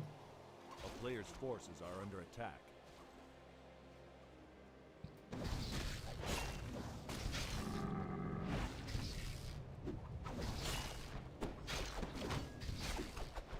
Is it only me or should this blade make bigger difference with those items? Well, if the Blade Master would be named Demon Hunter, then the game would be over.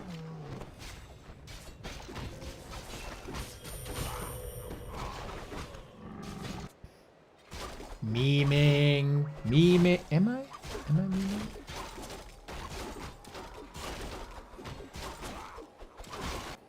Moon is not attacking this base. He's probably waiting for this to finish. He's maneuvering himself into position. Getting some new reinforcements. Might make a pit stop to the shop because this Demon Hunter doesn't have an invul potion.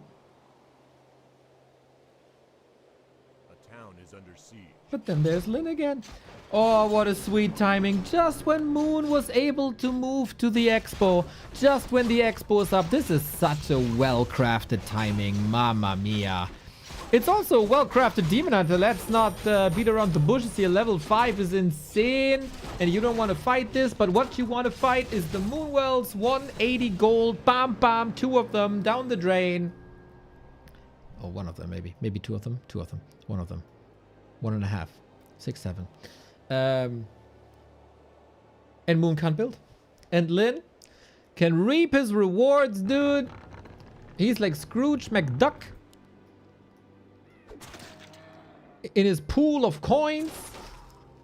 But okay, if I can't build units, I can goddamn build buildings if I have my wisps here. So last stand by Moon, or last attack rather. Kudos are coming in. Blade Master well controlled early on. Shadow Hunter, Shadow Hunter, Shadow Hunter. What are you doing there?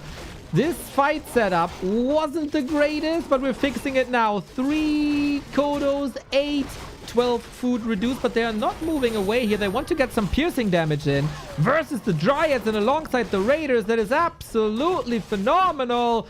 If the Demon Hunter doesn't go ape shit here, there's no chance. Wait, wait, wait, wait! Blade dead!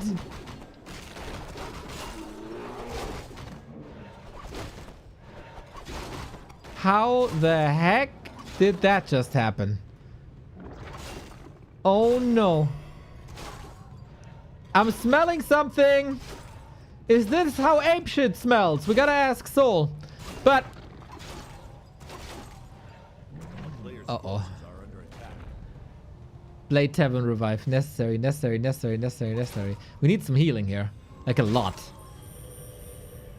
And Lin is taking a sweet time, but the freaking bears take out the peons.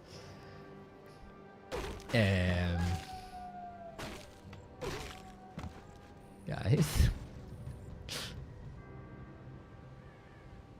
By any metric, Lin should have owned the fight, but he was very slow setting up that fight. Now this all might be better. Here we go. Kodos forward. Nyam, nyam, nyam, nyam, nyam, nyam, nyam. Go for the keeper. There's no TP, no more. Staff cannot be transferred. Here we go. And now we got crit level 3. And now splice this guy in 2, please. Crit versus evasion. Heal with it ready. Demon can't move. 308. The perfect exclamation mark for map 3. Lin is still alive and can still get rank 3. This was a very well played game strategically by Lin. Was dealt mediocre cards in the mid game actually, because his double Raider play ran straight into a tier 3 play by Moon, and that is usually favored. Like the tier 3 is usually favored.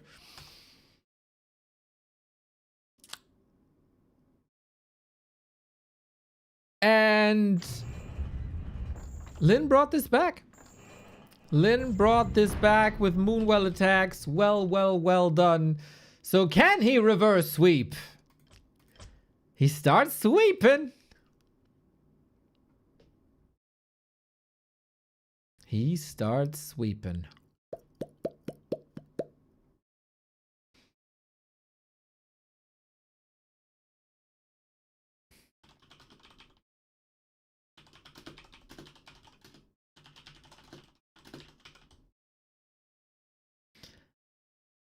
Huh.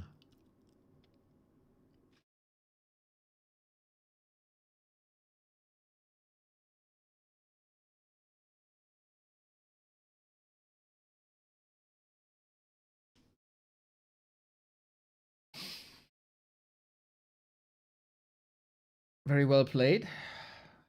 What did I do? I mean, I don't do anything. I'm the least important here.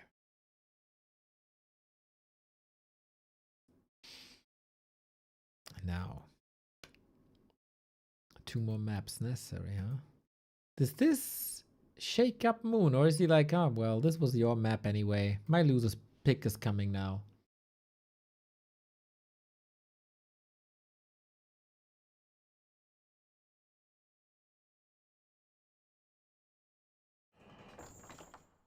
Why the commentator always wrong on the result, bro? Well, players are fighting. Yo, Jarasco, thank you.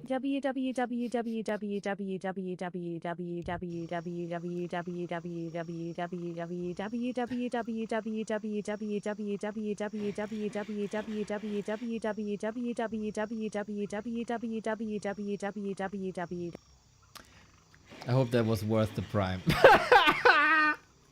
W for Lin indeed, even though his name is spelled with a capital L, he doesn't play like a capital L. No, no. Well done, mate. We got game 4. Can Lin tie this up? Can Moon close it out? Moon is 1 map away from rank 3. That would mean a semi-final versus Kaho instead of a semi-final versus 1-2-0. Such a weird sounding letter. It shouldn't be called W. I agree. It's a double V. You English people, are you dumb? Like, how is this for anyone a W? It is a double V.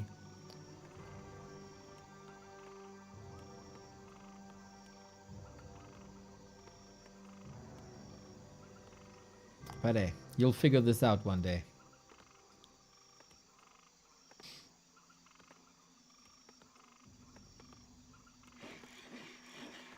You'll figure this out one day.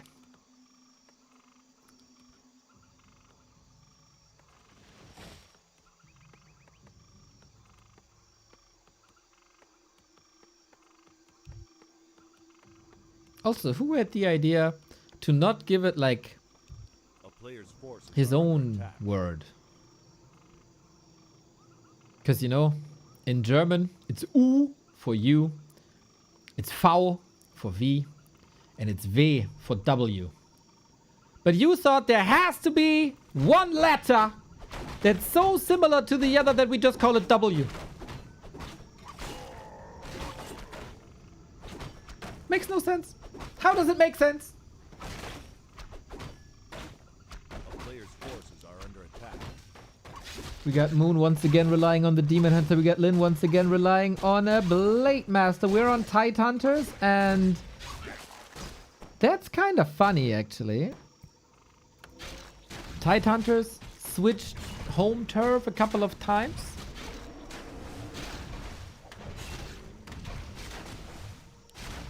And now Moon picks it, even though it was a very good orc map for a while. Lin is just able to snipe this?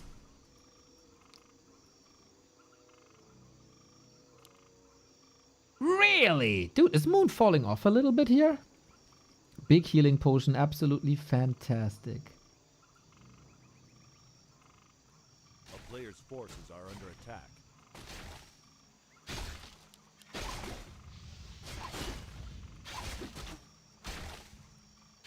Oh, Moon in with the steal. You know, oh. He needs the potion right there. He doesn't have crit, but there is an exit. As the grunt is juicy. Keko, thank you. W. Go Lin. W. W! Well, not much of a W here for this little guy. It feels like the momentum is a bit Player's gone. forces are under attack. Potion gone. Grunt gone. This is a terrible, terrible, terrible early game for Lin.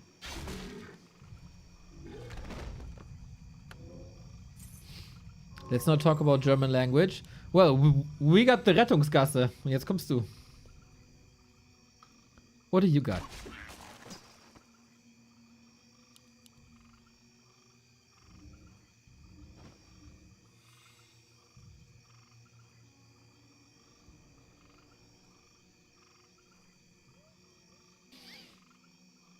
Demon Hunter ahead in levels, big consumables sniped.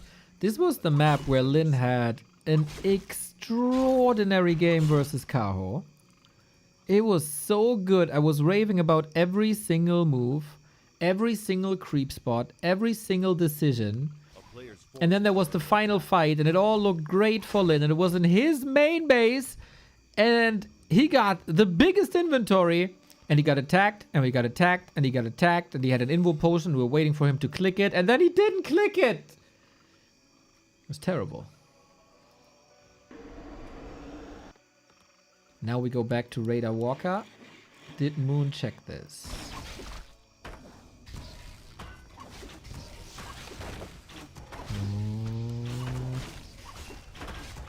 Had to go for the bird, for the small bird.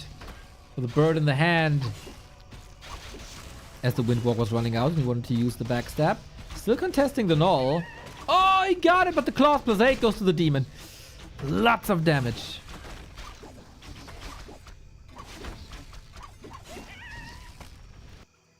Okay, nice recovery. This game really swings back and forth.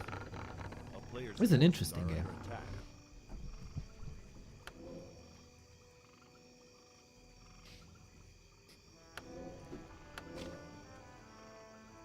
How the heck do you get vision through this? What the fuck?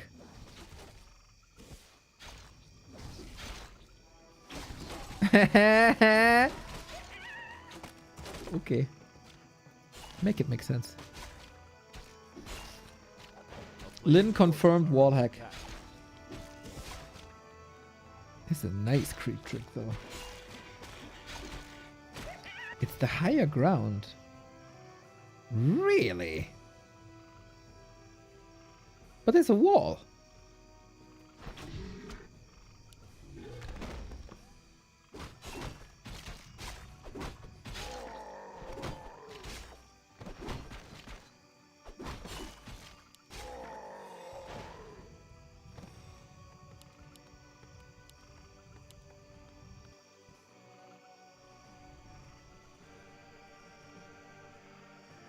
Players' forces are under attack.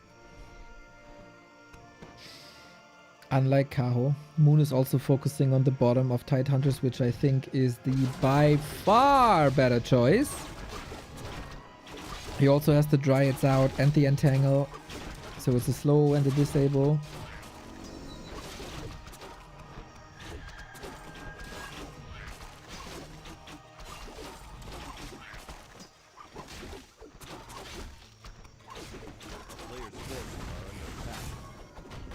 And it's a Mana Stone. Oh, the Shadowhunter would have loved this item. But let's see what Lin is getting here. Scourge Bone Chimes, also not too shabby. Oftentimes a bit overrated, but won't complain. You won't complain. Serpent Wards. Hell yeah, dude. Moon stays on tier 2, and we go Serpent Wards. I love the choice. Lin is now going for Wisps. Schlaganfall. Because Dryads are very expensive. Attack on top of this would be very expensive. Wisp kills would mean something. And he saw that the tech only now started. Gave a Sobi Mask to the Keeper. Ooh, that will be a lot of Entangle. Oy, oy, oy, oy, oy, oy. Nice to secure the consumable. Very, very even game here. Town is under siege.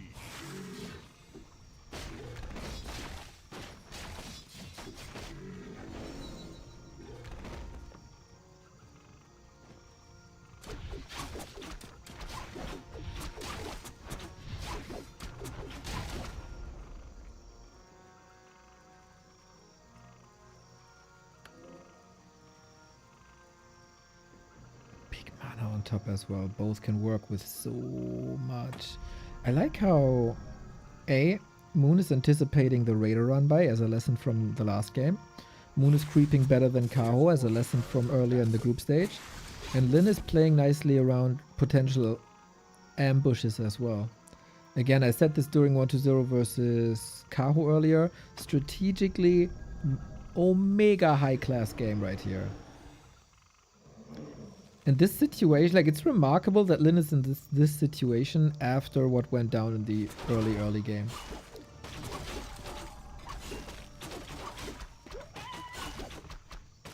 And we have level 2 Serpent Wards. We have a lot of piercing damage here. Alright, let's get it on, man. Can Lin go for the 2-2? There's so much in Moon's inventory, though. Demon Hunter also getting level 4. That immolation is scary. Didn't select the mana burn yet. Also, the Keeper's waiting for level 3. Heal Scroll was nice. We need some heal waves very soon. That would be the greater mana potion. Then the Dryads are very hurt. Lin needs the healing. Gets burned right there. He was probably just waiting for it. The radar control is a piece of art. Item on the ground. Oh, it's just the dust. Okay. Raiders or Dryads? What will fall first? I love the Kodo edition here. Not too much damage, but very, very tanky. And that takes the pressure off the Raiders. Blade Master can still go for some kills here. Moon 45, Lin 43, but still both players losing everything. Any last hitters? Level 4. Oh, the exit kill almost. Dust settles, even supply, new problem, tier 3.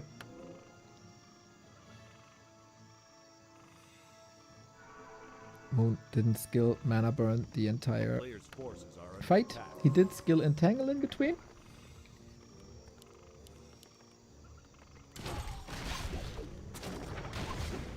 And now Moon is getting one more consumable. Insane that Lin holds on to the big mana potion. Ignoring the shop. Go for the base. Oh, I'm not going for mana burn, dude. It's crazy. Here we go into the Keeper. There is a potion, but not much else. Can he crit through this? Item on the ground? I don't know what it was. Whatever it was, it's gone. And then there's 7 seconds of safety now, but we fight into the Snake Pit. We still have an Invo potion on the Shadow Hunter. We got a mana potion as well. The Dryads are getting sliced into pieces, but we don't have the correct answers just yet for the Bears. But if they're both in GNL form, oh no. Double bear kill. Ay. What a disaster. And here we go. 168. Another shop. Okay. If you kill the demon, it's ogre. Oh, mamma mia. That was a bit of a dono, wasn't it?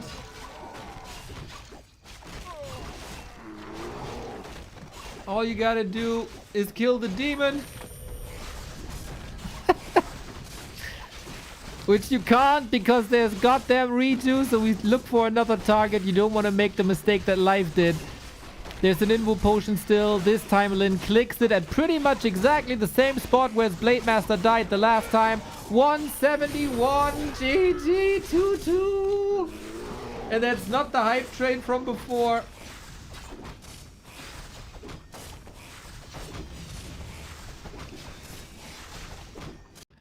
Oi. That is crazy, bro. The early game was so shit for Lin. It was so shit. Grunt down in the early. And you know what they say, never lose a grunt in the early. But he did, and then he still won. And isn't that fantastic, man? We got in the last game of the group stage. Game 5 for rank 3.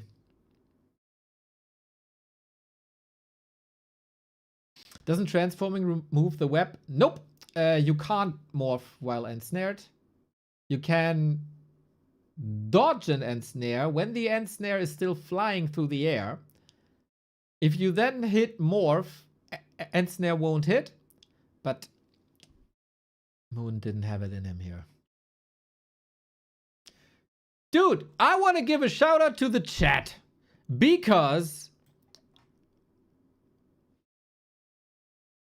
you made the call with the Serpent Wards earlier this weekend, I think. Like 4 days ago. The freaking Serpent Wards own, guys. They own. Very nice.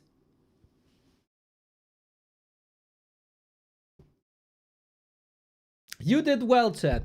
You did well.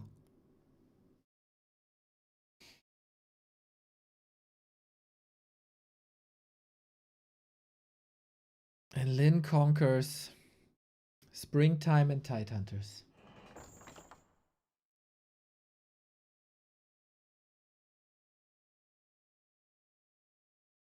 Yeah, I thought, don't you need Hex? Don't you need Heal Wave? You guys convinced me. I wouldn't say it's like universally great.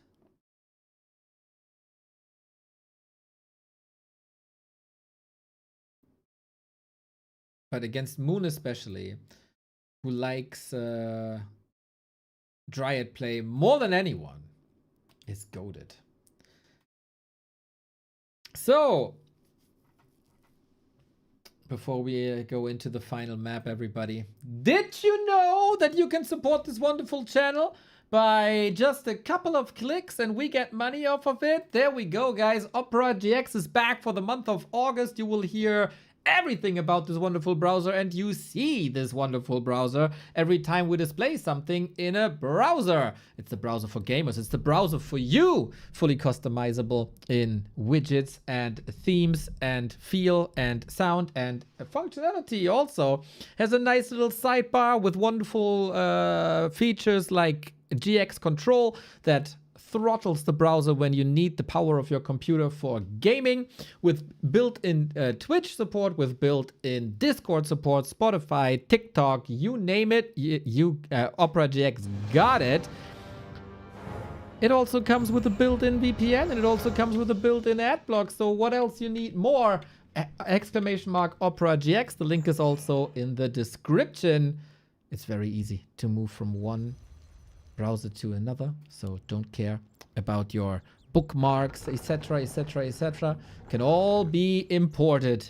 Like, this next match is not imported, it is important. B2W hard.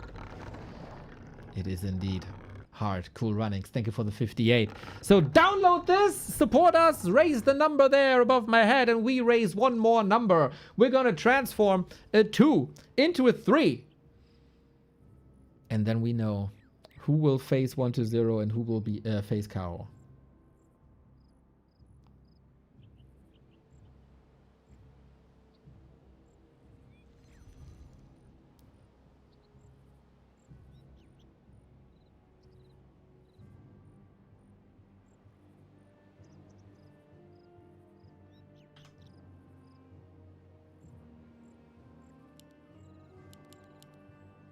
Moon left hand side. Does he feel the pressure now? Can he recover?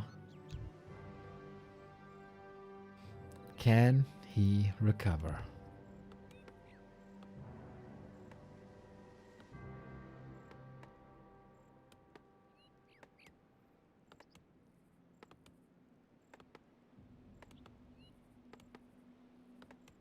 It's kind of rare, actually, that Lynn is going for these reverse sweeps. I oftentimes get shit on by you for this sentence, but Lynn is not a great reverse sweeper in my opinion. What? He's going for the groover. Forces are under attack. KOTG by Moon. Let's go. The final map of this glorious tournament, and we actually get diversification in Night Elf versus Orc that I live to see the day. Keeper first, boys.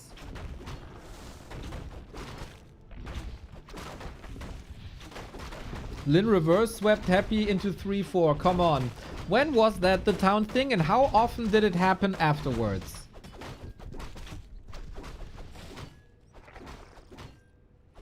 As we say in Germany, also a blind hand finds a corn.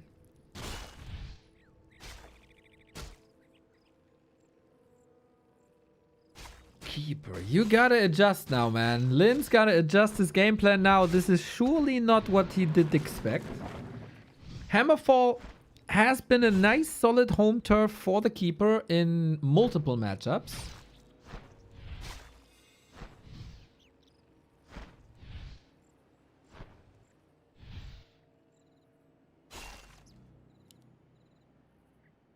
It happened once, okay? Now tell me a list of other players who did it once. I'm not too sure about once. I think Infi did. A player's forces are But I'm under not attack. sure if he did it more than once. Exactly once? I don't know. So we go for Treants. I think this is already Wanda.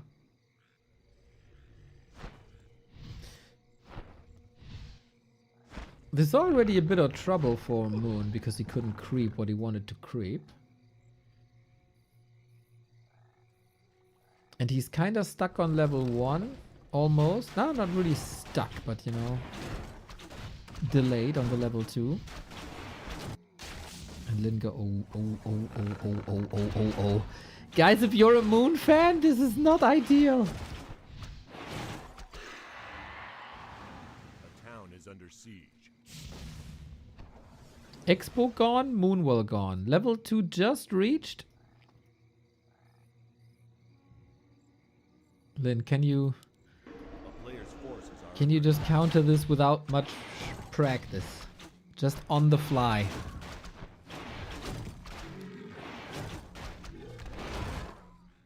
I feel like Moon is getting a bit outplayed here. But okay, in the keeper we trust. Snick. Oh my god. I feel like the guy is riding a bit of momentum. This was noticeable, by the way, very much in the 1-2-0 series versus Lin. We oftentimes say that 1-2-0's game 1 is his weakest and then he accelerates. For Lin, it feels like he shows his best in game 3 and after. He's an old man. He's an old diesel engine. It takes some time to get started, you know? But yeah, it's not ideal, is it?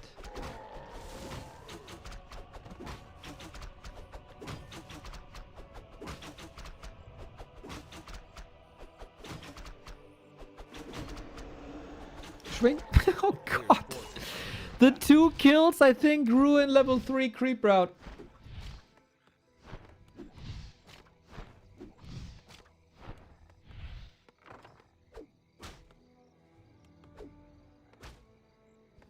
Didn't you say he's not a reverse sweeper? Yes, I did. Because you can still play better in game 3, 4, and 5 and lose the series.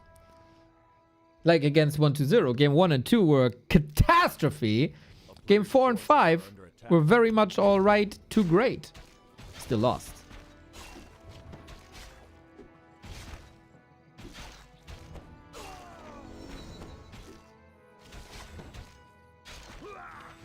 Both can be true at the same time. I know this is a complicated concept of the internet. That 2 things can be right at the same time. But it is the case. Moon realizes his mistakes. Like, what was I thinking not going for a Demon Hunter? And then we go for a Demon Hunter. A keeper is supposed to buy time. A keeper is supposed to offer control. And he got none of that. So the low-level Demon Hunter and the missing level 3 is a huge liability for Moon. Lin counted this omega hard so far.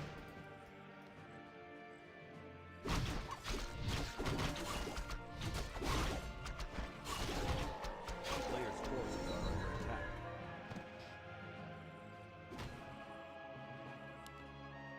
Radar, Walker, Kodo. The rest remains the same. You just, quote unquote, have to read when your opponent is going for what units.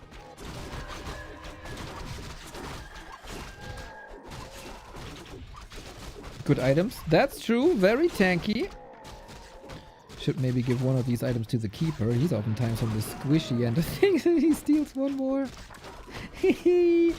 That must be so fun, dude, when you have the timings down like Lin.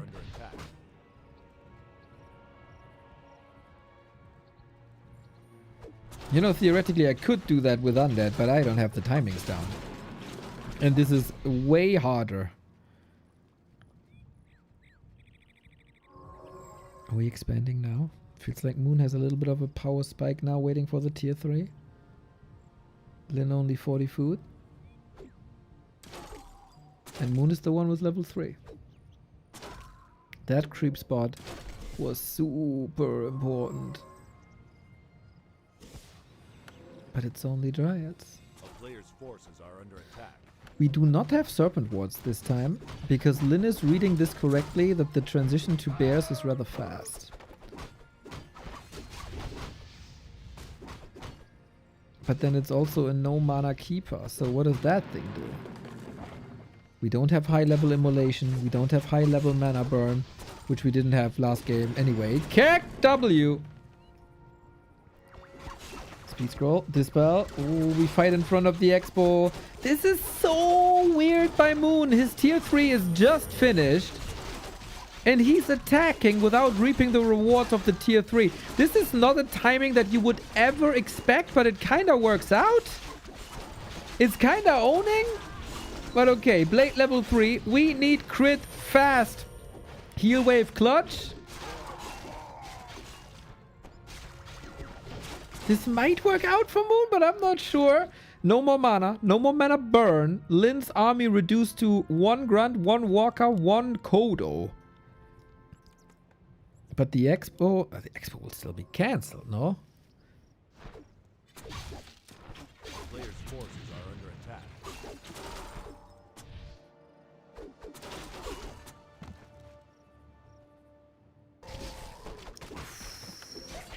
I guess the sweeping has been stopped, everybody. Who's the one to sweep now? Comes down a lot to XP and the remaining creep routes. So cool, man, that Moon realized this is for sure a suboptimal play. It's almost a nonsensical play. But I have this window of opportunity now and I'm gonna use it and I'm gonna own.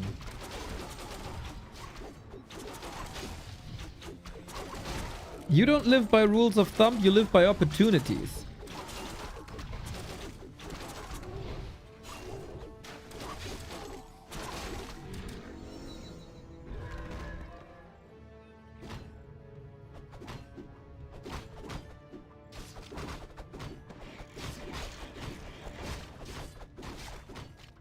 We expand again.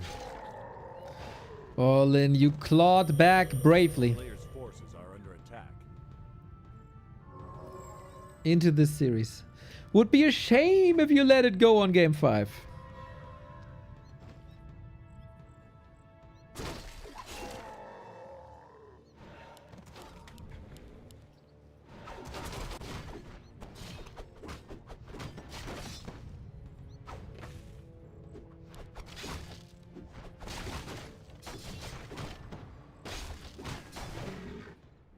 A player's forces are under attack.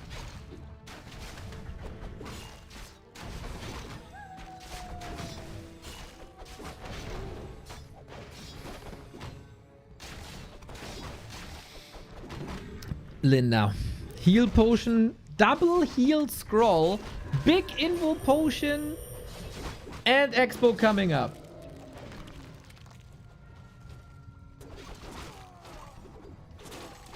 Oh, that demon hunter dude, the tankiness is through the roof. And he got 1 heal scroll as well. Blade is not bad.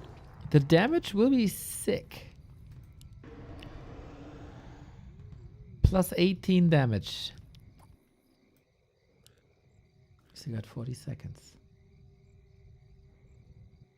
Nice how Moon closed the door here.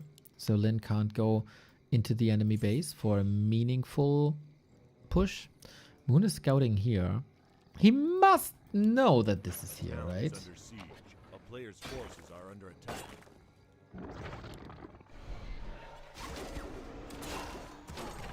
Windwalk and go. 15 seconds. Voila. Sorry. That came out of nowhere. I apologize.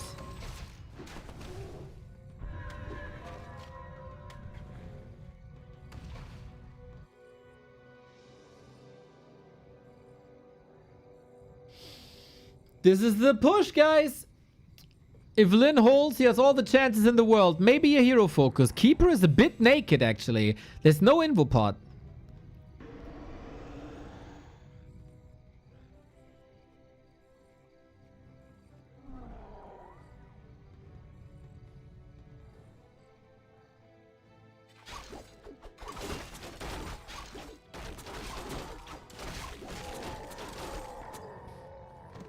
A town is under Again, I siege. wonder, wouldn't the Demolisher be amazing here? But that's just me.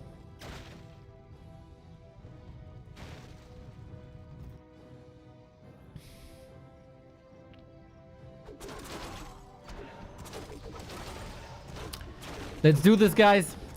Final decisive fight in the Super B Cup group stage. Who gets rank 3 and who faces Kaho instead of 1-2-0? Winner faces Kaho, loser faces 1-2-0. Raiders, pretty hurt. Supply is even. But what about the Kodos? 1, 2, 3, all 8. And I don't know if this is any good for Moon, dude. The Dryads are getting slaughtered. Slaughtered, I say. And same fate for the Bears. There's no start of focusing these Kodos. The Bears are just getting devoured. It's going to be a nice morning.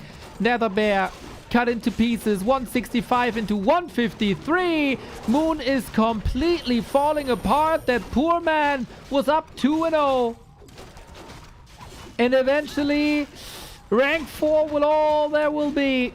Keeper is so almost dead. Everything, of course, mega hurt. But the Expo is up. Even the peons with Spirit Link, dude. Wonderful. Lin owns the fight. Close to level 5 Blade. 16 food up. And the world's his oyster.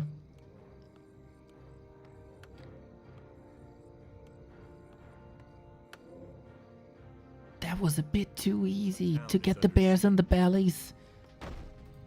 Nice little moral support here. A player's forces are under 3 attack. bears down. We have 2 more, but also 1 empty stomach. The only way would be Demon Hunter level 5. I think this keeper play was brave. But Lin identified and counted this so hard, man.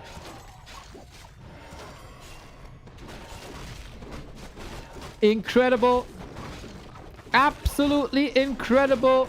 Lin, I doubted you before this tournament, in the middle of the tournament, at the end of this tournament. And you shut me up pretty much every single time. This is incredibly hard to lose now if you're Lin. There is a big invo potion. Hopefully that's not a sign, because he was in a great spot versus Kaho already with the same item. But no! Lin is going for the reverse sweep. That is phenomenal. Our semifinals in the offline Super B Cup are 1-2-0 versus Moon and Kaho versus Lin. And seeing these beasts offline will be so cool, man. It's been way too long since we had the pleasure of an offline one-on-one tournament. The last one might have been Dubai.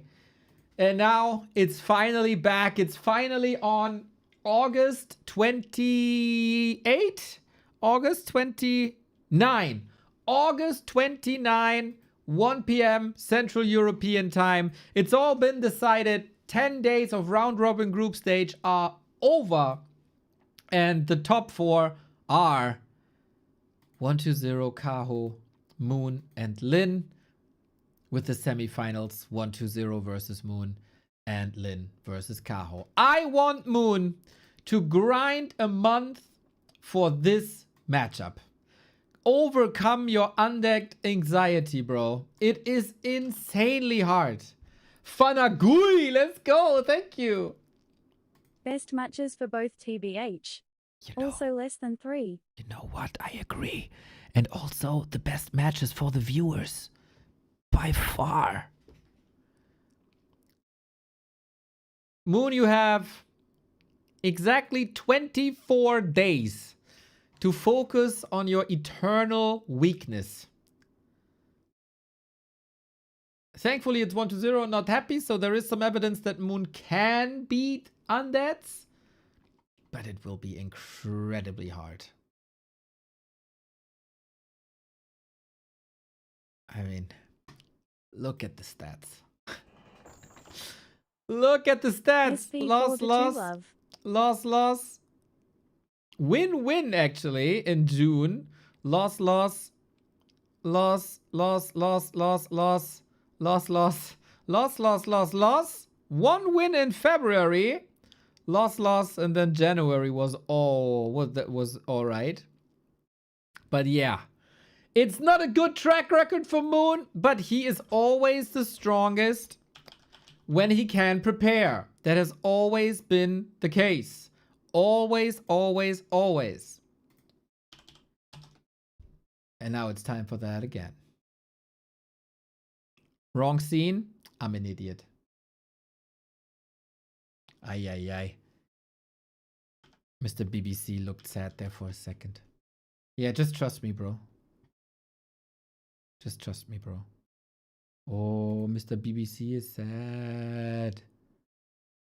He is looking very sad.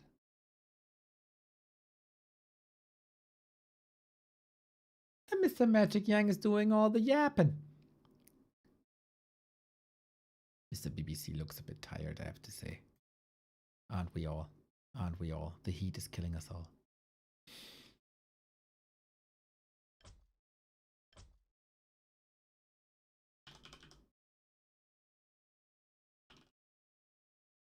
Okay.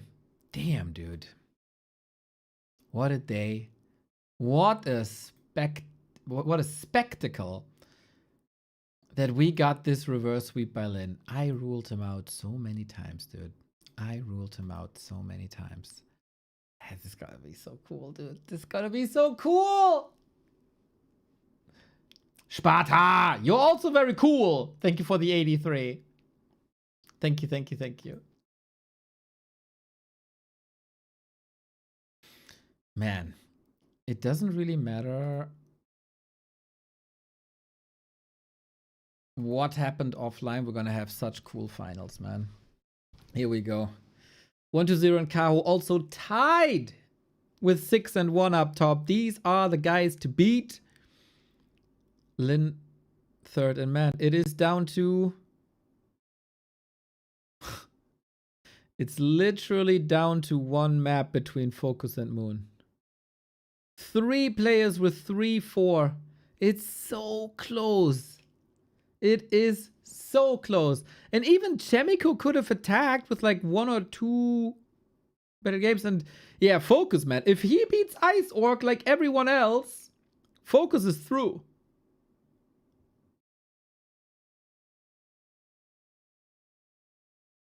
So close, dude. So close. A very simplistic point format with wins matter most. Still so exciting.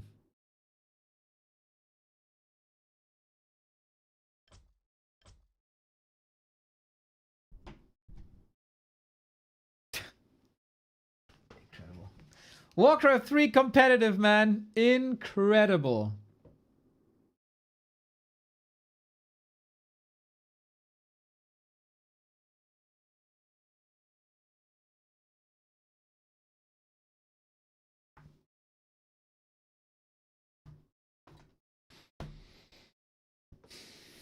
Let's see. They say... I don't know if there might be a Moon Soin match. Maybe it's too late.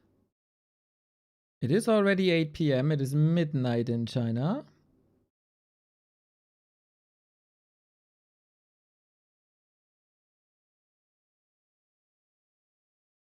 Okay. Gladiator Cup has been temporarily postponed to August 11 due to health issues with the event organizer. Okay, so maybe Mr. BBC is feeling a bit sick. He did look a bit sick, actually. So all the best to Mr. BBC. That was an incredible grind. So take care. Hopefully he can take some time off, and he will be back soon. That'd be great. I did not see or cast the Swedish LAN finals with Thorzane and Lil DC and Starshaped. We can definitely do that.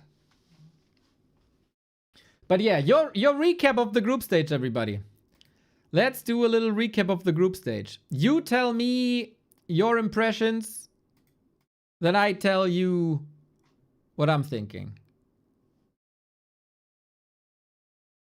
I mean, you're kind of doing that already the entire time, but like in a condensed way.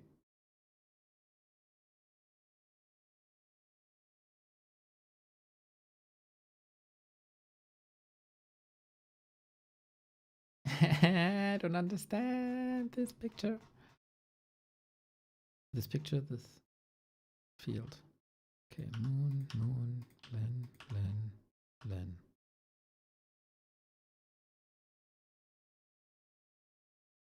So we have an updated score.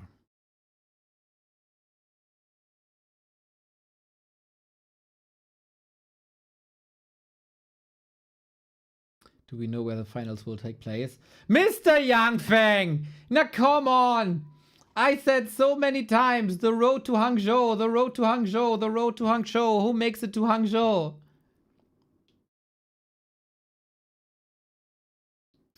Not listening. It's in Hangzhou!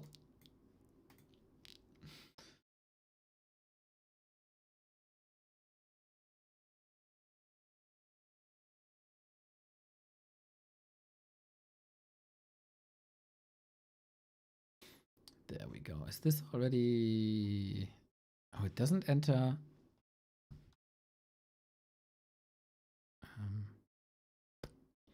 I don't know if I could just enter things here. Oh, opponent 1. I think I can. This is 120.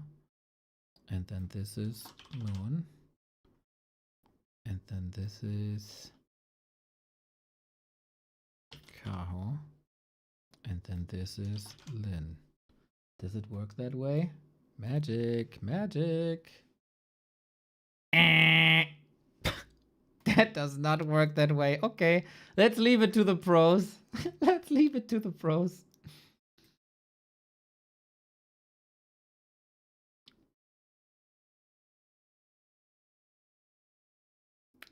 Life biggest letdown. Yes. The start by Life. It's kind of crazy that he started with 3 losses. And it was a disaster. And he is still so competitive at the last day. Will we cover this? Yes, of course. Chemico biggest surprise, could have won more. I agree so much, man. If Chemico had a little bit of more clutchness,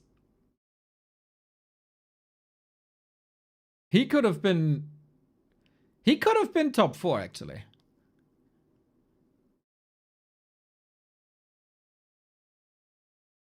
He can definitely win against Focus there.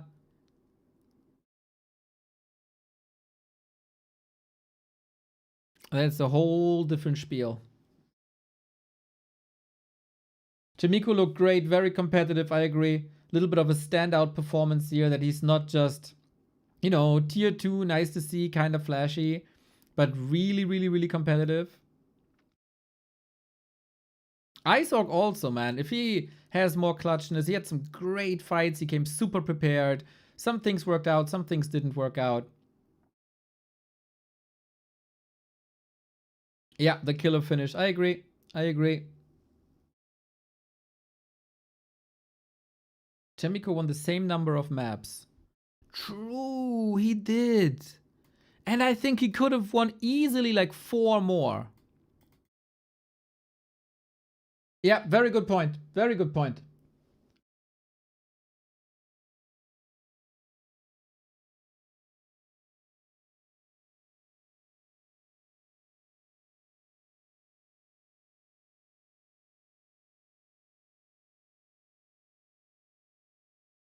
Ice Orc Focus Game 5 was insane, dude. Rarely do you say that about an Orc Mirror, but that was mental. And it was also like, was it day 1? No, day 2, right? That was crazy. This triple hero Orc game, man, out of this freaking world.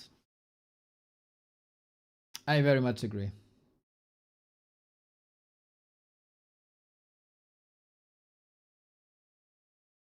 Where's Happy? He's currently taking capoeira classes in Brazil. Does Kaho have LAN experience? Yes, Kaho played in Stars War. I am so sure that he also played a second offline event. But where the F was this?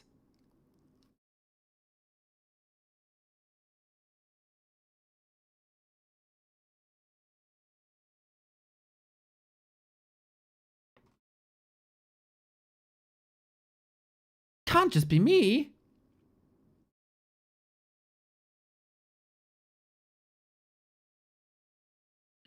Does it say somewhere? Not really.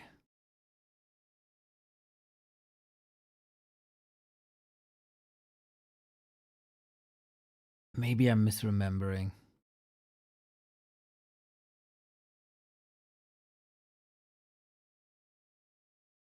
Maybe I'm misremembering.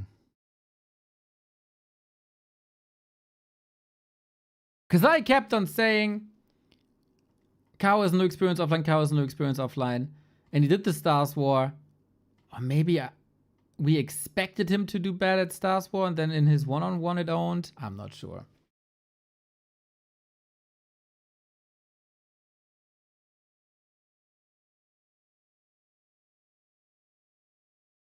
Somewhat expected lineup. I expected live. Like before the tournament, I expected live to be top 4 100%. And I also expected focus. Like I expected focus and live over Lin and Moon. But as so often, focus unable to perform super well in these big tournaments. Like the weeks leading into this, like it's kind of hard to say because it's like it's literally one map that separates Focus from eventually making it, right? But Focus was a tournament winner 2 weeks ago, and here in this competition, he didn't feel like a tournament winner really anymore. He lost a bit of his step to me personally. Lin to me a positive surprise.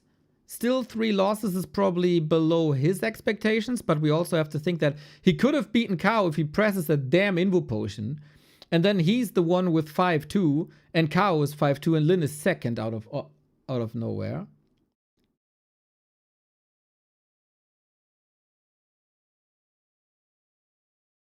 Yeah, 1-0 and Kaho for sure. Expected results, went into this as the favorite, behaved like favorites, got the score like a favorite. Cool that they don't ruffle stomp everything. Of course, Kaho took the loss today. 1-0 also lost to live. And behind that, it was just ultra competitive. Really nice. Really nice.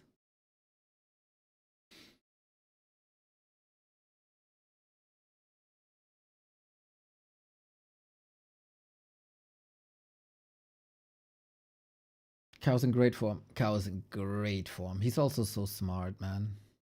He's so smart about like little things like timings, creep routes. And he's bringing in talent, so he's the coolest.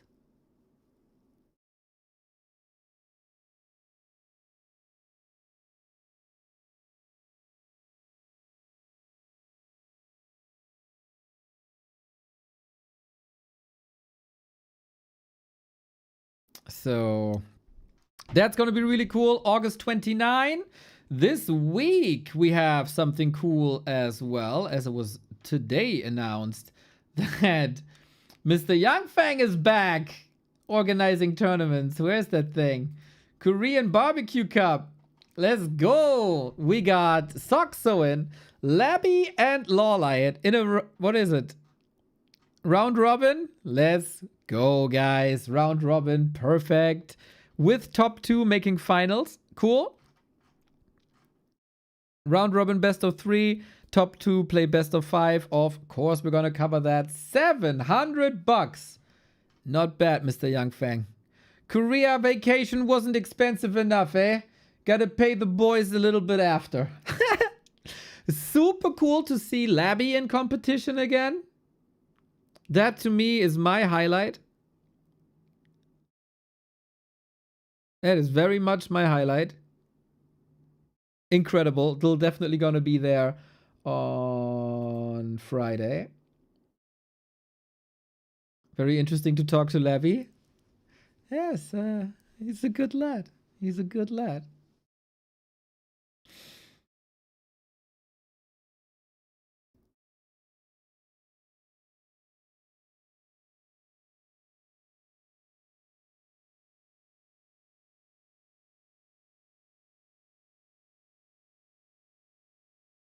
There's also gonna be more Nations Cup coming. When the goddamn Poles and Dutchies finally finished their goddamn series, we could continue.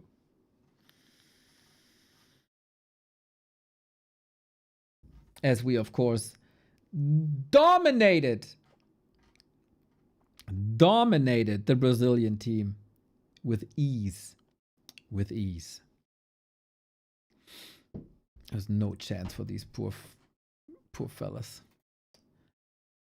Also, in case you haven't seen it, oh my god, are you fucking kidding me, bro?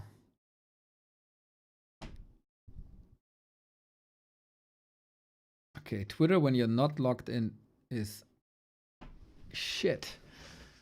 Gotta find something real quick.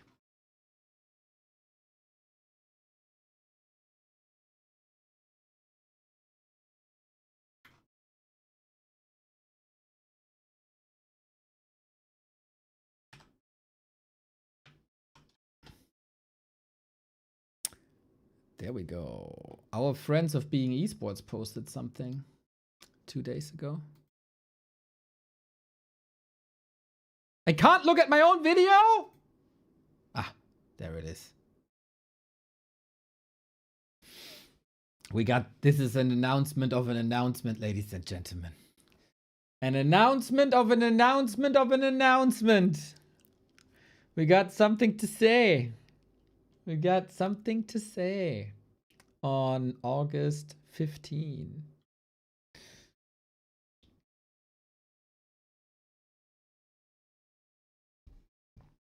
Did you hear about a little event called Rara Land?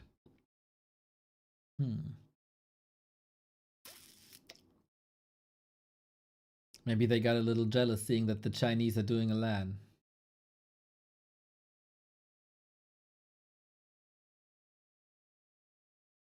Announcing the announcement. Things happen. Things happen.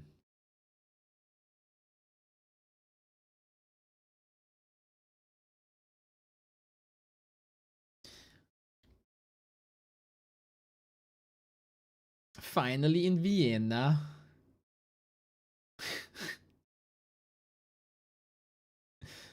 And we all eat the Schnitzel. Und der Kaiserschmarrn. It's the Emperor Schmarrn. That would be hilarious. Alright, there was a Swedish LAN this weekend. And I covered a couple of matches. And this is very, very, very special to me. Because, of course, it is Thorzane playing. And I'm one of the biggest Thorzane fans there ever was. Now, I gotta find the replays. And I think we do 2 series. As we have the lower bracket final and the grand final. I just have to find the replays. They are on Warcraft 3 info, I'm very sure. So that will be Thorzane versus Fra. And if you ever saw a replay cast of me, you also know that I'm a gigantic Fra fan. Lower bracket, final. Best of 3. And little DC is waiting in the grand final, and that is best of 5.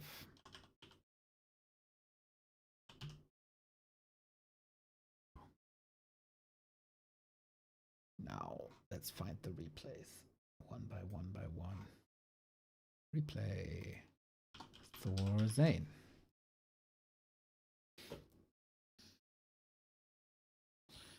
What else is on your mind, everybody? What else is on your mind?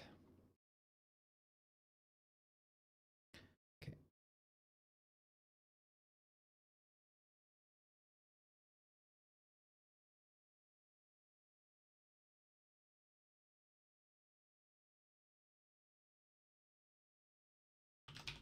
I gotta put this into folders, etc., etc. This might take a minute or two. Neonatal journey when?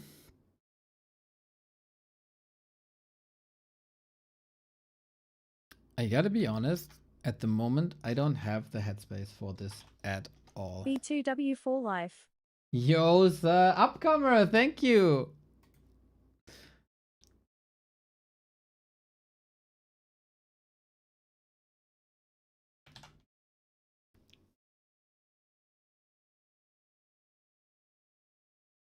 So, I'm almost there, guys.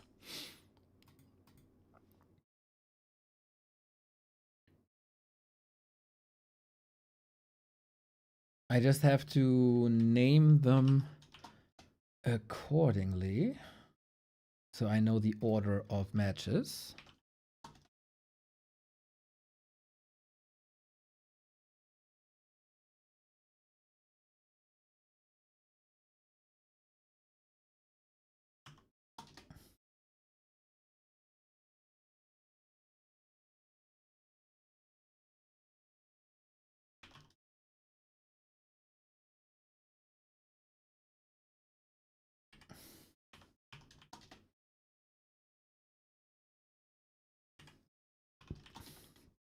There we go.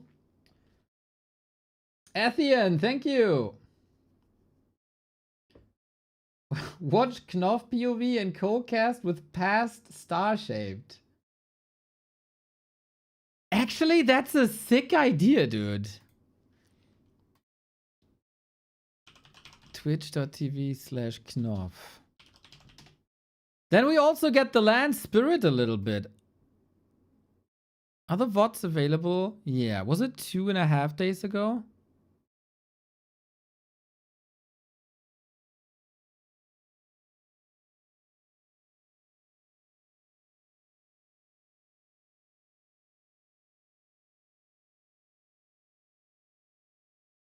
Knopf letter. Knopf letter. Oh, it's 3 days ago already, right? Sick. Last day of Swedish LAN. Restreaming me. Okay. Could have had the idea earlier before I downloaded and named all the replays.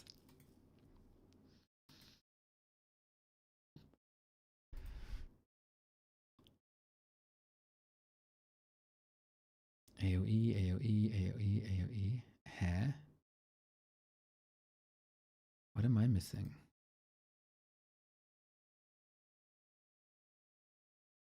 That's not the right video again.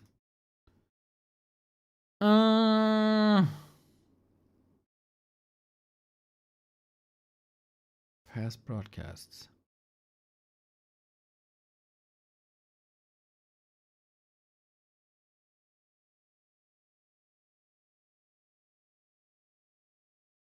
Which one is it?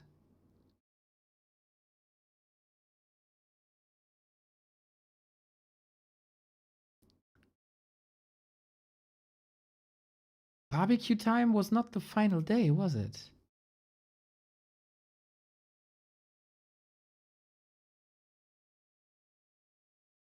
Ah, I think I got it.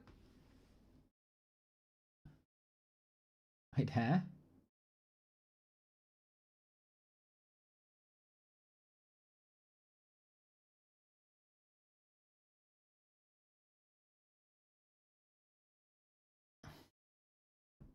Torsang versus Moon Games.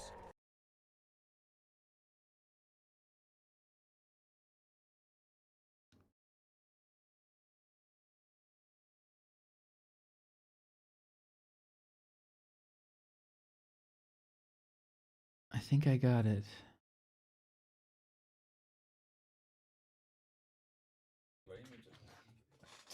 Oskar, bjuder du på en sån här rice cookie där eller? Som god ut. Jag behöver något... If you lose against Fra, you need to make some games. Yeah. But we're loading up with the rice cookie right now. And yeah, we're waiting for the go-go sign from Mr. Fra. Okay, showing you the video in a second. God damn, this was more stressful than the replays. And then we will get going. Okay. In corner, we have Sane of the game, Torsane. And over here, across the galactic, we find the Space Marine, the Space Orc, Fra. I don't know if this is the right Go! game though. And no surprise here, but Altar of Storms. Jag typ 90 ping och så sticker den iväg ibland. Och sen någon gång går det tillbaka till 40. Jävlar ja. So we have time to drink beer. And Måste chat. också hämta något gott att dricka alltså. I think you should. Känner att jag saknar det här. Oh, yes. And we have the barracks.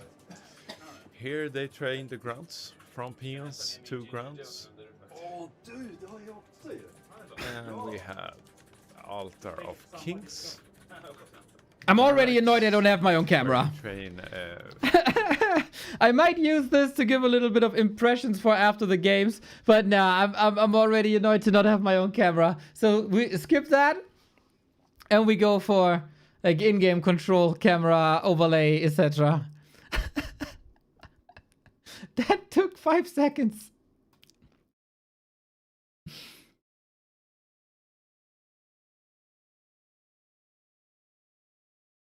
That was a really cool event though, really good vibes.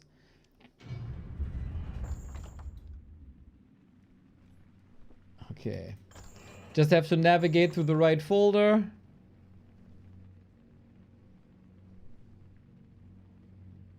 And there we go.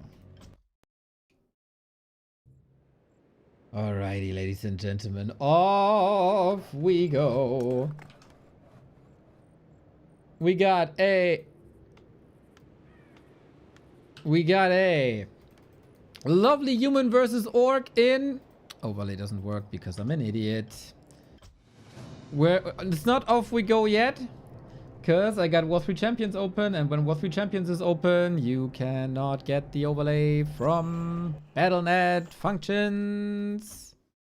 There we go. Now they pause. No, they don't. Still doesn't work. What the fuck?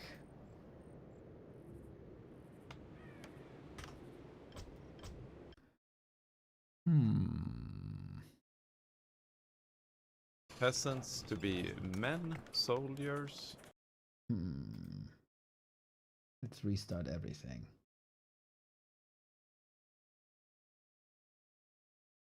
Okay. Professional streamer, everybody. Professional streamer. So professional, so streaming. But we're gonna have it, and then nobody will remember what happened in the past 5 minutes.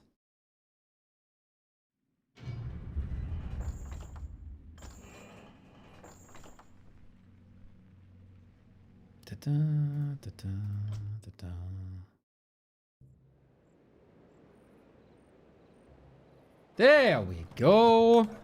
All right, we see some beautiful Swedish flags, and that can only mean one thing. It's the Swedish Championship of 2026. Orgad by Knopf, I guess, hosted in Scoot's basement.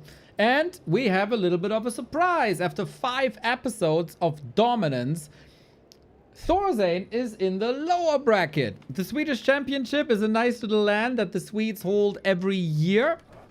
And usually, you could put Thorzane into the grand final already. You know, it has likes like Knopf is almost always there. Lil DC is almost always there. Squid himself, of course, star-shaped, etc., etc.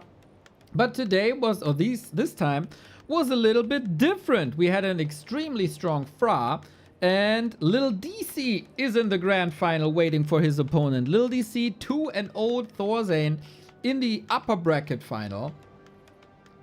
And now we'll see if Fra can eliminate Thorzane and even ruin a top 2 finish or a potential 6th win in a row. Or if Thorzane will get his righteous place at the top of Sweden. It's a cool series, man. I love Thorzane as an RTS player, as a person. I love Fra as an Orc Warcraft player as well. Whenever I see his replays, it's just banger after banger after banger. Because he got a very distinct style, oftentimes with Blade Master mirror image. That's definitely something to get used to.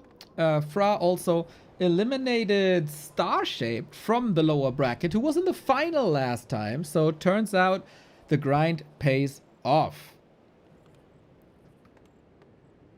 Now, Thorzane, very much an Archmage player, was kind of the front runners of the Pella rifle movement. A pioneer, one might say.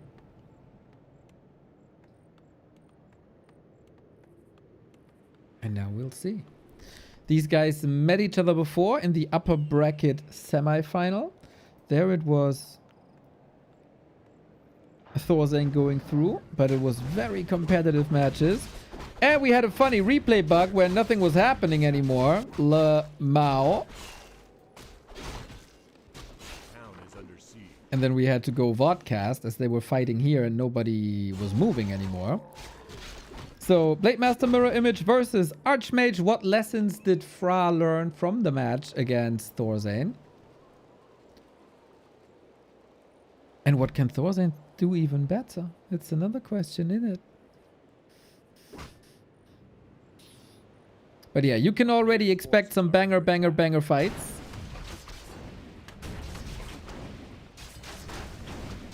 Neo, what are your thoughts on Swedes? The few Swedes I know were very lovely.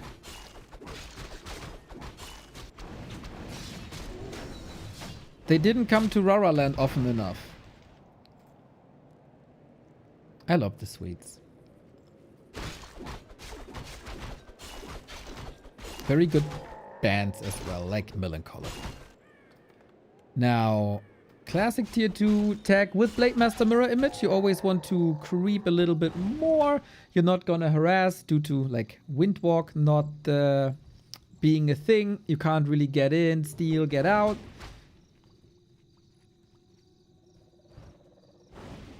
I did cast the first round of this match.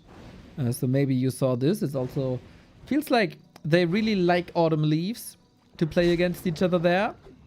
So Blade Master Mirror Image, I feel like gets countered very simply with Defend first and foremost, and then Dispel a bit later. But yeah, it's an arms race, and in a race, it's always good to have boots, especially when you want to outrun a horse. You don't have Windwalk.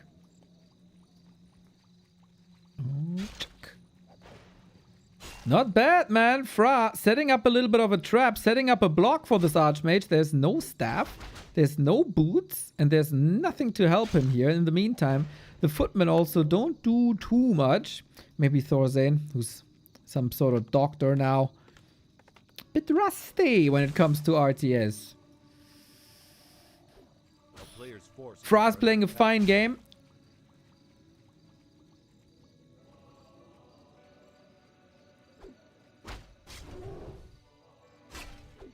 Fra versus Starshape, and the cast is asking what map is this when seeing springtime. Top. Happens. Tech is fairly simple. The setup is fairly simple. We're very excited for the fights to come. There is no defend yet. It is kind of rare to get human versus orc these days. But whenever we see it, quite low-key, quite a banger. Low-key, quite a banger.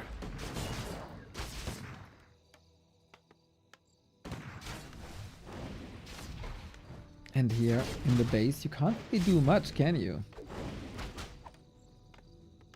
Trying to put some pressure with the water elementals, but Headhunter not exposed to militia. It's all lining up, and Fra is trying to buy time, not for an expo, as you oftentimes see in this matchup from like regular orcs, but Fra is not like your regular orc. He's a bit different. He likes the tier 3. He's a ladder orc, a high level ladder orc. And this goes to show. And this makes game insanely fun. Thorzane going with Rifle Caster builds, knowing the more time you give the Mirror Image Blade Master, the more powerful he will get. And looking at the inventory, you don't want the Blade Master to crit, you don't want the Mirror Images to crit, and you don't want too many of these Mirror Images, to be fair. So... waiting, sitting, waiting, wishing, leveling with Headhunters that is fairly fast. They got good damage output as they are range units.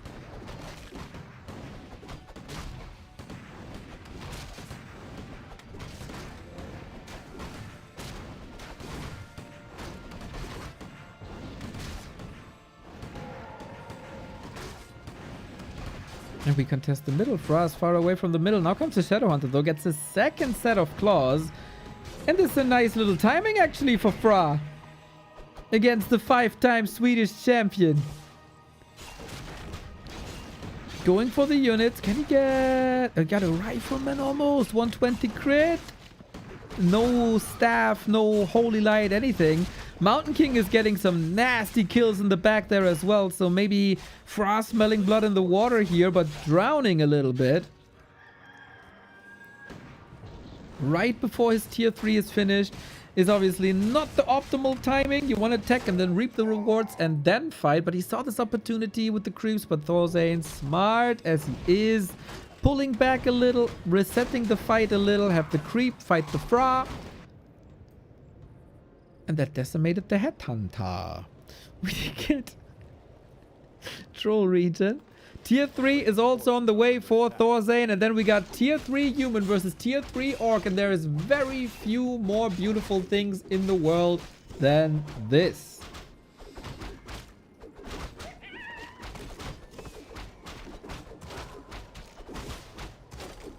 Do you think there's a scenario where human skips barracks in favor of tech?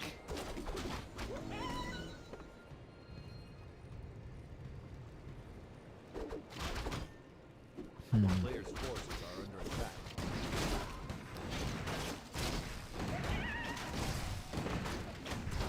Since you definitely want rifles, you need the barracks anyway.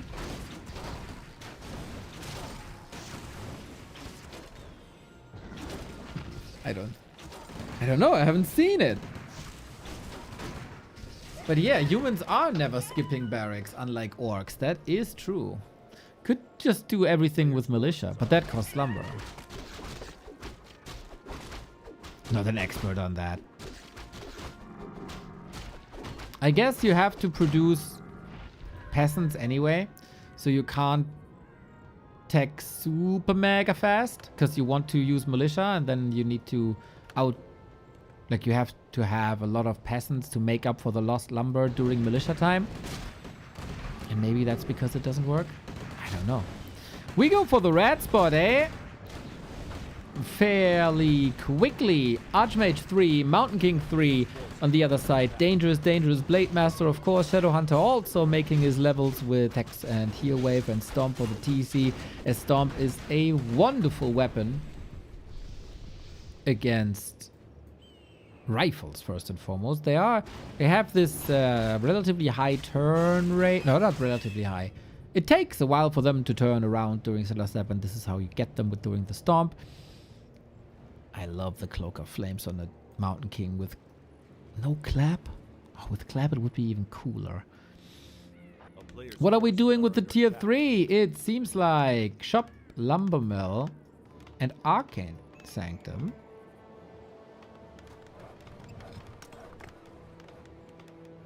Yeah, that is low lumber. So currently only Inner Fire as a tier 3 reward. Bro, if Fra could backstab here now, that'd be disgusting.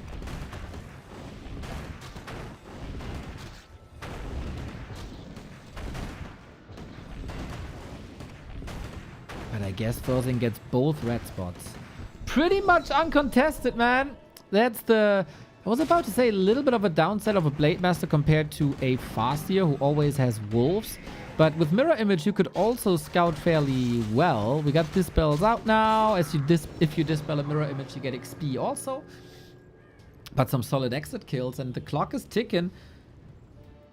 What's gonna be better, man? Inner Fire Rifle Caster with Paladin or Blade Master Mirror Image Headhunter Kodo? We lack some Rara in there, some Orcish Spellcasters that would make things even better. But you know, Berserker's already good. Kodo upgraded Aura 20%, really good, almost as good as Roar. Book of the Dead being used here, but not the end of the world. But if there's no Dispel, that is problematic. And in general, not having Dispel against Inner Fire and high-level Water Elementals is a choice. Entire human army, usually you say they're relatively slow, so you can out-kite them, especially with the TC when he has an aura. But we have an unholy aura. So, and no endurance aura. So currently, the human army is faster than your army, and then you can get a lot of damage in. Thorzin looking good. Got the supply lead. Frost still in upkeep. In no upkeep, I mean.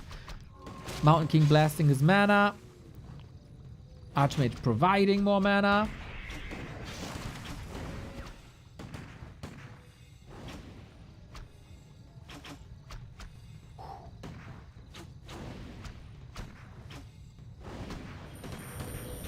How are we stopping this without Dispel?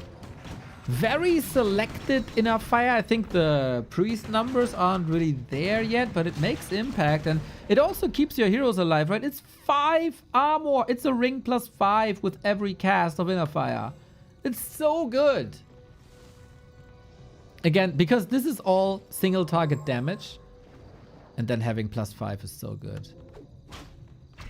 Is that a Demon Hunter Dreadlord Mountain King? It's a Demon Hunter DK Mountain King. It's a Demon Hunter DK Mountain King. Demon Knight King. Stomp is lovely, and damn, Fra lost quite a bunch here. The rifles are so protected and still so healthy. The cast is in the back. Nice. I think, again, the Blade Master not having level 4 here is a big turn off. If he got crit level 2, the mirror images also benefit from level 2. And then he has a lot more damage, but this fight came a bit too early, and not having Dispel against Inner Fire is bad. Paladin went down, so he got that. Hello, Korayo. Nice to see you.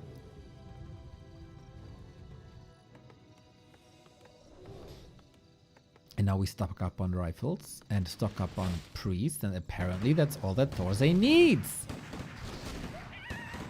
When you're ahead, get further ahead.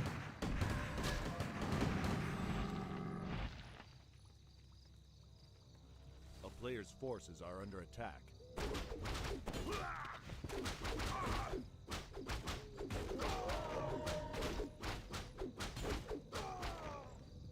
I think the only way to win from here on out is higher level hero levels by Fra. It's so hard to get. Tiny Great Hall, maybe, but he doesn't have the gold. Do you want to sell items?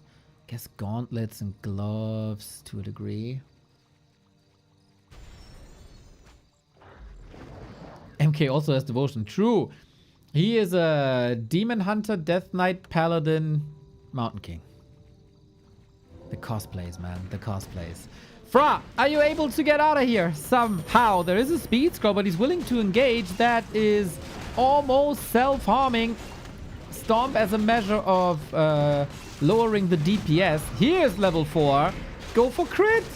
Oh, the Dispel also. That is taking away quite a bit of inner fire, but now we got the inner fire in, and look at that orc army melting.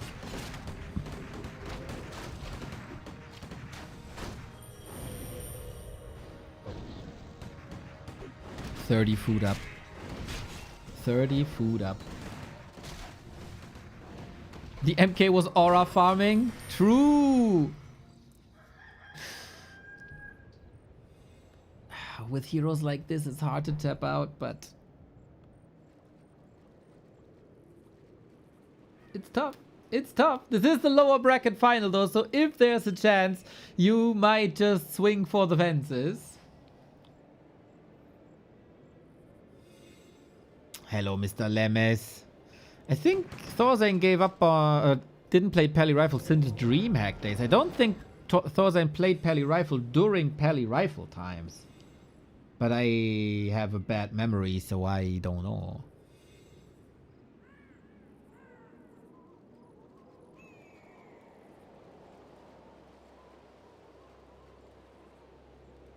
Also seems like Inner Fire is a lot of fun.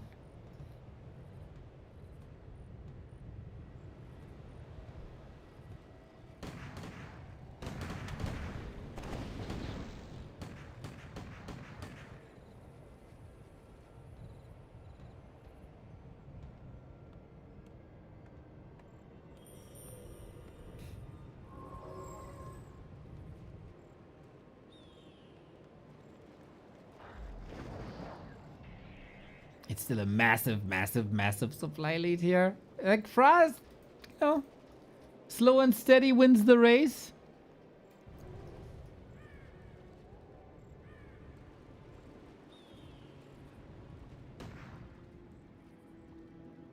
And this expo is paying off and off and off and off and off. Nice to go for Divine Shield now, as the Paladin was targeted. He has the Devotion Aura anyway. We get Inner Fire. One of the coolest looking spells, man. Look at this beauty. It's brighter on the Archmage than it is on the rest, I think. But hey, whatever it is. Thorzane in general, a very bright person. TC has some issues getting to the fight. He's getting blocked. A hero rifleman, you shall not pass. And the Blade Master shall pass away. Away he passes without Blade Master. No damage. He even had an invul potion. And that is a sweet and easy execution with the supply lead that Thorzane had here. Even the 200 crits can't save him now. And they might be chatting here already a little bit. But Thorzane goes through on the way back into the grand final. He is where he usually belongs. But this time the path in via lower bracket, not via winner bracket. Damn! That one fight earlier to tier 3, Fra saw an opportunity with the creep jack, and that backfired so hard. And then when you give a world-class, former world-class RTS player the lead, he's not giving that away, dude. Thorzane is still spooning, but he's not sharing.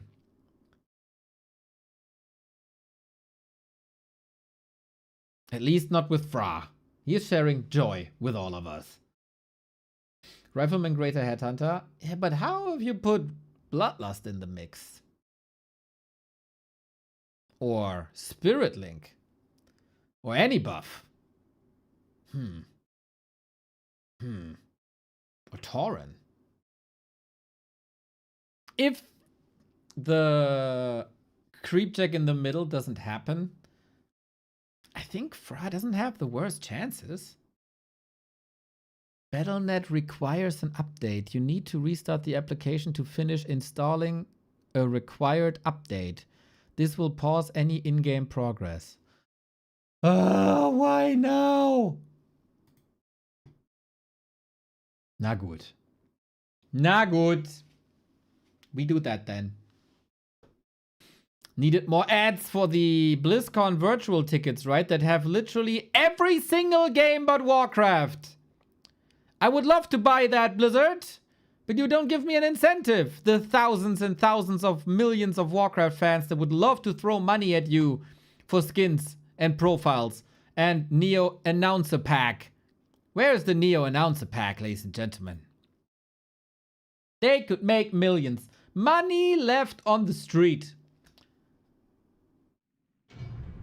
Imagine, you would have a Rettungsgasse in Warcraft built in. That'd be so dope.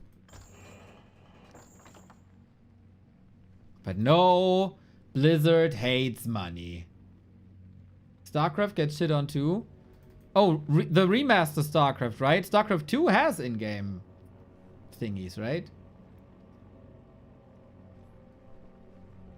I would buy a Neo Announcer Pack. Me too! I would buy a new Warcraft key to create a new Blizzard account to buy my own Announcer Pack at least twice.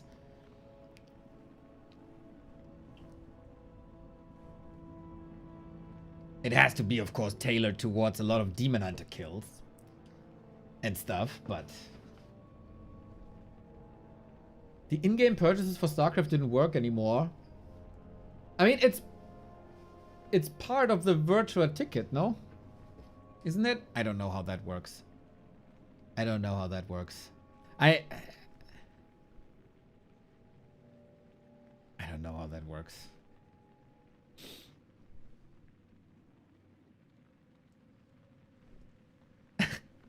Kann ich selbstverliebt? Not egocentrical? I mean, if you go for the objectively best option, is that still egocentrical? Or is that just reasonable? I'm not gonna answer that question. That's up to you.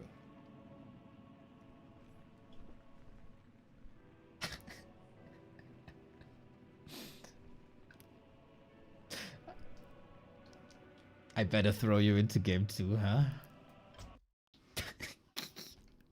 This is the best of 3, everybody. So whoever, like, if Fra loses this, he's out. Of course, it's just chicken tongue. I'd spend $9.99 on Neo Pack, but only $2.99 on Remo Pack.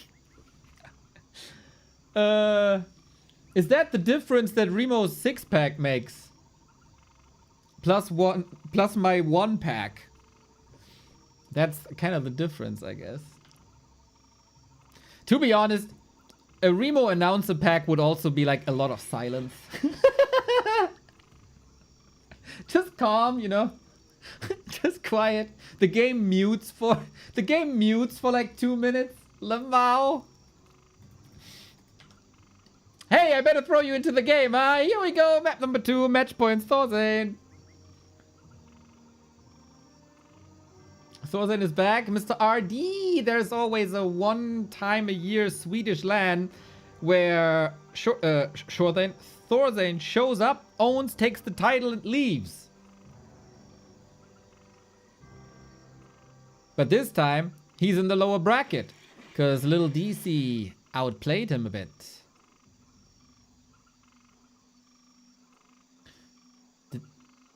Death Note and Happy dual cast announcer would be great. Oh, maybe that's where Happy is. Maybe that's where Happy is. He's in the studio recording. Filing, you might be onto something here.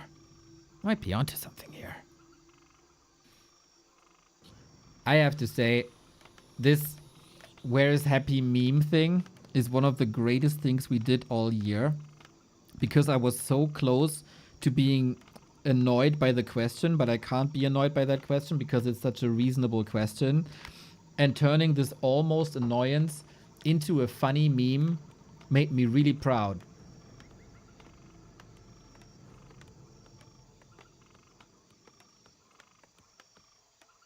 We got an Archmage. We got a Blade Master. We got Headhunters. We will probably see Mirror Image. I heard Happy's in Scotland. He investigates the sighting of Elvis landing on the head of the Loch Ness Monster with a UFO. Happy wants to test if he can 9-minute ghoul rush that. Yeah, I mean, if he gets destroyers, sure.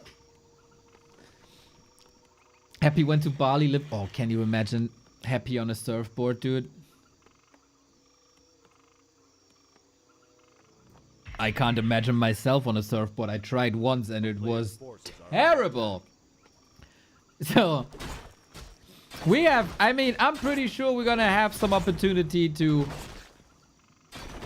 expand on the meme. I'm very happy you guys are all in on that.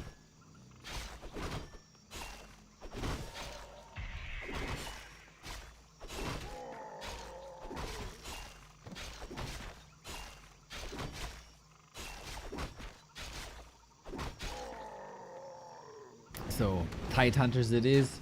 Rather classic. Will we see expansions this time again? Will Fra find a better time to fight?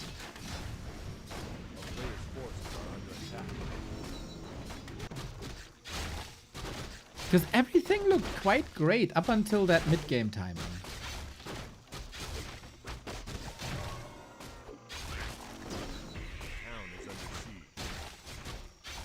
Heard he was training the art of breakdance, fighting with Tibetan monks. Dude, I said capoeira training in Brazil. Great minds think alike, dude. Great minds think alike. There's an endless well of great ideas.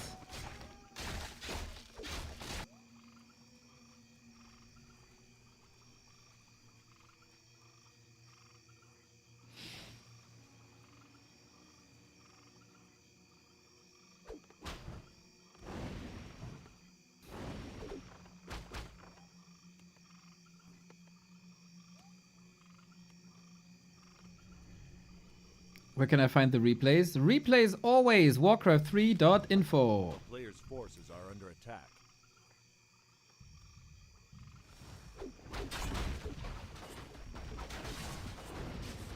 So far, Thorzane puts on some pressure. Always keep the creeping Blade Master in check.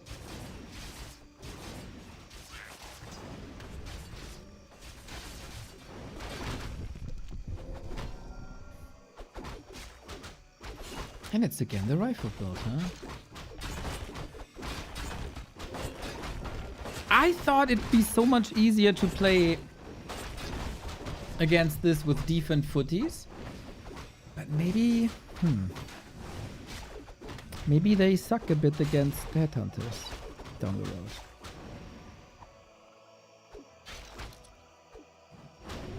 Ooh, we get a nice and early level 3. If a Blade Master is out leveling the Archmage, you did something right. And we have to say these plus armors, Devotion Aura, Ring, they scale real nice. With these mirror images as well. A player's forces are under attack. And we take our sweet time. You know, because the players are from Sweden, we take our sweet time. Yeah, bro. I'm a wordsmith, bro.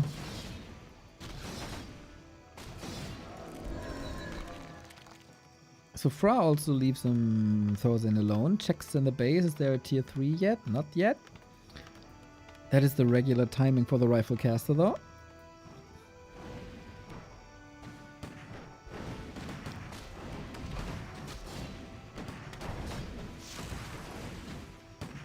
Kind of impressive how Thorzane finds his own solutions. I mean, this is nothing you see on streams. He's probably not laddering, I would imagine. It's just for the lulz with the boys. A player's forces are under attack.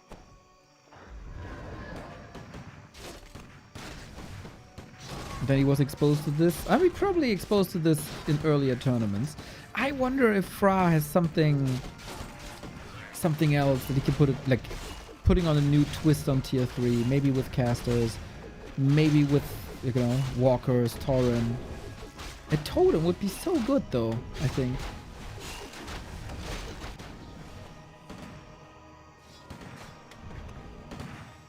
A walker priest battle would be interesting for, like, maybe if you go casters you always lose because Archmage has Brilliance Aura and you don't. Look at that, Thorzane the goat, putting the Archmage to the side so the Mountain King can level. You make me proud, Thora. But the map is kind of split. Shout out, by the way, to whomever designed mirror image, that the mirror images level up the same time you are. So if players are confused of what's the real Blade Master, a level up is not an indicator. That's the attention to detail of 2002 Blizzard, dude.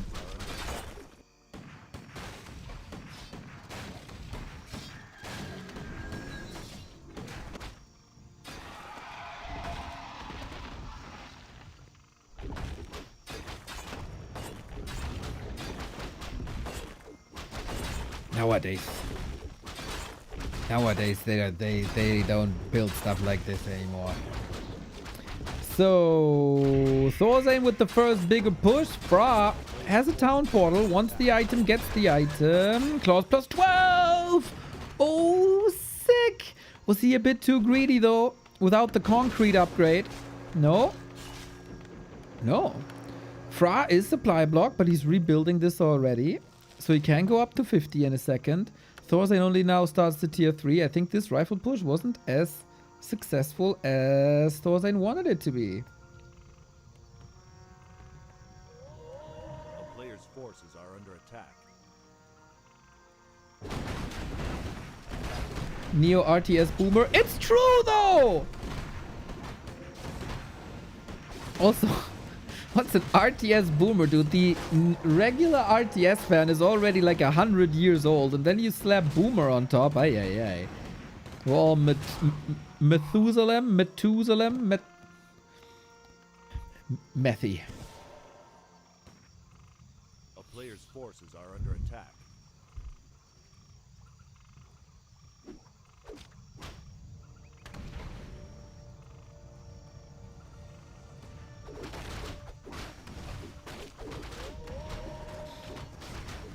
Blade Master can be quite a weapon, man. Thorzane gotta be careful.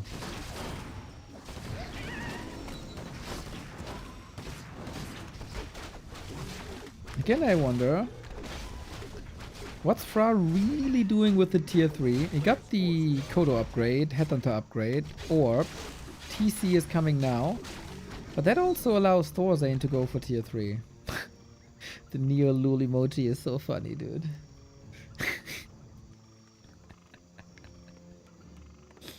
Oh, that was a fun day.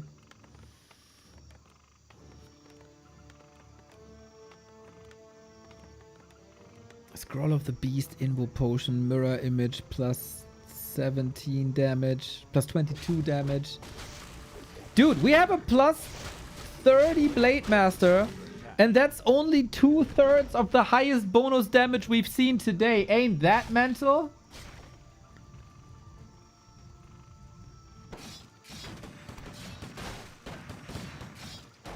That's crazy.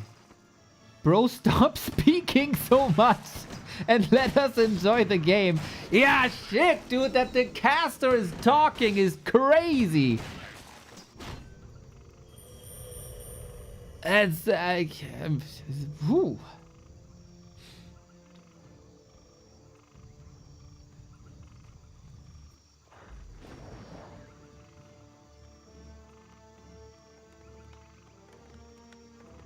Enough fire, 2-0 upgrades. Rifle still scary. It's a rather one-dimensional army composition on both sides. Fra again going with no dispel, except Orb of Lightning, of course.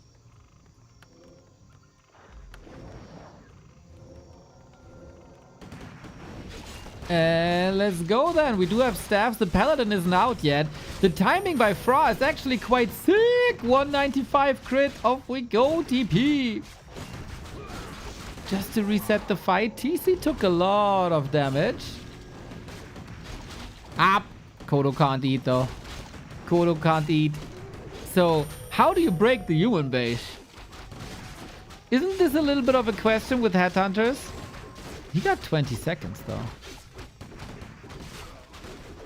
Paladin would be great. Mountain King again without clap. I don't really disagree with that. But okay, Paladin prevented.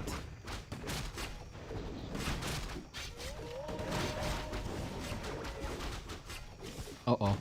Oh, the crit! Oh, the stomp! But there's an Ankh! Is the TC exposed here? You need a Rettungsgasse, bro! Rettungsgasse! Or an Invo Potion. That also works.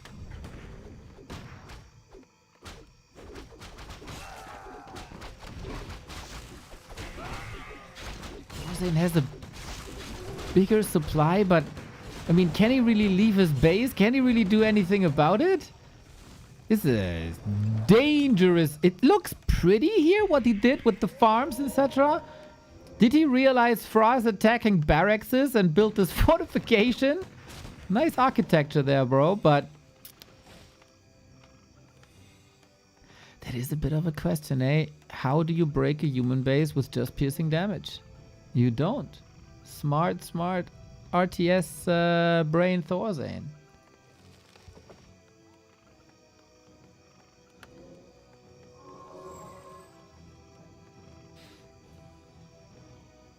Is Rettungsgasse a meme now? I educated you on what a Rettungsgasse is, and now we can finally use it in a cast.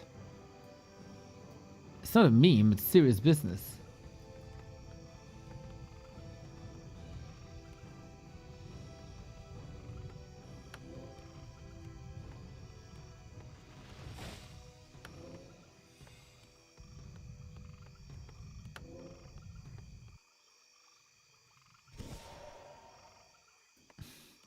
So I think Thorstein can scale infinitely better here. But Fra can Tiny Great Hall expand. Maybe that's the secret sauce that we were missing.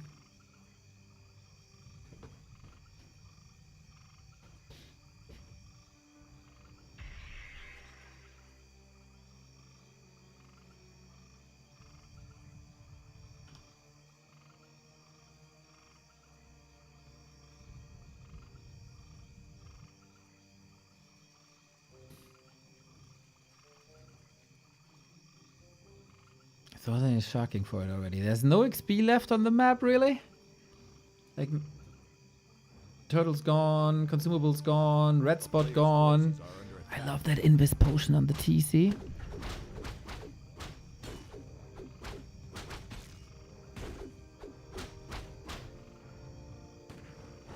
Town is under siege.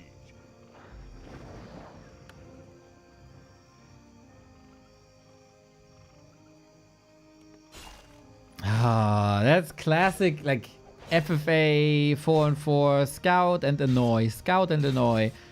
But Thorstein knows what's up. 63 food, great inventory, but no heal scroll on Thorstein. Do you need a heal scroll? Oh, the dispel! Holy shit, Thorstein! That's crazy! He saw the potion before, most likely, when he was scouting a little bit here. And now he sees, hey, where's the goddamn TC? Got the reveal, got the Stormbolt. Amazing!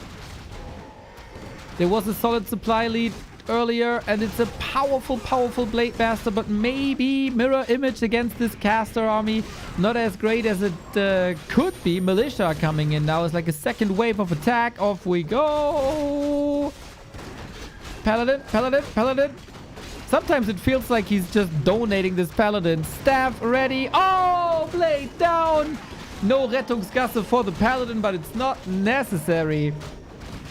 Archmage Mountain King still alive here. It is actually remarkably close. But now with the big damage leader being gone and no lumber. That's a problem. That's a big problem. But Fra's alive. For now, we have only 5 rifles to worry about. The problem is... Oh, now the priests are coming in. Okay, they were trailing a bit behind, put into safety. They can heal a lot now. And Fra has to lick his wounds. He needs the blade. It's the most important thing in this entire game for him.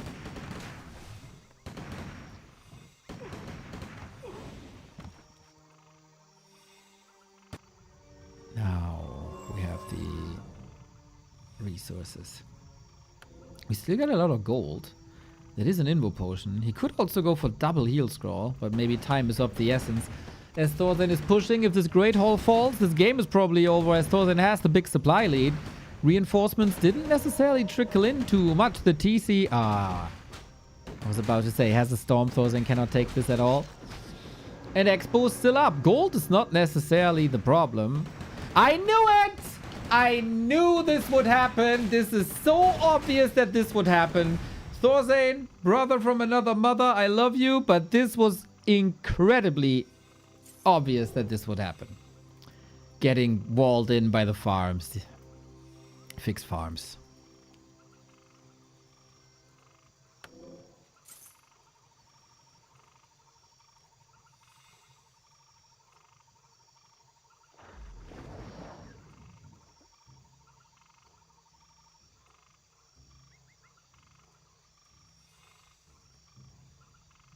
So was I not a fan of area of effect damage, huh?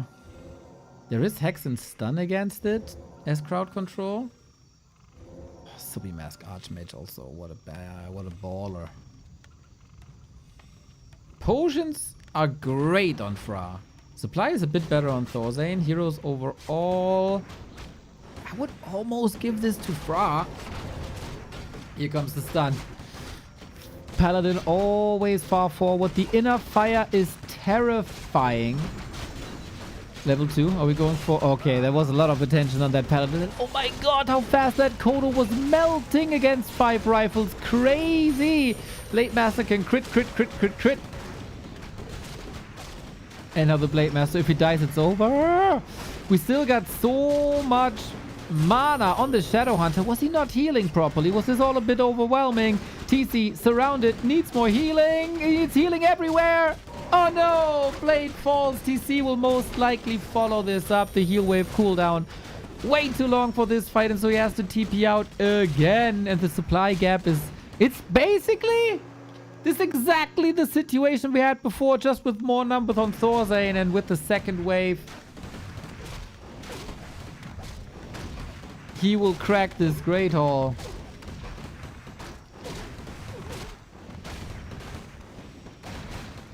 Inner fire, very good. Inner fire, very good. Interesting decisions by both players.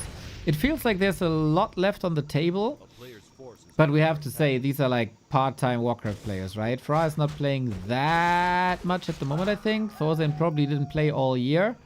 So it is interesting decisions though. No clap, no blizzard, no casters on the orc side.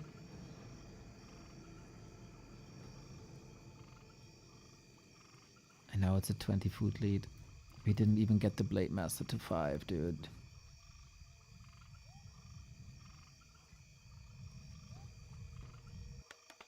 But of course, it's all easier said than done. I would have also loved to see some Tauren, but then you can, of course... can you go into Sorks? Don't know, their slow is so short against them. Somehow BM is still no level 5. Feels like he's been 4.8 in a while. That's because you can't level when you're dead. Just like you don't do damage when you're dead. Sedge.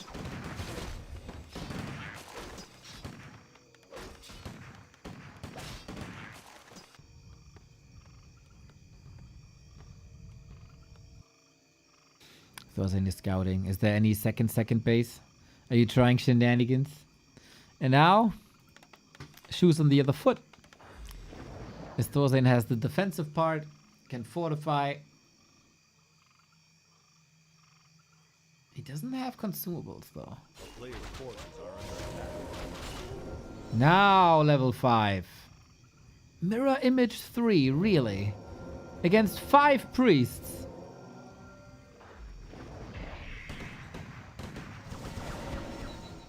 Okay, good that he went for the level 3, so he has 1 mirror image remaining now. That wouldn't have been the case before. Fra feels like he's a bit overwhelmed, probably also one of his deepened tournament runs in the past couple of years, so maybe nerves. You're up against Thorzane. Staff is ready though. Trying to do some economy damage is a neat idea, but you can see how little the Blade Master damage really is without the big crits. That stomp was a lot better. Mountain King is missing left and right. 2 crits. Let's go to close to 300, man. Kodo is coming back in for the damage boost, trying to get a snack, but gets instantly one-shot. And Thorzane is just expanding the win here, and he's back in the grand final where he belongs. Lil DC, the rematch. DC played incredibly cool in the upper bracket. Yeah, I'm not feeling Kodos versus Rifleman either. We gotta hope for some sick crits by Fra here. Like, not as an eating Kodo, as a support Kodo far in the back. Maybe, and actually Thorzen is losing quite a bit, we have to say. Is the Blade Master taken over? Mirror image?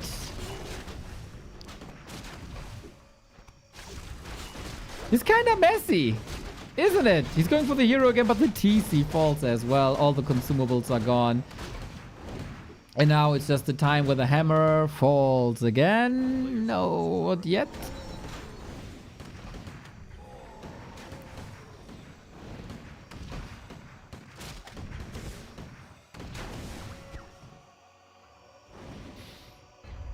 And that is the end. Man, I would love to replay the game with Crit 3. Like the end, the last fight with Crit 3. But both were set on what the units they wanted to play and didn't move away from it too much. And then Thorzane's army, the human army, is better than your army. That's what Tillerman said. And Tillerman is right. When the MK was gone, he looked fantastic and should have just retreated to shop for healing scrolls. It kinda... It was a weird game. Fra top 3 at the Swedish land though. Really cool result for him. And again, guys, these are part-timers, eh? Hobby players.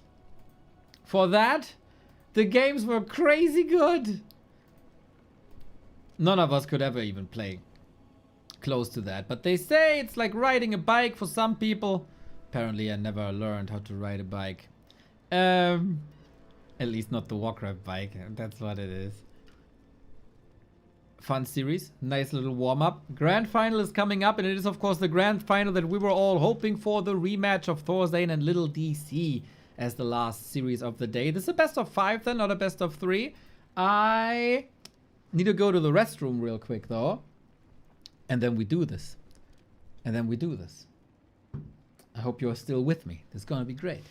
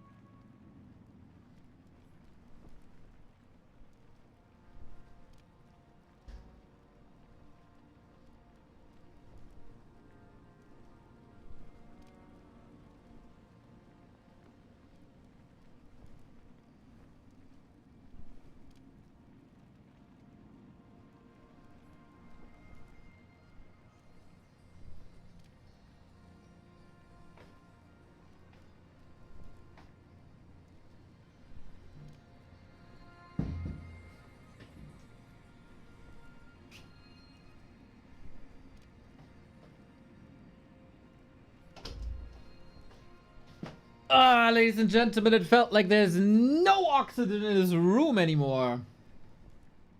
Hope you're still with us. For me, it's like quick cookie time. I need a cookie.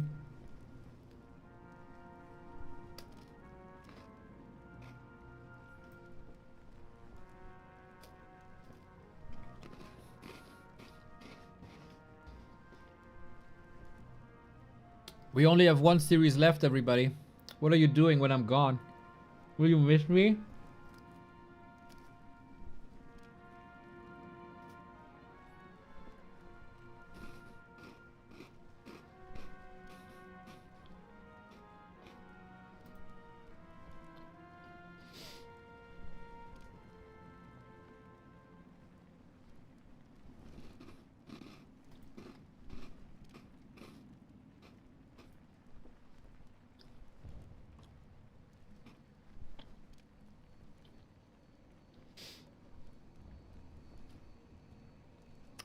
That is the cheap version of that. It is a Doppelkeks and it's freaking great.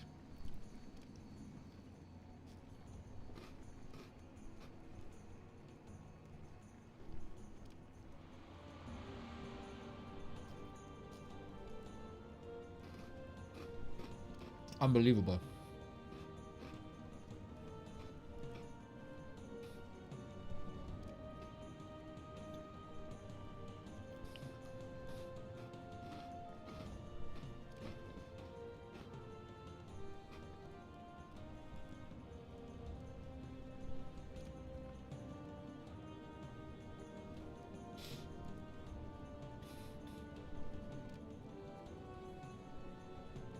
Thank you, thank you, thank you.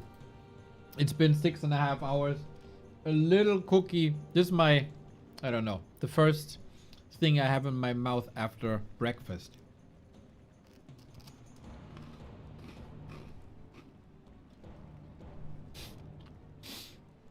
Holy shit, we had 41 degrees in Austria today. That's crazy. Dude, and people do sport in this weather. This is why gaming is the greatest hobby of them all. Do it indoors. Have it chill if you can. Worst case, buy an AC.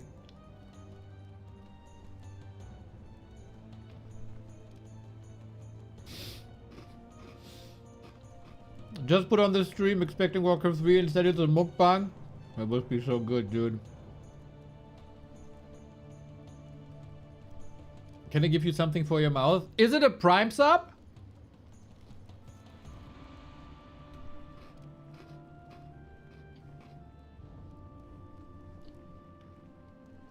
You all get a lot of heat strokes over there. I don't know any numbers. But we are the sensitive Europeans, right? We're so sensitive about everything. Of course, we're sensitive about heat as well.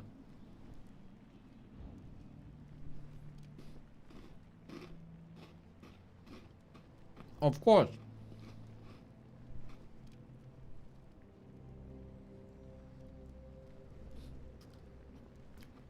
Or did you take that from that wonderful Elon Musk interview?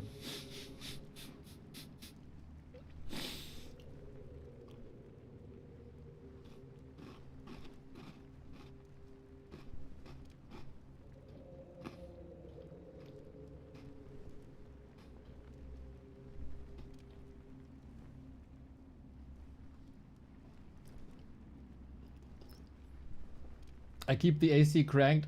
AI is going to kill us all anyway. And Taylor Swift's private jet, dude. Don't forget about that. Taylor Swift's private jet. Hello. How are we supposed to save the planet as long as Taylor Swift is still flying around in the private jet?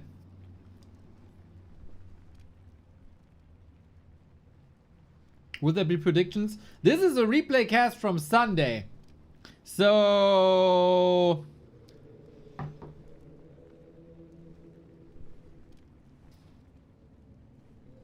I'll be playing golf later. Oh, look at that! Mr. High Society! Mr. I did a playthrough through capitalism. I play golf later. You probably have 2 caddies as well. And a driver for the cart. Mr. Chicago Phil. Doing good now that you're the WWE champion, right? Or world champion. I don't really know. You're some sort of champion, since I say that you're CM Punk. I have to say the comments about Randy Orton's mother were disgusting, Mr. Chicago Phil, but you do you. I mean, you're called CM Punk and then you go golf. Then you go play golf. What kind of punk are you? I don't understand. What I understand is... I'm tempted to say Warcraft 3, but let's be honest, not even that. Golf isn't that expensive. Ja, genau!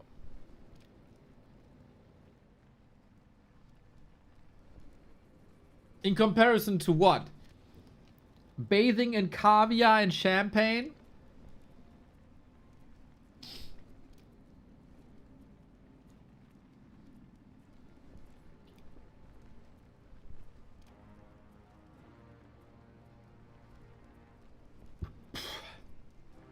Okay.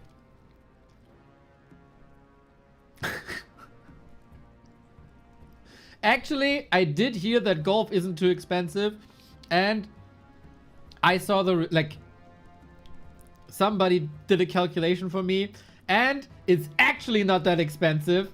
I just love to meme on it. I live next to a golf course, got balls in overflow. Can't you make like a lot of money with golf balls?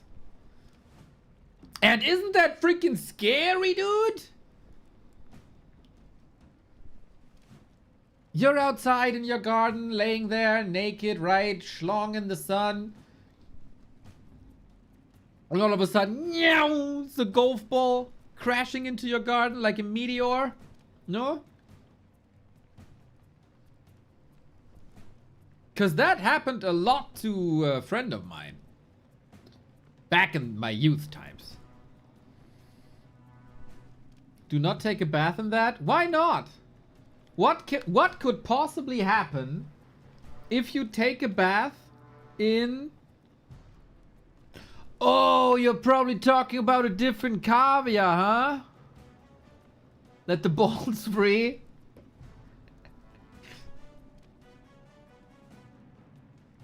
It's not right outside, but it's next to a next to a forest, and sometimes you can see the golf balls close to the trees. That sounds pretty nice, Mr. Matt. Mr. Man indoors.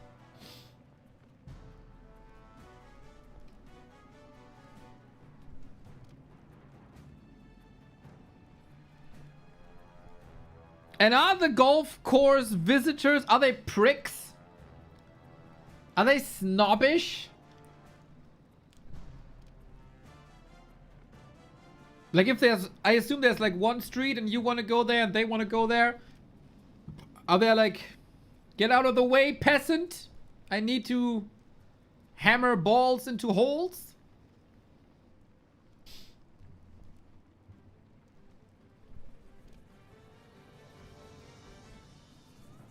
I think golf is just like tennis.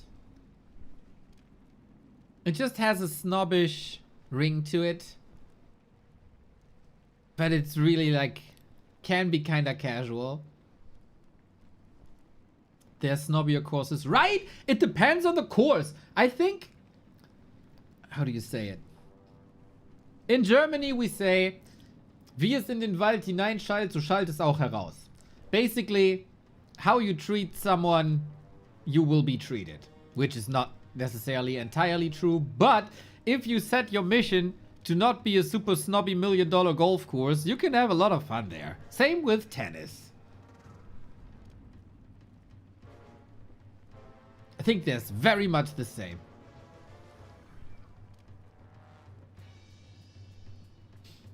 I played Golf Sims on my father's PC, and by the way, nothing against snobs. We don't like snobs, Herr Schnöse. We don't like snobs here. We like punk rockers with 5.0 Dosenbier and Faxe And that is the upper echelon of what we tolerate here. Frisbee golf is the way to go. Bro, Frisbee golf is so cool. I can't handle many things in life, but a Frisbee I can operate, and then Frisbee golf is goated. Also, it looks so cool if people can actually do that, man. Frisbee in general. I also like Frisbee football better than regular football.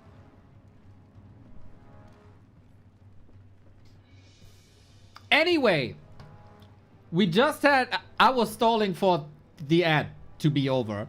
Are you ready for the Swedish LAN 2026 Grand Final? We got Lil DC coming through the winner bracket. We got Thorzane, the legend, coming through the lower bracket. These guys met each other before. In the winner bracket final, there was a 2-0 for Lil DC. Now, Thorzane is a very, very, very smart, handsome, likable man. And he had a little bit of time. So, can Thorzane go back to back to back to back to back to back 6-time championships? Or will Lil DC take the crown?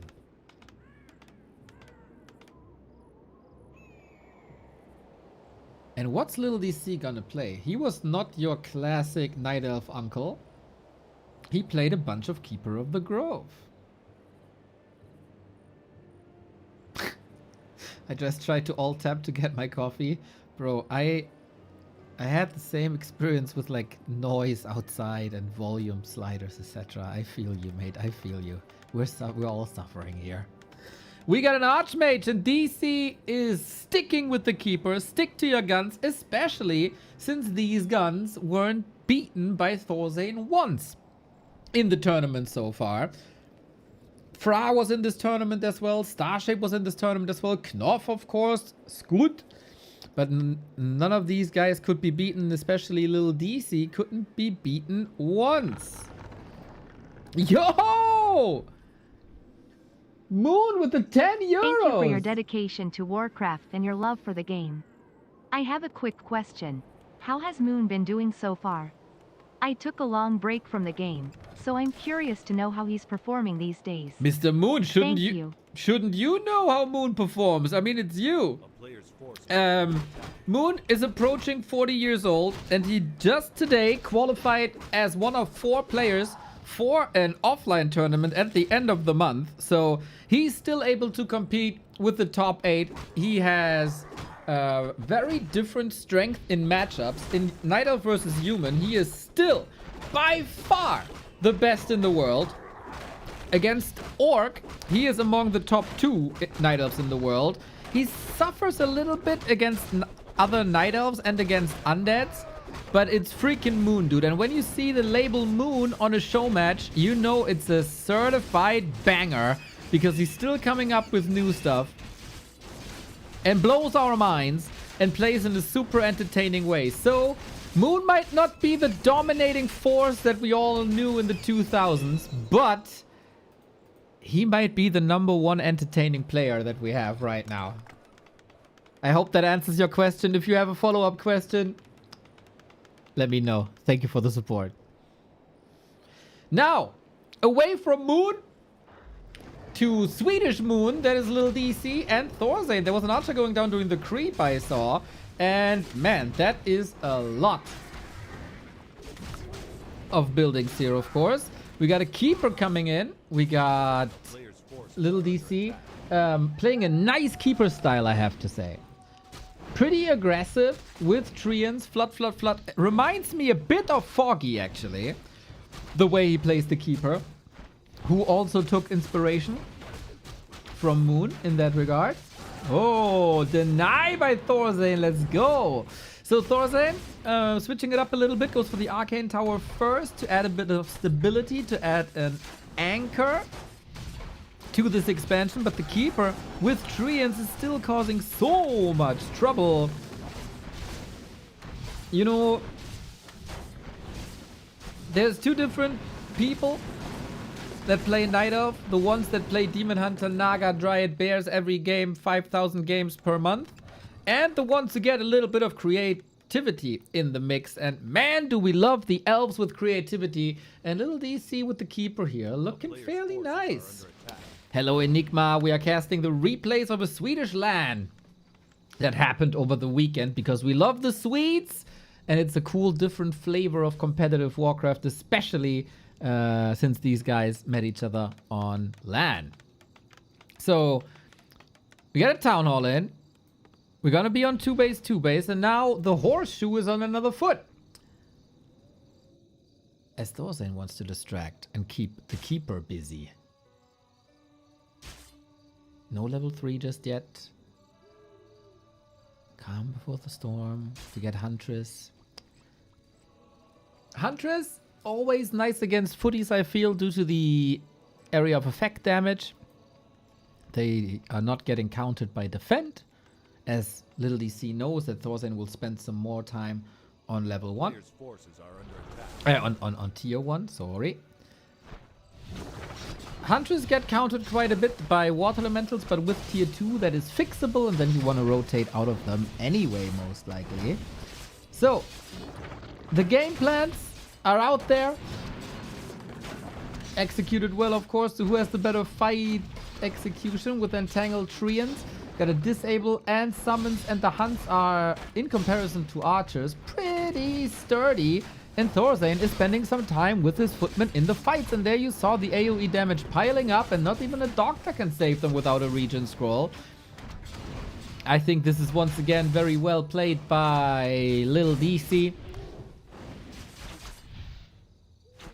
And Expo is up. How do you hold though? How do you hold though? Nice target fire change onto the keeper, so there's no mana no more for Entangle or Treants. And with this defensive position that Thorstein also displayed versus Fra, you might not want to bang your antlers on the door until, like, because nobody will open. A player's forces are under attack.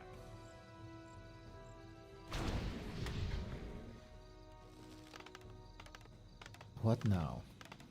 We get a blacksmith and a lumber mill that is usually assigned for tier 3, but not necessarily. It's not a guarantee, it's just a sign.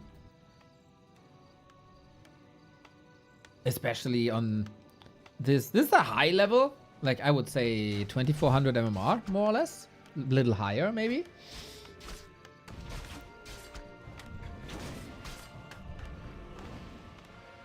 But still not, like, super highly optimized. A player's forces are under attack.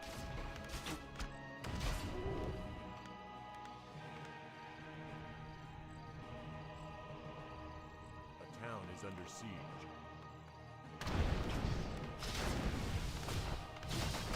The pressure with Keeper, though. That's the cool thing with Keeper hunts. You never, ever, ever have to let go of that pressure.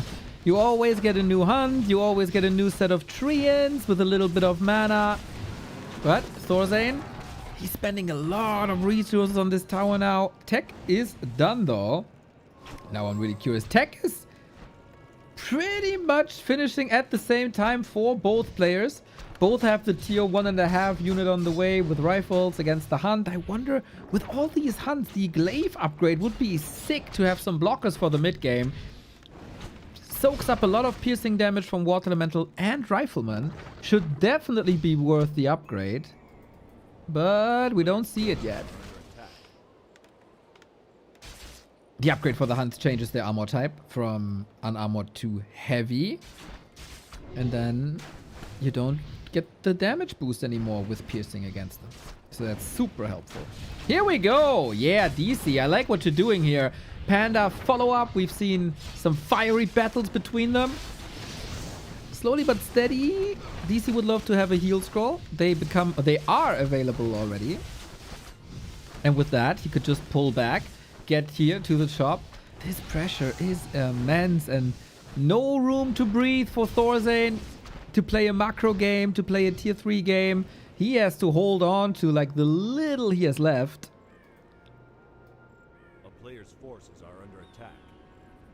somehow maybe try to get archers, treants, and that's exactly what DC is doing, man. Great minds think alike. And now the upgrade is up. And how do you want to do damage now? With rifles, not much. With water elementals, not much. Archmage, gotta be Stormbolt, Clap, Stormbolt it is. But the pandas, of course, also here. Rifles are falling apart pretty quickly. He gets one hunt eventually. But yeah, that is a lot of damage. And Thorzane is falling apart here. That's even without the Dryads as an answer to water elementals, as a source of crowd control. Mountain King arrival with Stormbolt is guaranteeing some damage, and that is level 2 water elemental. But man, would you love to have some mana? How to get that mana though? Good question. I don't know. Clarity is already popped, but instantly cancelled. Also the regen, instantly cancelled. Lil DC is playing a goddamn fine Night Elf pressure game that we rarely see against the humans. Is Thorzane looking for any other answers here? It is rifle casters. Healing is of course much appreciated. Was it double rags? No, it's double sanctum. Slow can be nice. Dispel would be nice. It's just minimal damage from priests and storks, but against heavy armor that piles up. Heal potion at the ready. And we have to say, the dust settles. Even supply. 2 base. Levels somewhat even with a little bit of an advantage for DC. The big difference though is tier 3 is on the way. Bears are on the way. And whatever comes DC's mind. Oh, what a slaughter here. What a slaughter. How tight this is all of a sudden. And we get breakers. Wonder if breakers are great when there's... like, if Hans had survived, he should have never gone for breakers, right? So... we try to leapfrog forward with the towers. It's a relatively classic tower-supported rifle push. With low supply, though. Doesn't want to give DC more time. He's going Ancients of Wind. Oh, Fairy Dragon deployment, right? And then you get also vision over the trees. I think I like that a lot. Does DC have Dispel? No. Actually, no. Panda also not level 3. Like, there might be a chance. First tower down, but the first tower is basically just there to buy time for the second tower as a buffer unit. Also, no arcane. Piercing damage is piercing damage, I guess, but it's no mana burn. FK! Run, little dwarf! He needs healing! The priests try to cosplay Thorzane in real life, but hopefully Thorzane is more successful than that. Maybe he didn't see the bears coming, but he was staring them in the eye, I guess.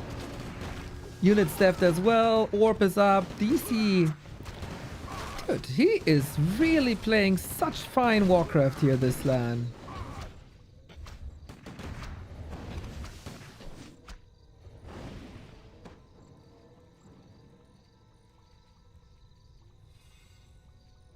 Oh, Mountain King Tavern revive. Okay.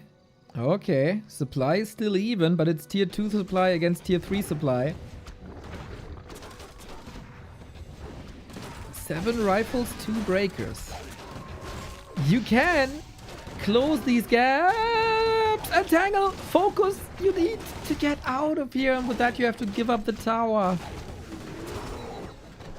Gets one more bear, but also loses the tower. So...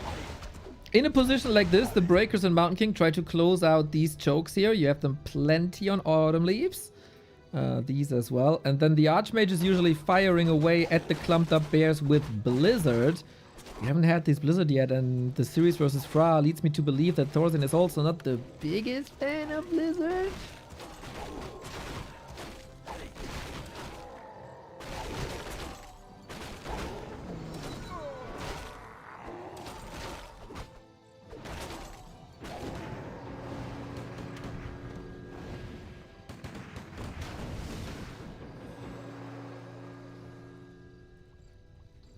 Levels ready. DC took a little bit of a gamble. And the push is up again. Oh! There's a little nook there in the tree line. That is lovely. Okay. There's no mortars here. There's no gyros here to attack across. Might still be vision if you position yourself here. So there's a line of sight to the gold mine. Still no dispel on DC. Can't do anything against slow. That's actually problematic. He can tree end it. I mean, line of sight from Thorzane to the target. But yes, you can tree end it. Town is under siege.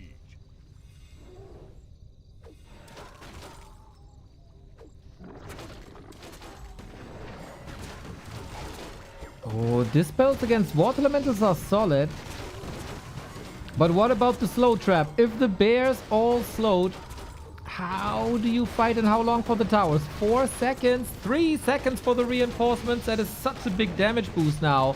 Here are the guard towers and the dryads are right there. Silver platter for the dryads. Mountain King in the middle though has nothing to save himself. Throws a storm bolt and gets zapped by the fairy dragon. So nice. What a sweet setup that is. Except that it's in tower range now, but a kiting game begins, but without the Mountain King, what can you do? Gotta go for the altar. That's a minute without your second hero. Focus fire, lovely, but then there's also stabs. The rifles are suffering against the poison of the Keeper of the Grove. DC is the one with lower supply though, but where is all that Thorzane supply? Breath of Fire, hella strong. Priests are doing their best. Water elementals actually function nicely as tanks in this case. Oh, the panda about to clean house here. Do we have pressure on the Great Hall? Yes, we do. So DC at some point has to turn around. What a banger to open up the grand final, everybody. What a freaking banger.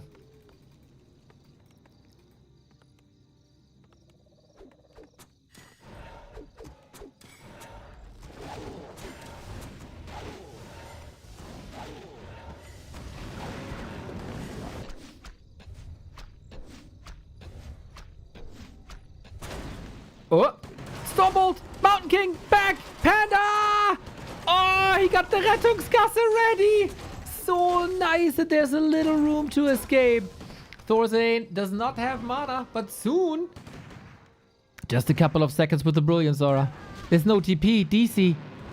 He didn't play this careful enough. He saw Mountain King dead and he thought he can close this out, but he couldn't. Oh, snap, Thorzane, that's sick. Keep her back, though. We have a little bit of a budget here. The chase is better than the catch, is what some philosophers of today say. A player's forces are under attack. And this for sure wasn't.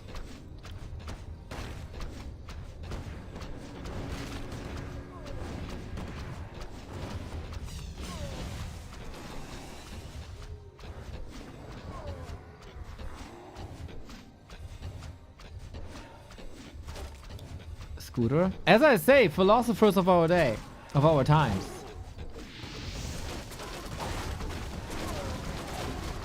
Archmage saved again. Mountain King in trouble again. We got a heal scroll and an invo potion this time. We need it. Waits for the heal scroll for the Breath of Fire to counter that one as well. Holy timing of a heal scroll. And again, slow, man. That's so brutal. The dispel was a little bit too late. These two towers. Give them a medal. And now a kingdom for a shop. If he builds a shop here, the game might just be over. Usually, this must be supported with something like mortar teams, blizzard, some AoE damage. Here it was enough. It's nice to be important, but it's more important to be nice. That's one of my favorites too.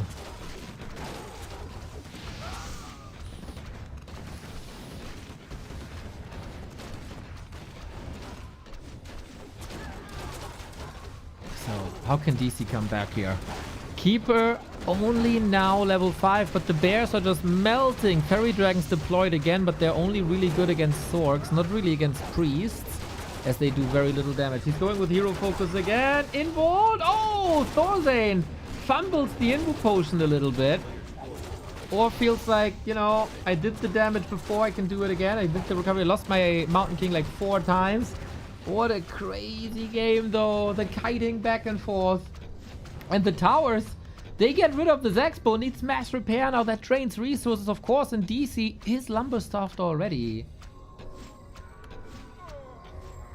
Oh, you're supposed to get rich here. Instead, just repairing.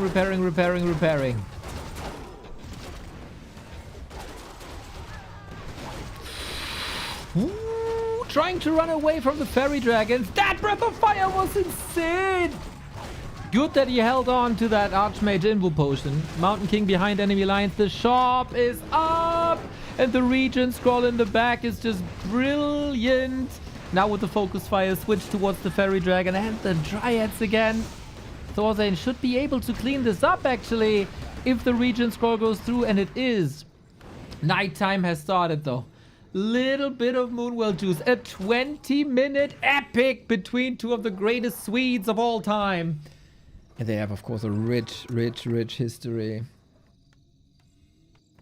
No tier 3, no harass, main bases. 1 minute left. 30 seconds left. Little tip, if you want to see how long an expansion is still mining, divide by 10. A player's forces are under attack.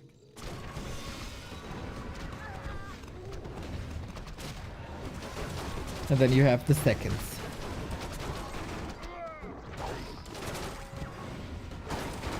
Uh-oh, MK died.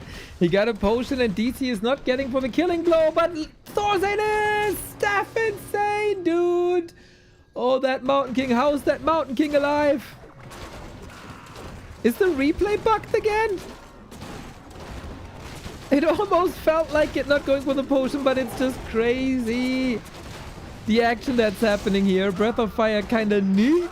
I think the kiting is a bit too good for this to be a replay bug. Panda down as well. Again. We build new towers. We stem against the defeat. More and more and more bears throwing into the breach. But this is the last income of little DC.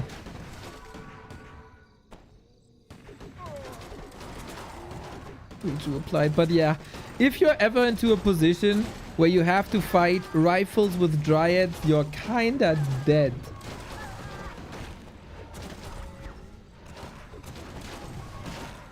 It is getting a bit suspicious here though, because we're also not using our staffs anymore. But then we also had some rejuice, etc, etc. So it should be fine. 20 food lead, lots of gold. I'm very curious if this is really the game as it happened. Or if this is a bug replay, but no, we have a game now. Tap out. GG. DC was just hanging in there for a little bit. But yeah, with the panda being benched and Archmage level 7. Thorzane gets revenge for the upper bracket final. 4 hero kills. 4 Mountain King kills. Dude, Thorzane was so much in the ropes here. That's crazy. And still survived. Held on a little longer. Whoops. Held on a little longer. And then never let go anymore. Super cool start to the series. Super cool. And also going to show that Thorzane did think about this a little bit.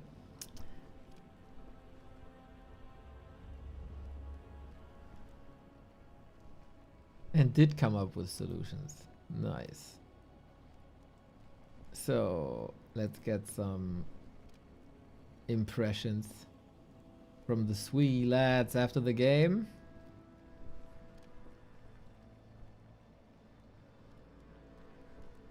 Crazy.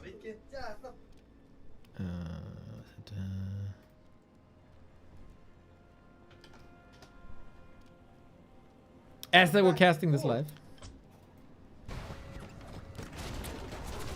Yeah, pure tier 2. Who's beating tier 3 here. Because of all the sustain, all the healing, and all the slow. They have to be a bit quiet. Ooh, Desperation Wisps coming in here. Because Thousand Try is and in get some the, dispels. in the room. But I mean, look at... Everything is full mana, this doesn't matter. Oh, Panda dies, yeah, it's GG. Should be called any moment, unless maybe the Mountain King goes down, or... Star Shaped, you're not supposed to say that as a caster. Gotta keep things exciting. Where's the way back? What can you do?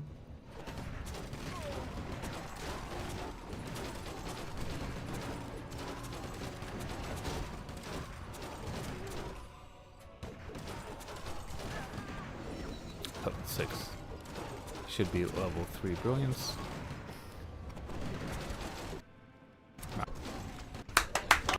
It looks really, really good there for DC, I would say, in the early game. But, just excellent tower position. Wait. On their stream, the Archmage never got level 7.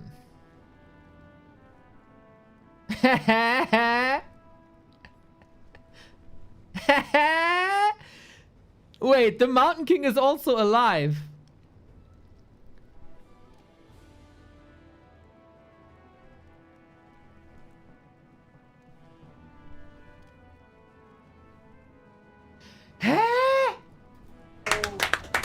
Great game. Great game.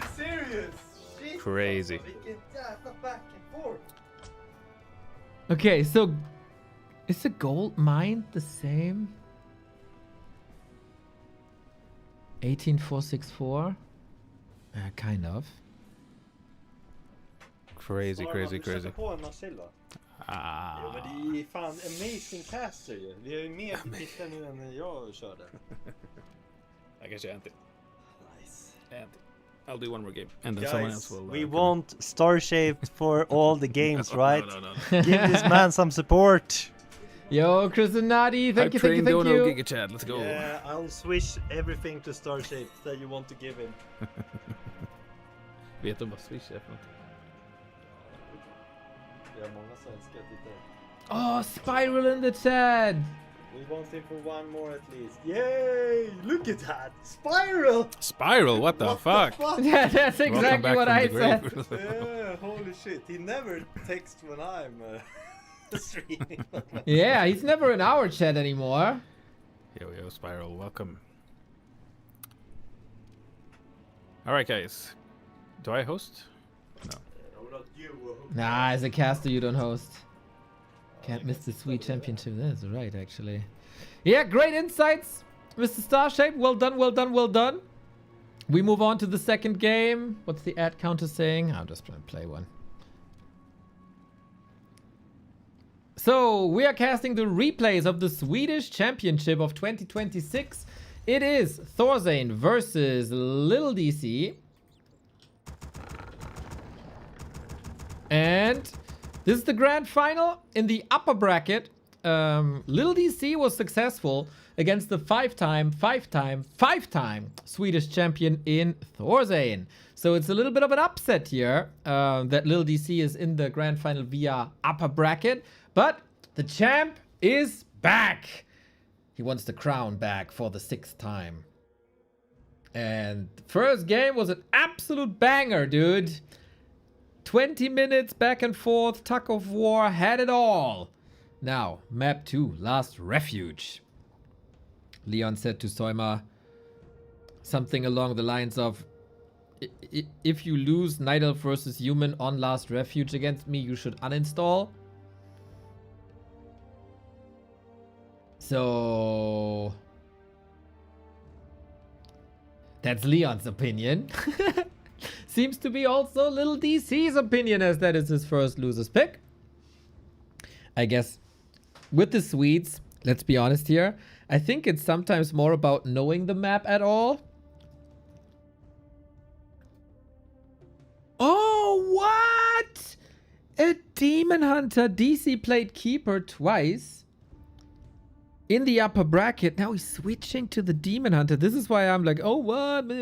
So crazy. Because it is a drastic shift in strategies for DC. We will have the in-game sound once the heroes pop out. At the moment, both players are spamming the commands.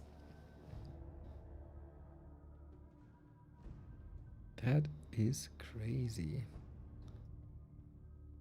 Okay. Last game. DC lost an archer to creeps, unfortunately. This shall not happen again. On Thorzane's side, we go for the pull, but DC is here to counter that. Nah, a very annoying little ball of lightning. Okay, Archmage out, Militia creep, one of the biggest spots on the map, with great items like Subby Mask, with access to Shadow Priest, later Berserkers. That's Muddy, the glorious Mud Golem. Is Thorzane switching things up at some point, is the question. He's been playing a lot of rifle pushes throughout this tournament. But hey, why change, huh? If it works, it works.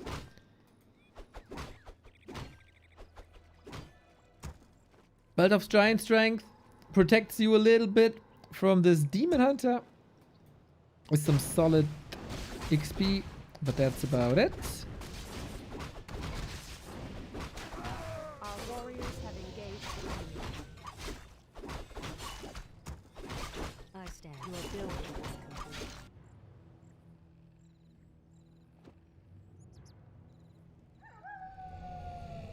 Ooh, super early counter expo against attack. What the hell?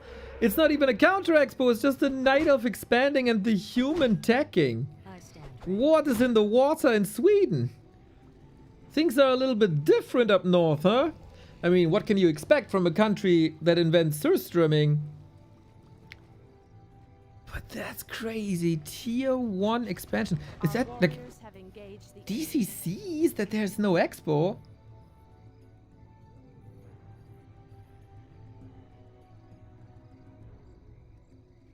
Isn't this rifle push gonna be super nasty?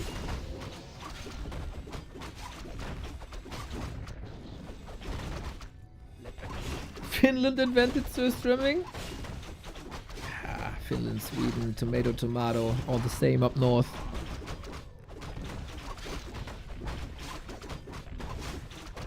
All equally likable, equally pretty, equally smart people. Oh, Demon Hunter gets Boots of the Keltalas. That's an amazing damage boost early on as he gets his primary stat.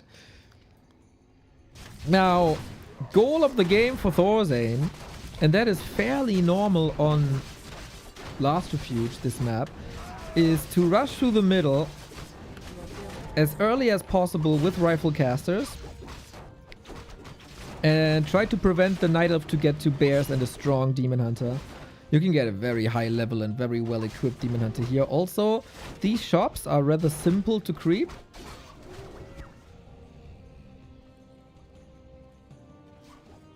And give a nice consumable for that fight. So Thorzane is going to be on a timer. He's going to be going for a timing push. DC needs a lot of time for this expo.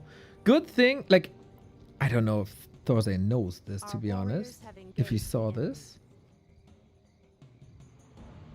I don't think he saw any of it. He didn't even see the main! He didn't even scout! Oh, Mr. Swedish Champion here! I know what you're doing. I don't have to scout. Okay. Well, this will be a surprise. So, if he goes full throttle into the main, there's Moonwells helping you out. There's Wisp Detonates helping you out. DC also cleared the mercenary camp, so you can like send something here, get mercenaries handed to the defense, and you get money like here the entire time if this is not scouted. Yeah, Bass, I liked it too, but the smell is disgusting.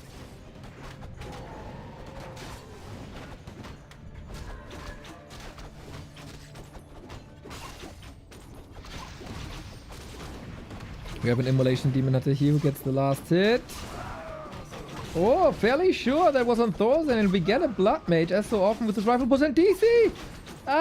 He wanted that item on the ground, item on the ground, item still on the ground. Only eyes on the Blonde Devil. Invu Potion passed. What the hell is this game? Now we pick it up. Lovely. Archer saved there as well as the Shadow Priest for a second.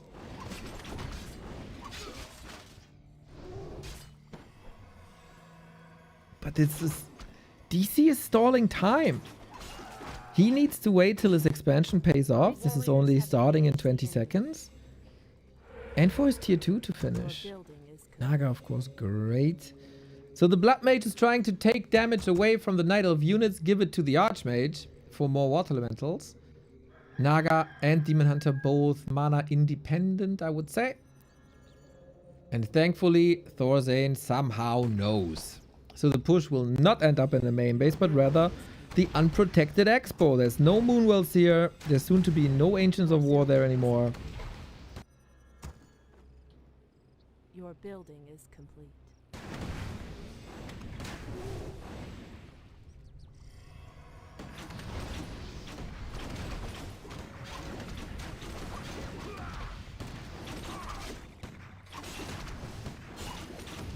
And now we fight over this. But with what units? Even when the Dryads are coming, there's a lot of piercing damage against it. Speaking of which, Berserker pretty hurt. Same for the Blood Mage. Militia maybe a bit later. And it's fascinating that this Ancient of War is still alive. It's a great defense line.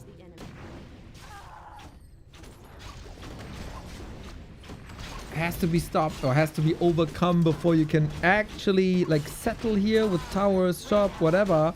And this Demon Hunter is just a freaking beast, dude. There's no Naga to control him. There's no Banish to control him. And I think Thorzen is kind of grinding his teeth a little bit.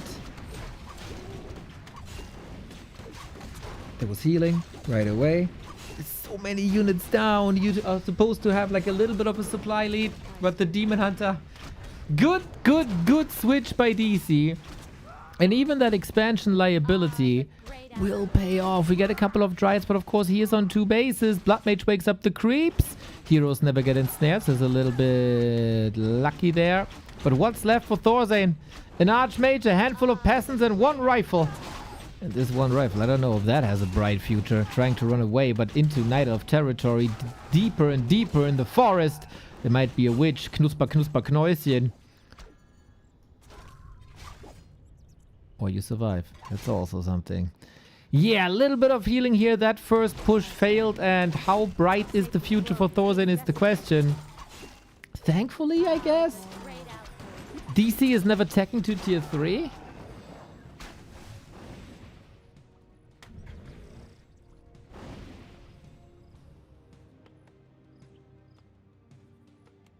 I stand ready.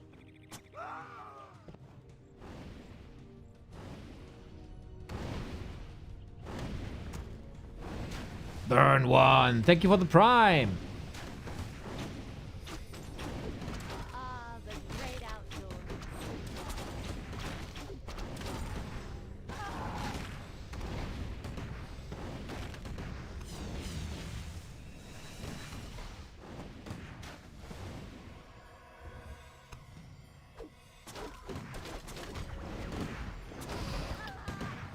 Well, since it's only Dryads, there is some longevity in Thorzen's strategy, as rifles counter Dryads quite hard if they are allowed to shoot, but first taking care of the Berserker.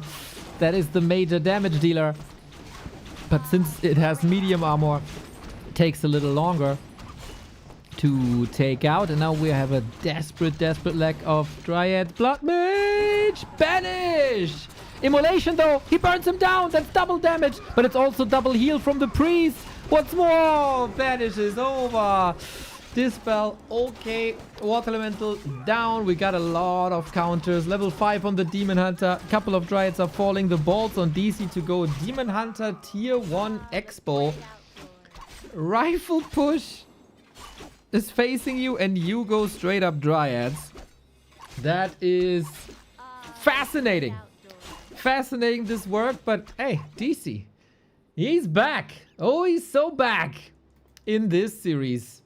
Well done, well done, well done. And of course, we need the expertise of Star-Shaped for this match as well. Yeah, he should maybe.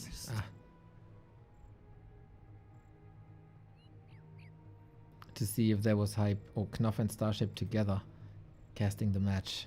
Yeah, the final moments of the Swedish broadcast.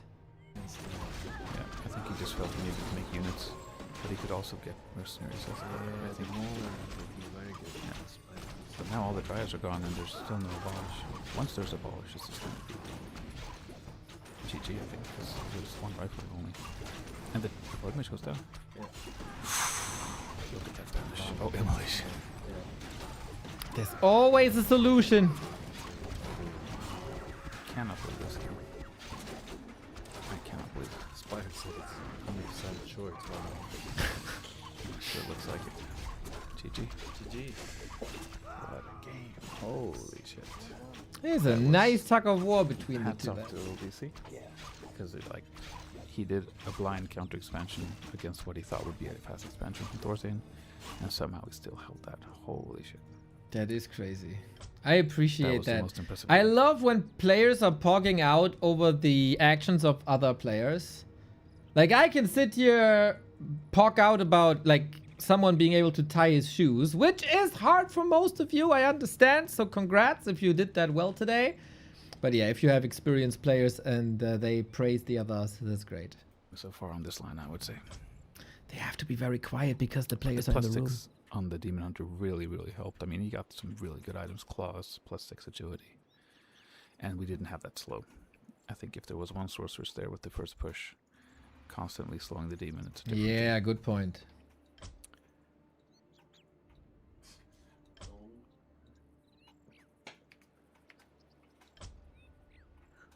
Ska jag skapa eller? Crate. G3? Ah, du är redan... Sweet. Dude, the keyboard Let's get sounds the so keyboards. nice, man. Gillar det. Ja, det känns ju som en dröm alltså. Nice. Det är Scepter Pro Gaming Keyboard. Du har ju ett råd med det nu efter. Ja, när du swishar med den där feta don, då kommer jag hem till frugan med en... Mr. Knopf, I have to cast the Swedish Championship, you know? I'm doing a little replay cast with 2 maps in the grand final, and to show people how awesome Swedish people are, especially Swedish Warcraft pro gamers, or gamers, I show some moments from in between games. Starshade, of course, a wonderful caster. A wonderful, wonderful caster. And now, I don't know, Starshape just hitting your buttons real nice. I also said, like, the keyboard sounds amazing. Och du har en sån där också, det där är också ett tecken på... Okay. Game starts. Then I'll go with my own expertise, of course. Yeah, I'm not spoiled, dude. As I said in the chat, I was there in, like, the final moments, and I saw, oh damn, they do an interview. I hit pause. I typed how amazing this all was the entire weekend, and then I had a blindfold on like a demon hunter, and I have no idea what's happening. So yeah, it's 1-1 right now here in the replay cast. And we'll see. We'll see. Freaking DC, man. Instant expo, late tech, into rifle push, and he still holds this. What a killer. What a killer. Well, Tide Hunters, ladies and gentlemen. Thorzane, Mabey. Can he do this? Oh, and finally we got the blue and yellow colors. It took way too long.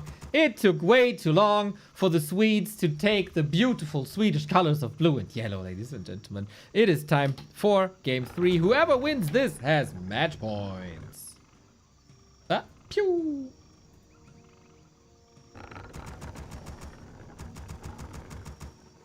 Okay, once again, when the heroes pop out, I will give you the sound, because that drives me crazy. And when the heroes spawn, people stop spamming because they have actually something to do. So, Thorzane coming from the lower bracket, winning game 1, losing game 2 on the bottom right-hand side.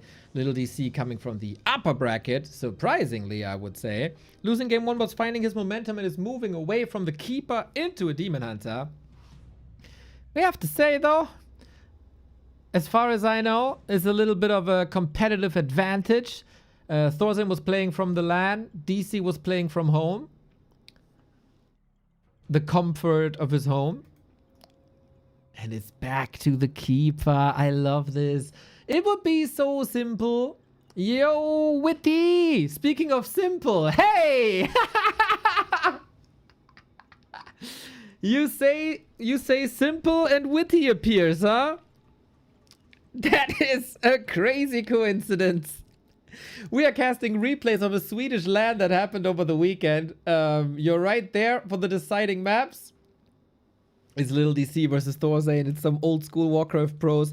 Still playing, still meeting once a year in a basement in rural Sweden. I don't know the city anymore. I've been there once. I don't know the city anymore. But yeah, it would be so simple for DC, who lost with Keeper on game 1, then wins with Demon Hunter on game 2, to just switch back to Demon Hunter again. No, not switch back. Stay on Demon Hunter. Play it the same way. But no, I think he likes the key. Mjölby! Yes, exactly. Mjölby land. Yes. When it's hunts again, huh? It's the same strat we had on Autumn Leaves. That seems to be the preferred anti-expansion strategy. And you saw the... Oh, the Detto! You saw the early game on Autumn Leaves when you were here. It looked so powerful. The pressure play is real, dude. And now even more so, because on Autumn Leaves we struggled a little bit with level 2. Now, thanks to the Detonate, we got level 2 and the parallel creeping. No last hit. Ooh, good for Thorzane to clean this all up here. But Hunters are coming. Counter Expo is coming. A vanilla surround would of course be amazing. Knopf, did you ever do that? Build a circle around vanilla and call it vanilla surround? Just for the... I don't know, for the lulz. Because Vanilla is a Swedish Warcraft player who's also at the LAN. Met the guy at BlizzCon. Wonderful person. If not, you got homework for the next Mjölby LAN. What? You know when you do a surround without help of like Entangle, Hex, Stormbolt? It's called vanilla surround, right? So you can do vanilla surround in real life. It's time. You have to. Next time you have to.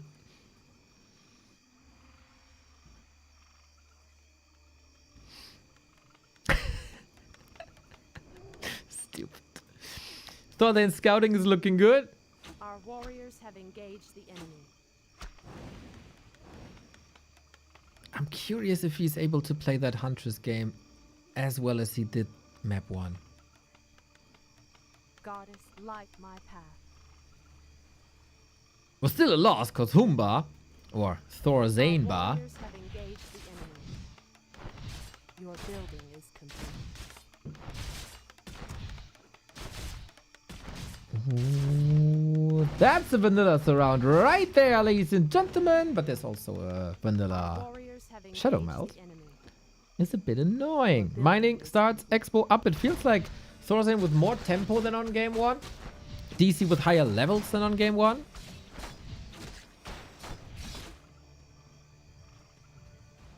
And so we have an earlier tech on the Night Elf side, an earlier expansion on the human side. Goddess, light my path. Thank you, mate. Thank you. What MMR are these people? I would guess, like, I don't know, Thorzane only plays once a year, so it's hard to say. But DC, 2400, 2500, 24 maybe. Thanks for tuning in, Mr. Knopf. Enjoy the games. Enjoy the games. Goddess light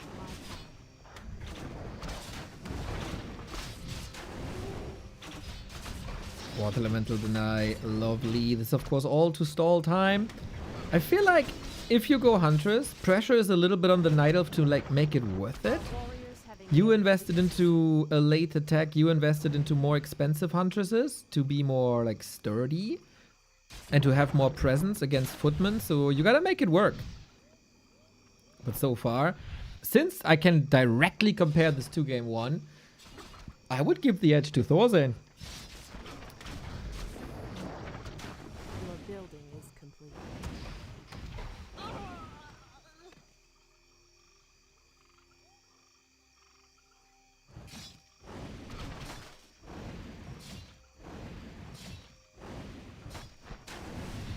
Oh, and this is exactly where Water Elementals excel. Lovely.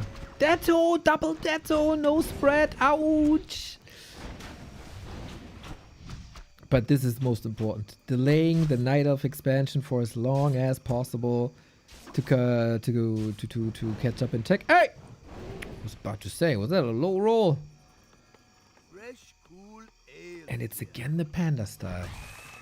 That seems to be the preferred thing for little DC to play against human whenever he has the chance. Archmage surrounded, currently visible. Now Shadow Melt.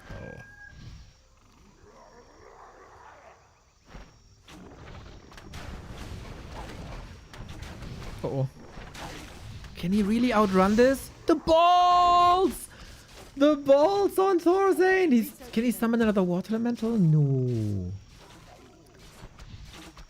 Ah, Mr. Furion, always happy to help. As my science assistant. Okay, we have to... Do we have to TP out? There's no entangle. No boots. He will not catch up. He's actually walk... Come on, have the balls and pick this up. Yeah. You get HP even. That's awesome. Our warriors have engaged the enemy. Now we get it early. He wants to grill the Archmage. He bought an Invis potion and of course Thorstein doesn't know. Oh my god. Oh my god. No way this works. Oh, sick DC. What a cool play, dude. Yeah, if you move here with vision, then Thorstein sees it, of course. He could dive into the creeps. He could move another circle. But as the panda was invis, he didn't know. Got hit. Breath of fire. Oh, man. The brains on these people, dude.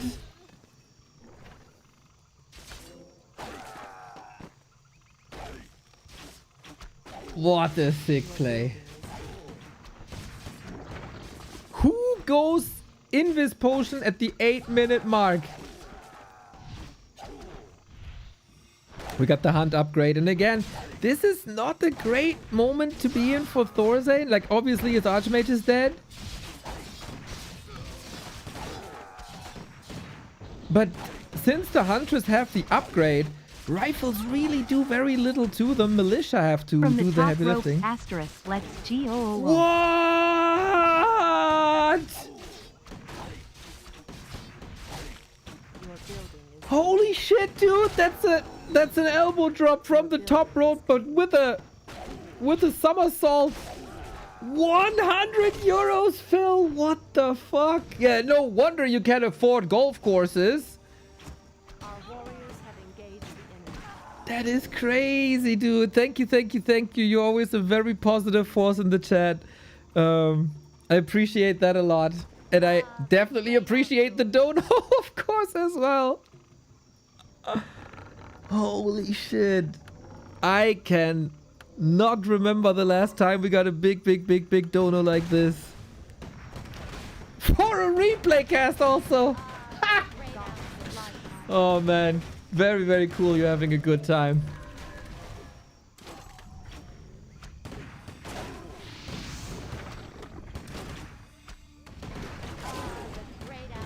Off we go. We fight again. Archmage back. Oh, Mountain King.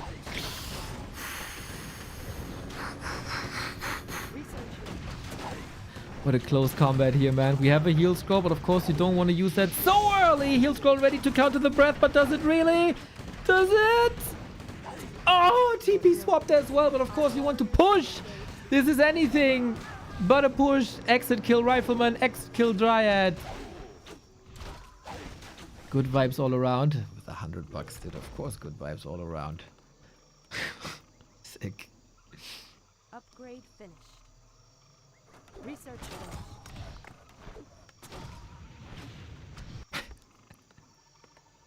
Mr. Prenzelberger, sag mal, wie lange sind Sie jetzt hier schon dabei? Sagen wir mal roundabout 10 Jahre, wa? Sagen wir mal roundabout vielleicht 12 oder so. Was ist denn hier der Bracket Command seit 12 Jahren? Hören Sie mal.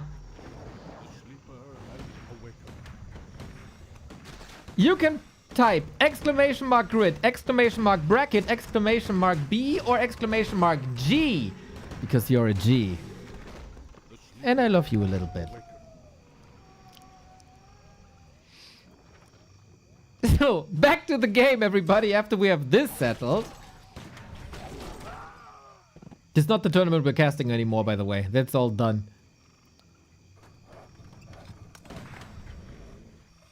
Warriors of the night, assemble. Yes, all assembled together. Bottom third, man. That is a cool twist. Your building is complete. So we had a lot of, like a bit of invis, I guess. Bottom, amazing orb carry.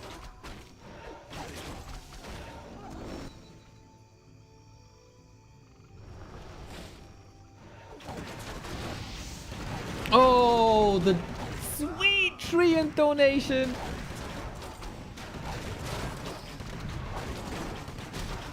We try to leapfrog with the towers again, but it's so weird that DC is backstabbing here.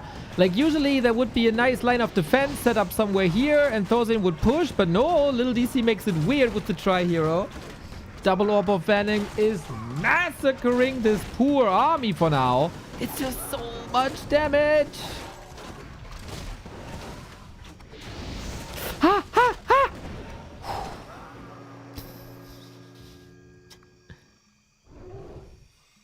Dude, it is an insane tug of war between the two. In game 1, Thorzin was able to take this home and push. Will it be the same here against Tier 3? Ja, Mr. Prenzelberg. Die Grafik ist aber ja auch ein ganz anderes Tournament. This is a replay cast from Sunday, so we don't have a bracket, and that would spoil people. Now we get the true shot. Dude, it's so cool, dude, that these guys play once a year and are so good. That's just incredible.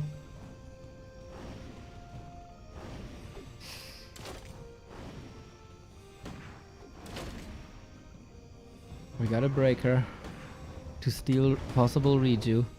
We get more dryads for the poison.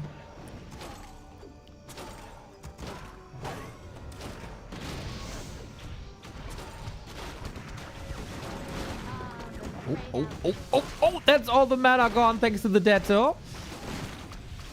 This is even supply, but it's tier 3 supply against tier 2 supply, and usually the tier 3 supply is better.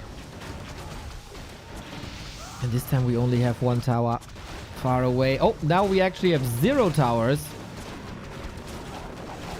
Trying to move away these breakers, but the dryads slow them all down. The breath!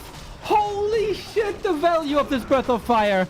The last bit of mana on the Panda does massive damage, and now the Mountain King is under fire as well. A Kingdom for a heal scroll, 420 gold. Blaze it!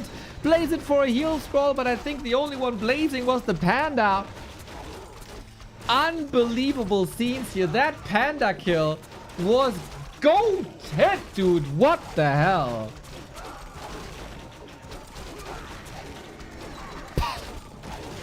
Without that genius Panda Archmage kill, I don't think DC has great shots here. Then it would possibly go the way Autumn Leaves went. But then He got a bit comfortable. Hey, couldn't mind. There was no pressure really as the Archmage was benched for so long. And Mr. DC is again taking the lead. Ouch, that hurts. Thorzane facing defeat here. Alrighty. Mr. Prenzelberg, sorry for being harsh. I thought I'm gonna yell at you a little. Maybe you like that. So, earlier today, we casted the tournament that you see on the graphic. That is over. Now we're casting replays of a Swedish championship that was played over the past weekend, where we unfortunately had no time because we were in a zero space competition.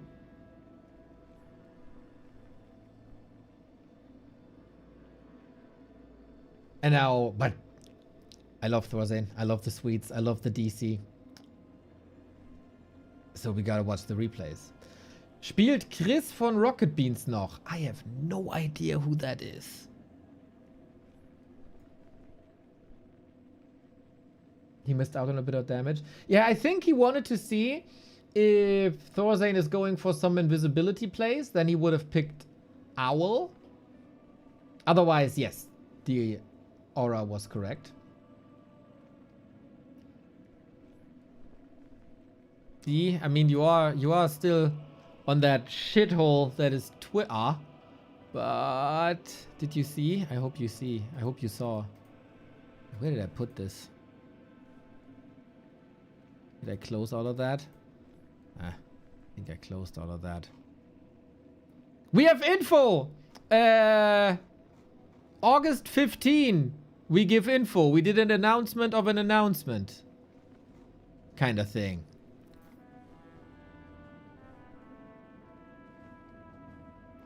It is very much confusing. Yes, yes, that is correct. So, here it is. For anyone who might have missed that over the past couple of days. Na komm.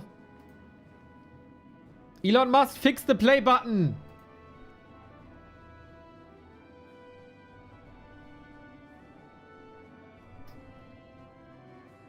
Maybe something cool. Maybe something cool is happening. We'll see, we'll see, we'll see.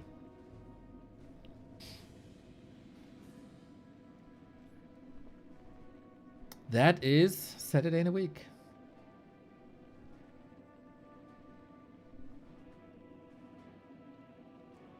Sometimes on Twitter. But this new hold picture to reveal other half of picture trend is ruining any resemblance of fun.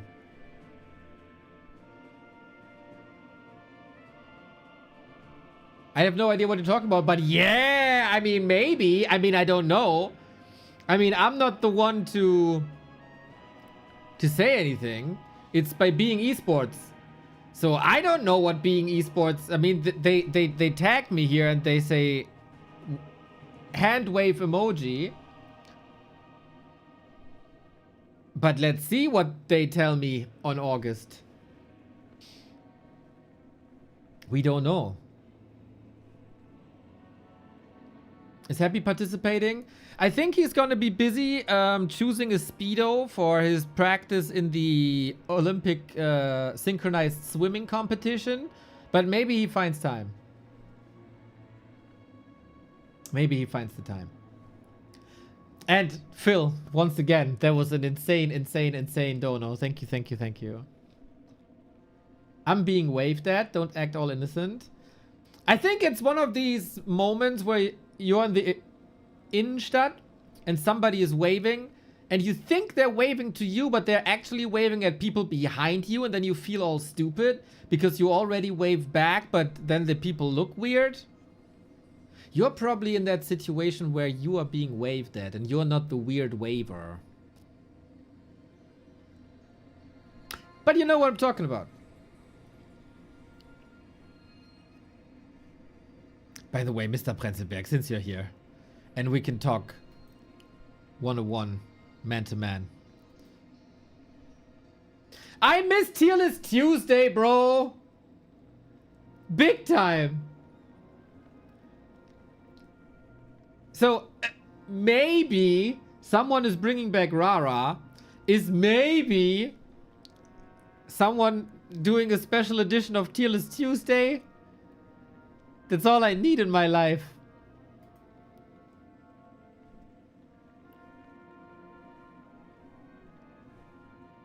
I miss it. I see Brave New World in Kiko's chat and I think back to the beautiful times. Do you know how long things weren't tier listed? How can I know if anything is good if the people responsible for the tier lists aren't tier listing?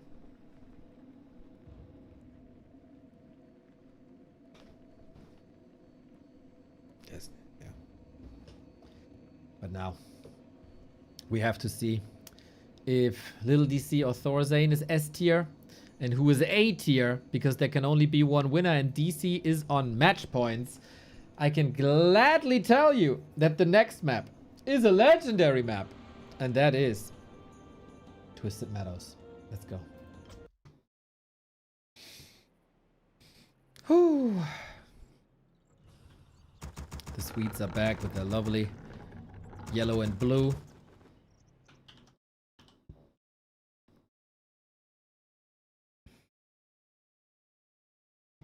Let's take this.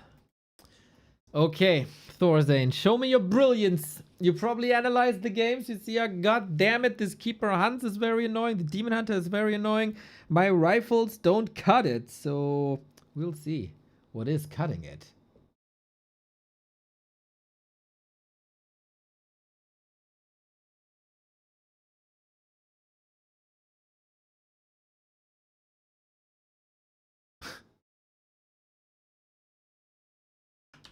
Oh shit, dude. Take care.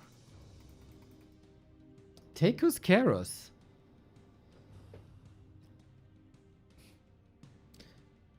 That is hella funny, dude, that you as a teacher... Like, okay, it's obviously not funny, right? It's obviously not funny. And I hope you can handle things, but... Getting diagnosed with burnout as a teacher during the summer holidays, when there's like 6 weeks off, is, I mean,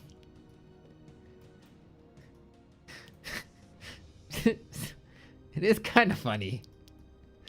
As funny as it gets in that context, of course. I would never find that really funny. You take care, mister. Now, can Thorzane take care of this series and give us a banger game 5?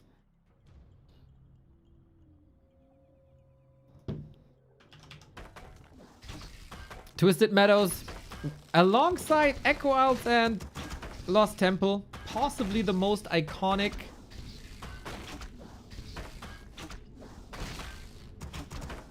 map of them all. Create more moonwells. And we get the classic creep routes.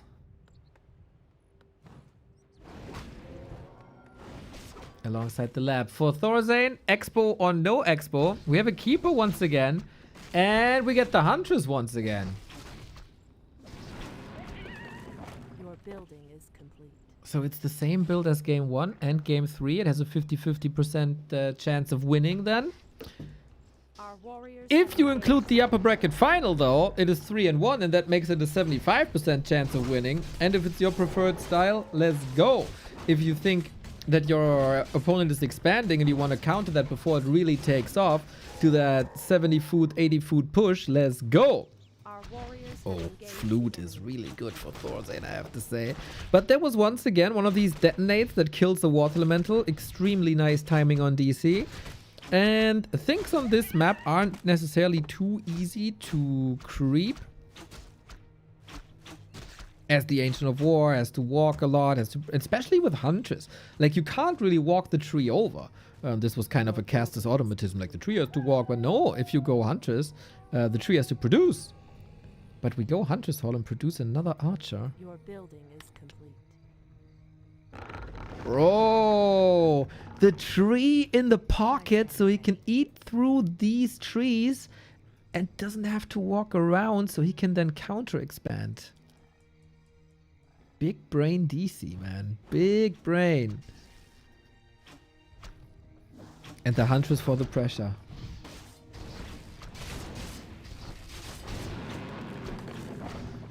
Very, very, very cool so far.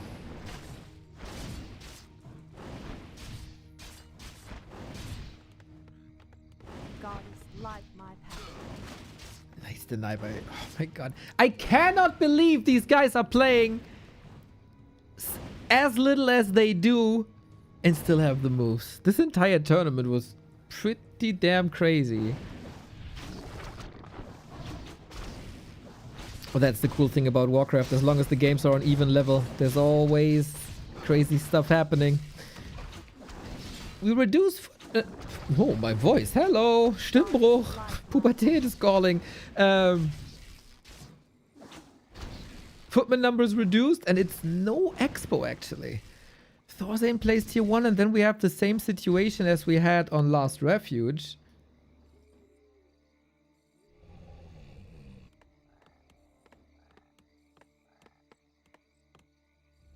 Oh no! No, no, no, no, no, no, no, no, no! It's not the same! He cancelled! He cancelled! Seeing that Thorzane is on tier 1 and teching, he doesn't want to be in the same situation as he was on Last Refuge. Because against one base, you don't want to expand. It's too expensive, too much of a liability. It's a numbers game. It's an arms race. And then who transitions better into the tier 2? Oh! We played Dragonhawks!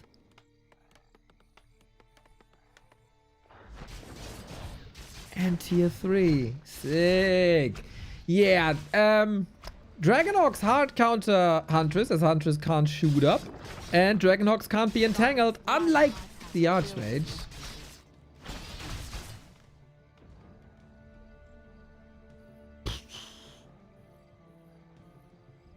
Didn't help that I broke my foot on my birthday and was trapped at home for weeks. Oh my god, dude! Too much moshing or what?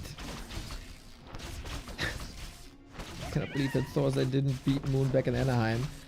Well, he did beat Moon, but Reforged beat him. And then we had a little triple threat. And Moon was the Abstauber. But yeah, he kind of beat Moon with this very strat, didn't he? With the Dragonhawks. And then we might get a Blood Mage third. And then we're truly in Anaheim territory. Thorzane facing elimination. And he brings back the Dragonhawks. Maybe he had 6 years of PTSD, unable to hit the Dragonhawk button after what went down in Anaheim, where Warcraft 3 desync happened twice when Thorzane was as the underdog in a leading position against Moon offline in Anaheim. But Blizzard said that is not allowed. That was maybe rigged by Gianni Infantino already. As we needed the big names in the semis. Research finished. Research finished. Our warriors have engaged the enemy. Oh, that's not good. During the tier 3, you get your peasants wrecked. Oh no, bro. It's not the end of the world yet, but it's only 10-9 peasants left. And this is quite economy heavy, these Dragonhawks, in comparison to Rifle Casters. Mountain King has to clean up quite a bit. Ideally, you Stormbolt exactly... Oh, DC is too safe, dude. I was about to say you Stormbolt exactly when you can deal as much damage, but DC, better safe than sorry. And another Footman falling. Goddamn, Thorzane in shambles! Your building is complete. Your building. Thorzane in shambles, and DC on the way to the first non-Thorzane Swedish championship in 5 years. Our warriors have engaged the enemy. The great outdoors.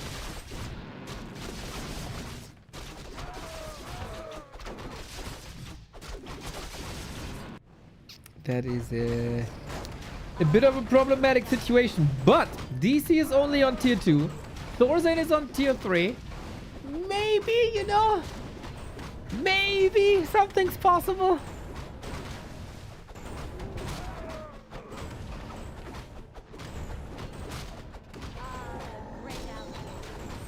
Silly Mask on the Keeper won't do too much this time. Naga helps us anti-air. The interaction of Dryads and Dragonlords is a bit odd, because both counter the other.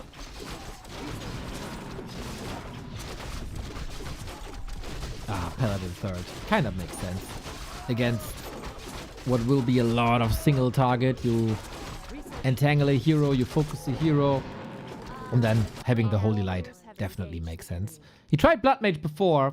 Didn't really work against the demon. One base Griffin Aviary because of the herd economy, I guess. Usually you need Dragonhawks in numbers. Any air game is usually a numbers game, and it's not good when your numbers are getting reduced like this. No, no, no, no, no, no, no.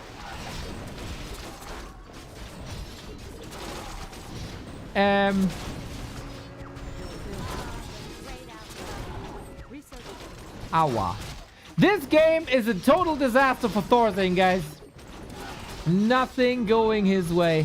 DC also playing super sweet, spreading the poison. He moves the Dragonhawk back in, trying to get the kill now. Oh my god, this was... Even if you had a slither of hope, you out micros it with the Dryad. DC is very likely that weekend the best player in Sweden. He played some sick Warcraft, I have to say. That was a total car crash.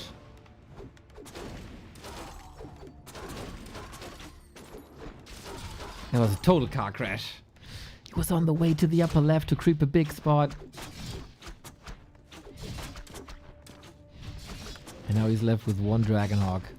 And I guess if you ask 100 people on the street, you're close to dying, what unit would you like to have in your arsenal? You can pick one. 0 people would say Dragonhawk.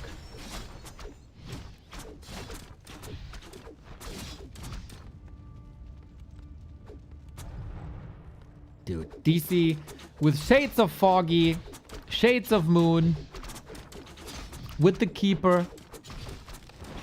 Once again shows the world what the Keeper is capable of.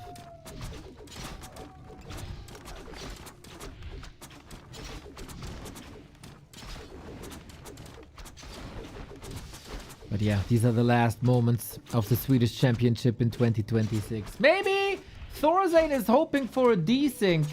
Maybe it's, you know, little desync if you have some fantasy. It might apply. Maybe little disconnect. That could work.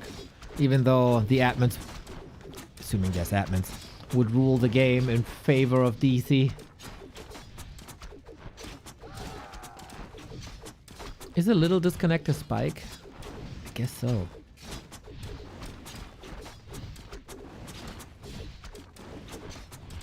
They're probably chatting already. I think these Nordic languages always sound funny.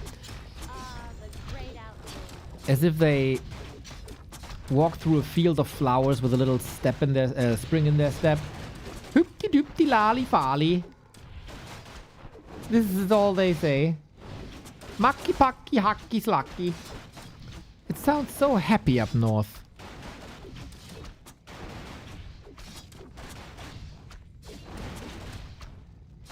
Except the Danes, of course. They're terrible. But hey, no Danish land. Off we go. Onto the Archmage. Poor little fella.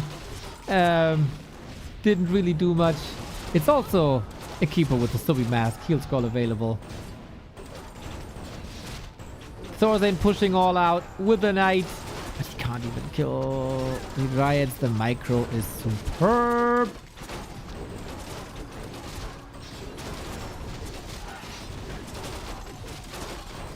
And there was never a real chance, guys. Unfortunately, in this last game, there was never a real chance. Maybe it should have been an expo, maybe not. But Lil DC is the usurper of Thorzane after 5 years, taking it home, taking the crown. As he did long time ago in a dream hack in Jönköping. This time a little smaller, still a basement. But Thorzane's dreams are hacked. Beautiful. Dude, DC played some sick Warcraft here. Very, very proud of this. Coming through the winner bracket also. Damn awesome. So, yeah, Thorzane probably not feeling too great about this. We see the final moments on the Swedish stream as well. They probably applauded. They should be playing more again. Best incentive is always support. The Danes are great people, don't get it twisted. Yeah, the Danes are great people, but they have their tongues twisted. That is something you can ask Knopf. Knopf already did come back, and he brought the people all together. But here, final moments. The crowning of a new Swedish champ.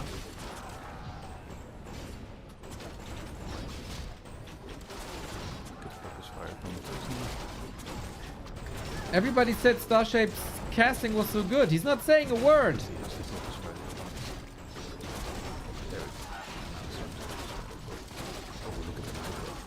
Oh, it's also very quiet. 2 dryads.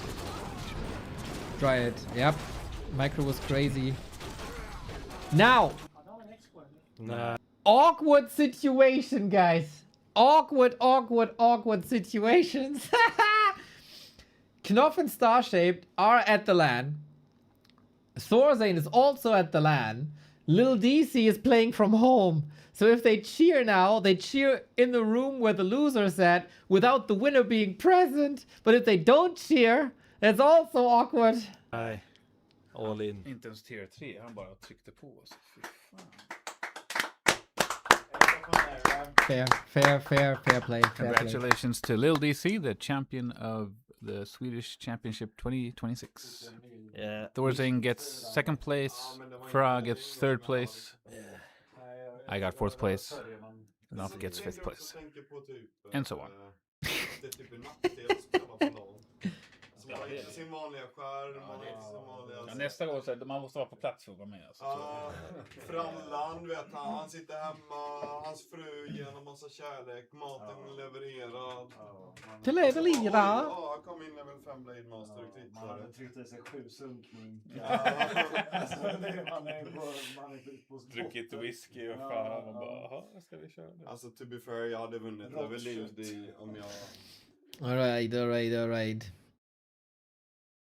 Do we need more tournaments? Hell yeah! We always need more tournaments. Lots more. Guys. Oh, they call him. We have the winner!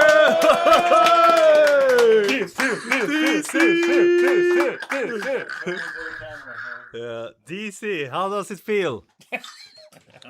Bro, they call him on the phone and hold it next to the mic instead of like a Discord call. I appreciate that a lot. It feels good. It Nice. feels very good. Nice. What do you want to say about the final game there? Like That we gotta take that guy down from the throne. one year at least. Yeah, that was actually insanely well played by you in this tournament. We are all very impressed. Was there anything particular that you feel made you play so well, or is just strategies? It was actually, yeah. I did watch, I think, 3 or 4 replays before the tournament. So it was, the first replays Try hard. I watched, I don't know, in years. It was by Jens playing keeper first. Oh, you took Bro, Jens is inspiring the world, dude. It's taken over. I swear it's taken over. Jens is inspiring all... It's like a game of Risk for Jens. He's spreading the vibes of the keeper play, dude. He took over South America by storm. Obviously, that spreads quickly to North America. He took Europe by inspiring Kevin. And now we're traveling up north to Scandinavia. Jens' keeper play will rule the world at some point. By inspiration from Jens. So it got me started thinking about what I could do myself with keeper. So it was actually that contributed a lot in this matchup. Wow. Because I never play keeper versus human normally. Yeah, we were a bit surprised. I think Starshaped also was reacting to that a bit. Yeah, I always play Demon and Naga, and that's it.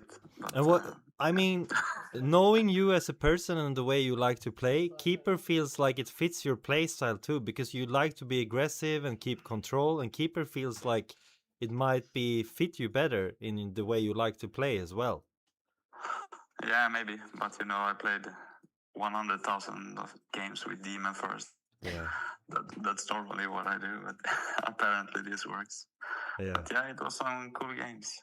Nice. I still Just yesterday, Remo ranted about how bad Keeper is. I feel like Remo's Keeper opinions are very extreme. And this is also like a lower level than the top level, and things that are true on the top level are not necessarily true on the high amateur level. Like a lot more is possible on the high amateur level. And that also means not that like stuff that's working on the high amateur level is working on a noob level. Like every level has a different different meta, things that are possible. Like, yeah. I think I benefit a lot from playing from home instead of being at the LAN. But Yeah, probably, but I did the previous years as well, and I got raped by Starshaped and Dorside. Oh, Game Awards! yeah, that's true. So how does it feel to be the best Warcraft 3 player in Sweden in 2026? I'm very happy. I'm just missing the trophy, right? We gotta get a small trophy for. Yeah, next year we actually talked about that, and I think we're gonna for next year we're definitely gonna get a trophy for it for sure. Yeah, would be nice. Yeah. But no, very, very, very nice. Thanks for letting me play from home, and it was a great tournament. I enjoyed a lot. Happy to hear. Some minus points from my wife now, but you can take her for a nice dinner with the prize money you won anyway, so it will be okay, I think. Prize money is available in Mjölby. He said the prize money is available at Mjölby. This is where the LAN is. Under the potato. It's in a depot under the potato. And for the winter lawn, I'm coming. Oh, they do a winter lawn. What? Can we make that happen? Can we do a Winterland. Resurrect the If it tradition happens, yeah. twice a year. That would be insane. That is on. Yeah, we have. I think. Yeah, it's up to. Let's get the donation started. Guys, do you have any final words to Mr. Lil DC? Insane place. Nerf Night Elf, bro, from the back. Really impressed. Very nice. Very Thank you, guys. Very good. Crazy. I wish I was there. Yeah, Thanks. we wish you were here too, but it will come more times. This is just the beginning. And yeah, I guess that's it. That's the end of the tournament, and also the stream tonight, I believe. Very nice, very nice. The boys, so many posy vibes from the boys. Really cool, really cool. I feel like since they're all together and we're playing this weekend, I think we need a little show match maybe. Team Germany versus Team Sweden. How about that? How about that? Well, getting maybe I should slide into Knopf's DMs. I'm sliding into my kitchen now. It's been 8 hours. It's been an insane amount of fun. Great competitive Warcraft that we were able to follow up. We found our 4 players for the offline event in Hangzhou. 1-0 Kaho, Lin, and Moon, with the bracket being 1-0 versus Moon and Kaho versus Lin. Offline in 2026. That's gonna be August 29. Now, I take a rest. I saw a lot of awesome people today in the chat. We had super cool vibes. Had a little bit of a rough start into the week, but you guys made a very, very cool stream today. Very happy about that. And of course, Mr. Phil. Insane dono. Insane dono. But a lot of subs as well. Thank you, everybody, for tuning in to this wonderful old game. For spreading the positive vibes here with me. And hey, you guys. I'm gonna rate you over to Knopf, of course. You can pitch him the lovely idea of Team Germany versus Team Sweden. Let's see what he says. We'll see each other. I think, wait, is Remo there tomorrow? Let me see what we're doing.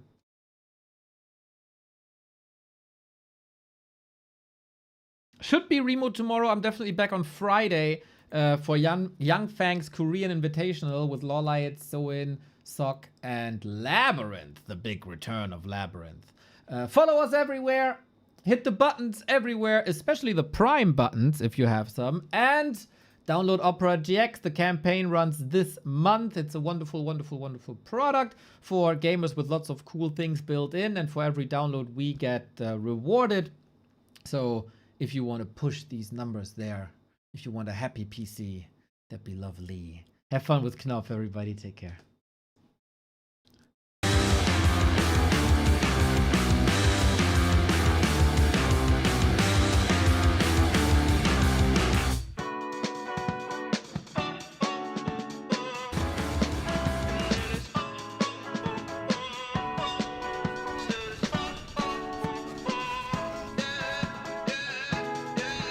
No. Pretty Caroline, oh, oh, oh, oh, stone cold stunner. She was a winner, started working at the dime. Oh, oh, oh, oh, serves as a reminder to count your blessings, 'cause it's telling fast, telling fast. Put you down and leave you there, don't make them scared.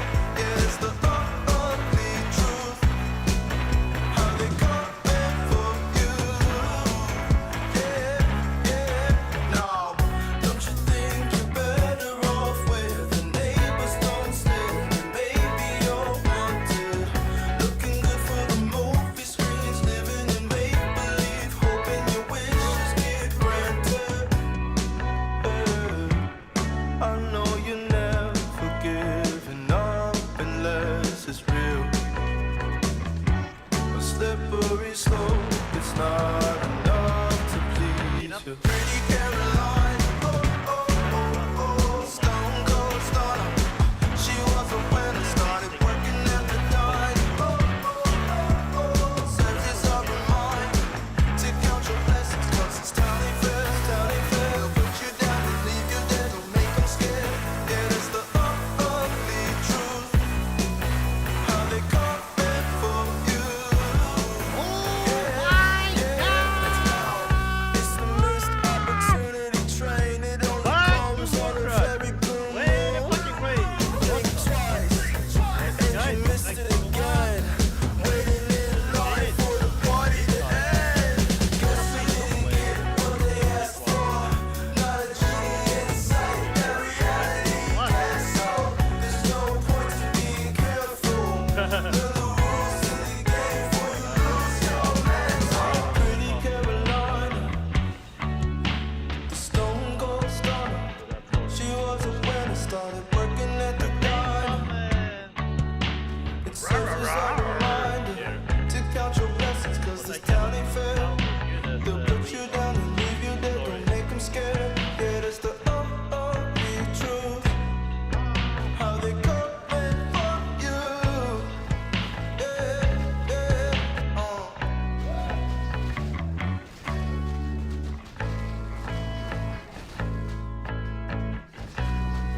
Lacking a bit lumber. Should have made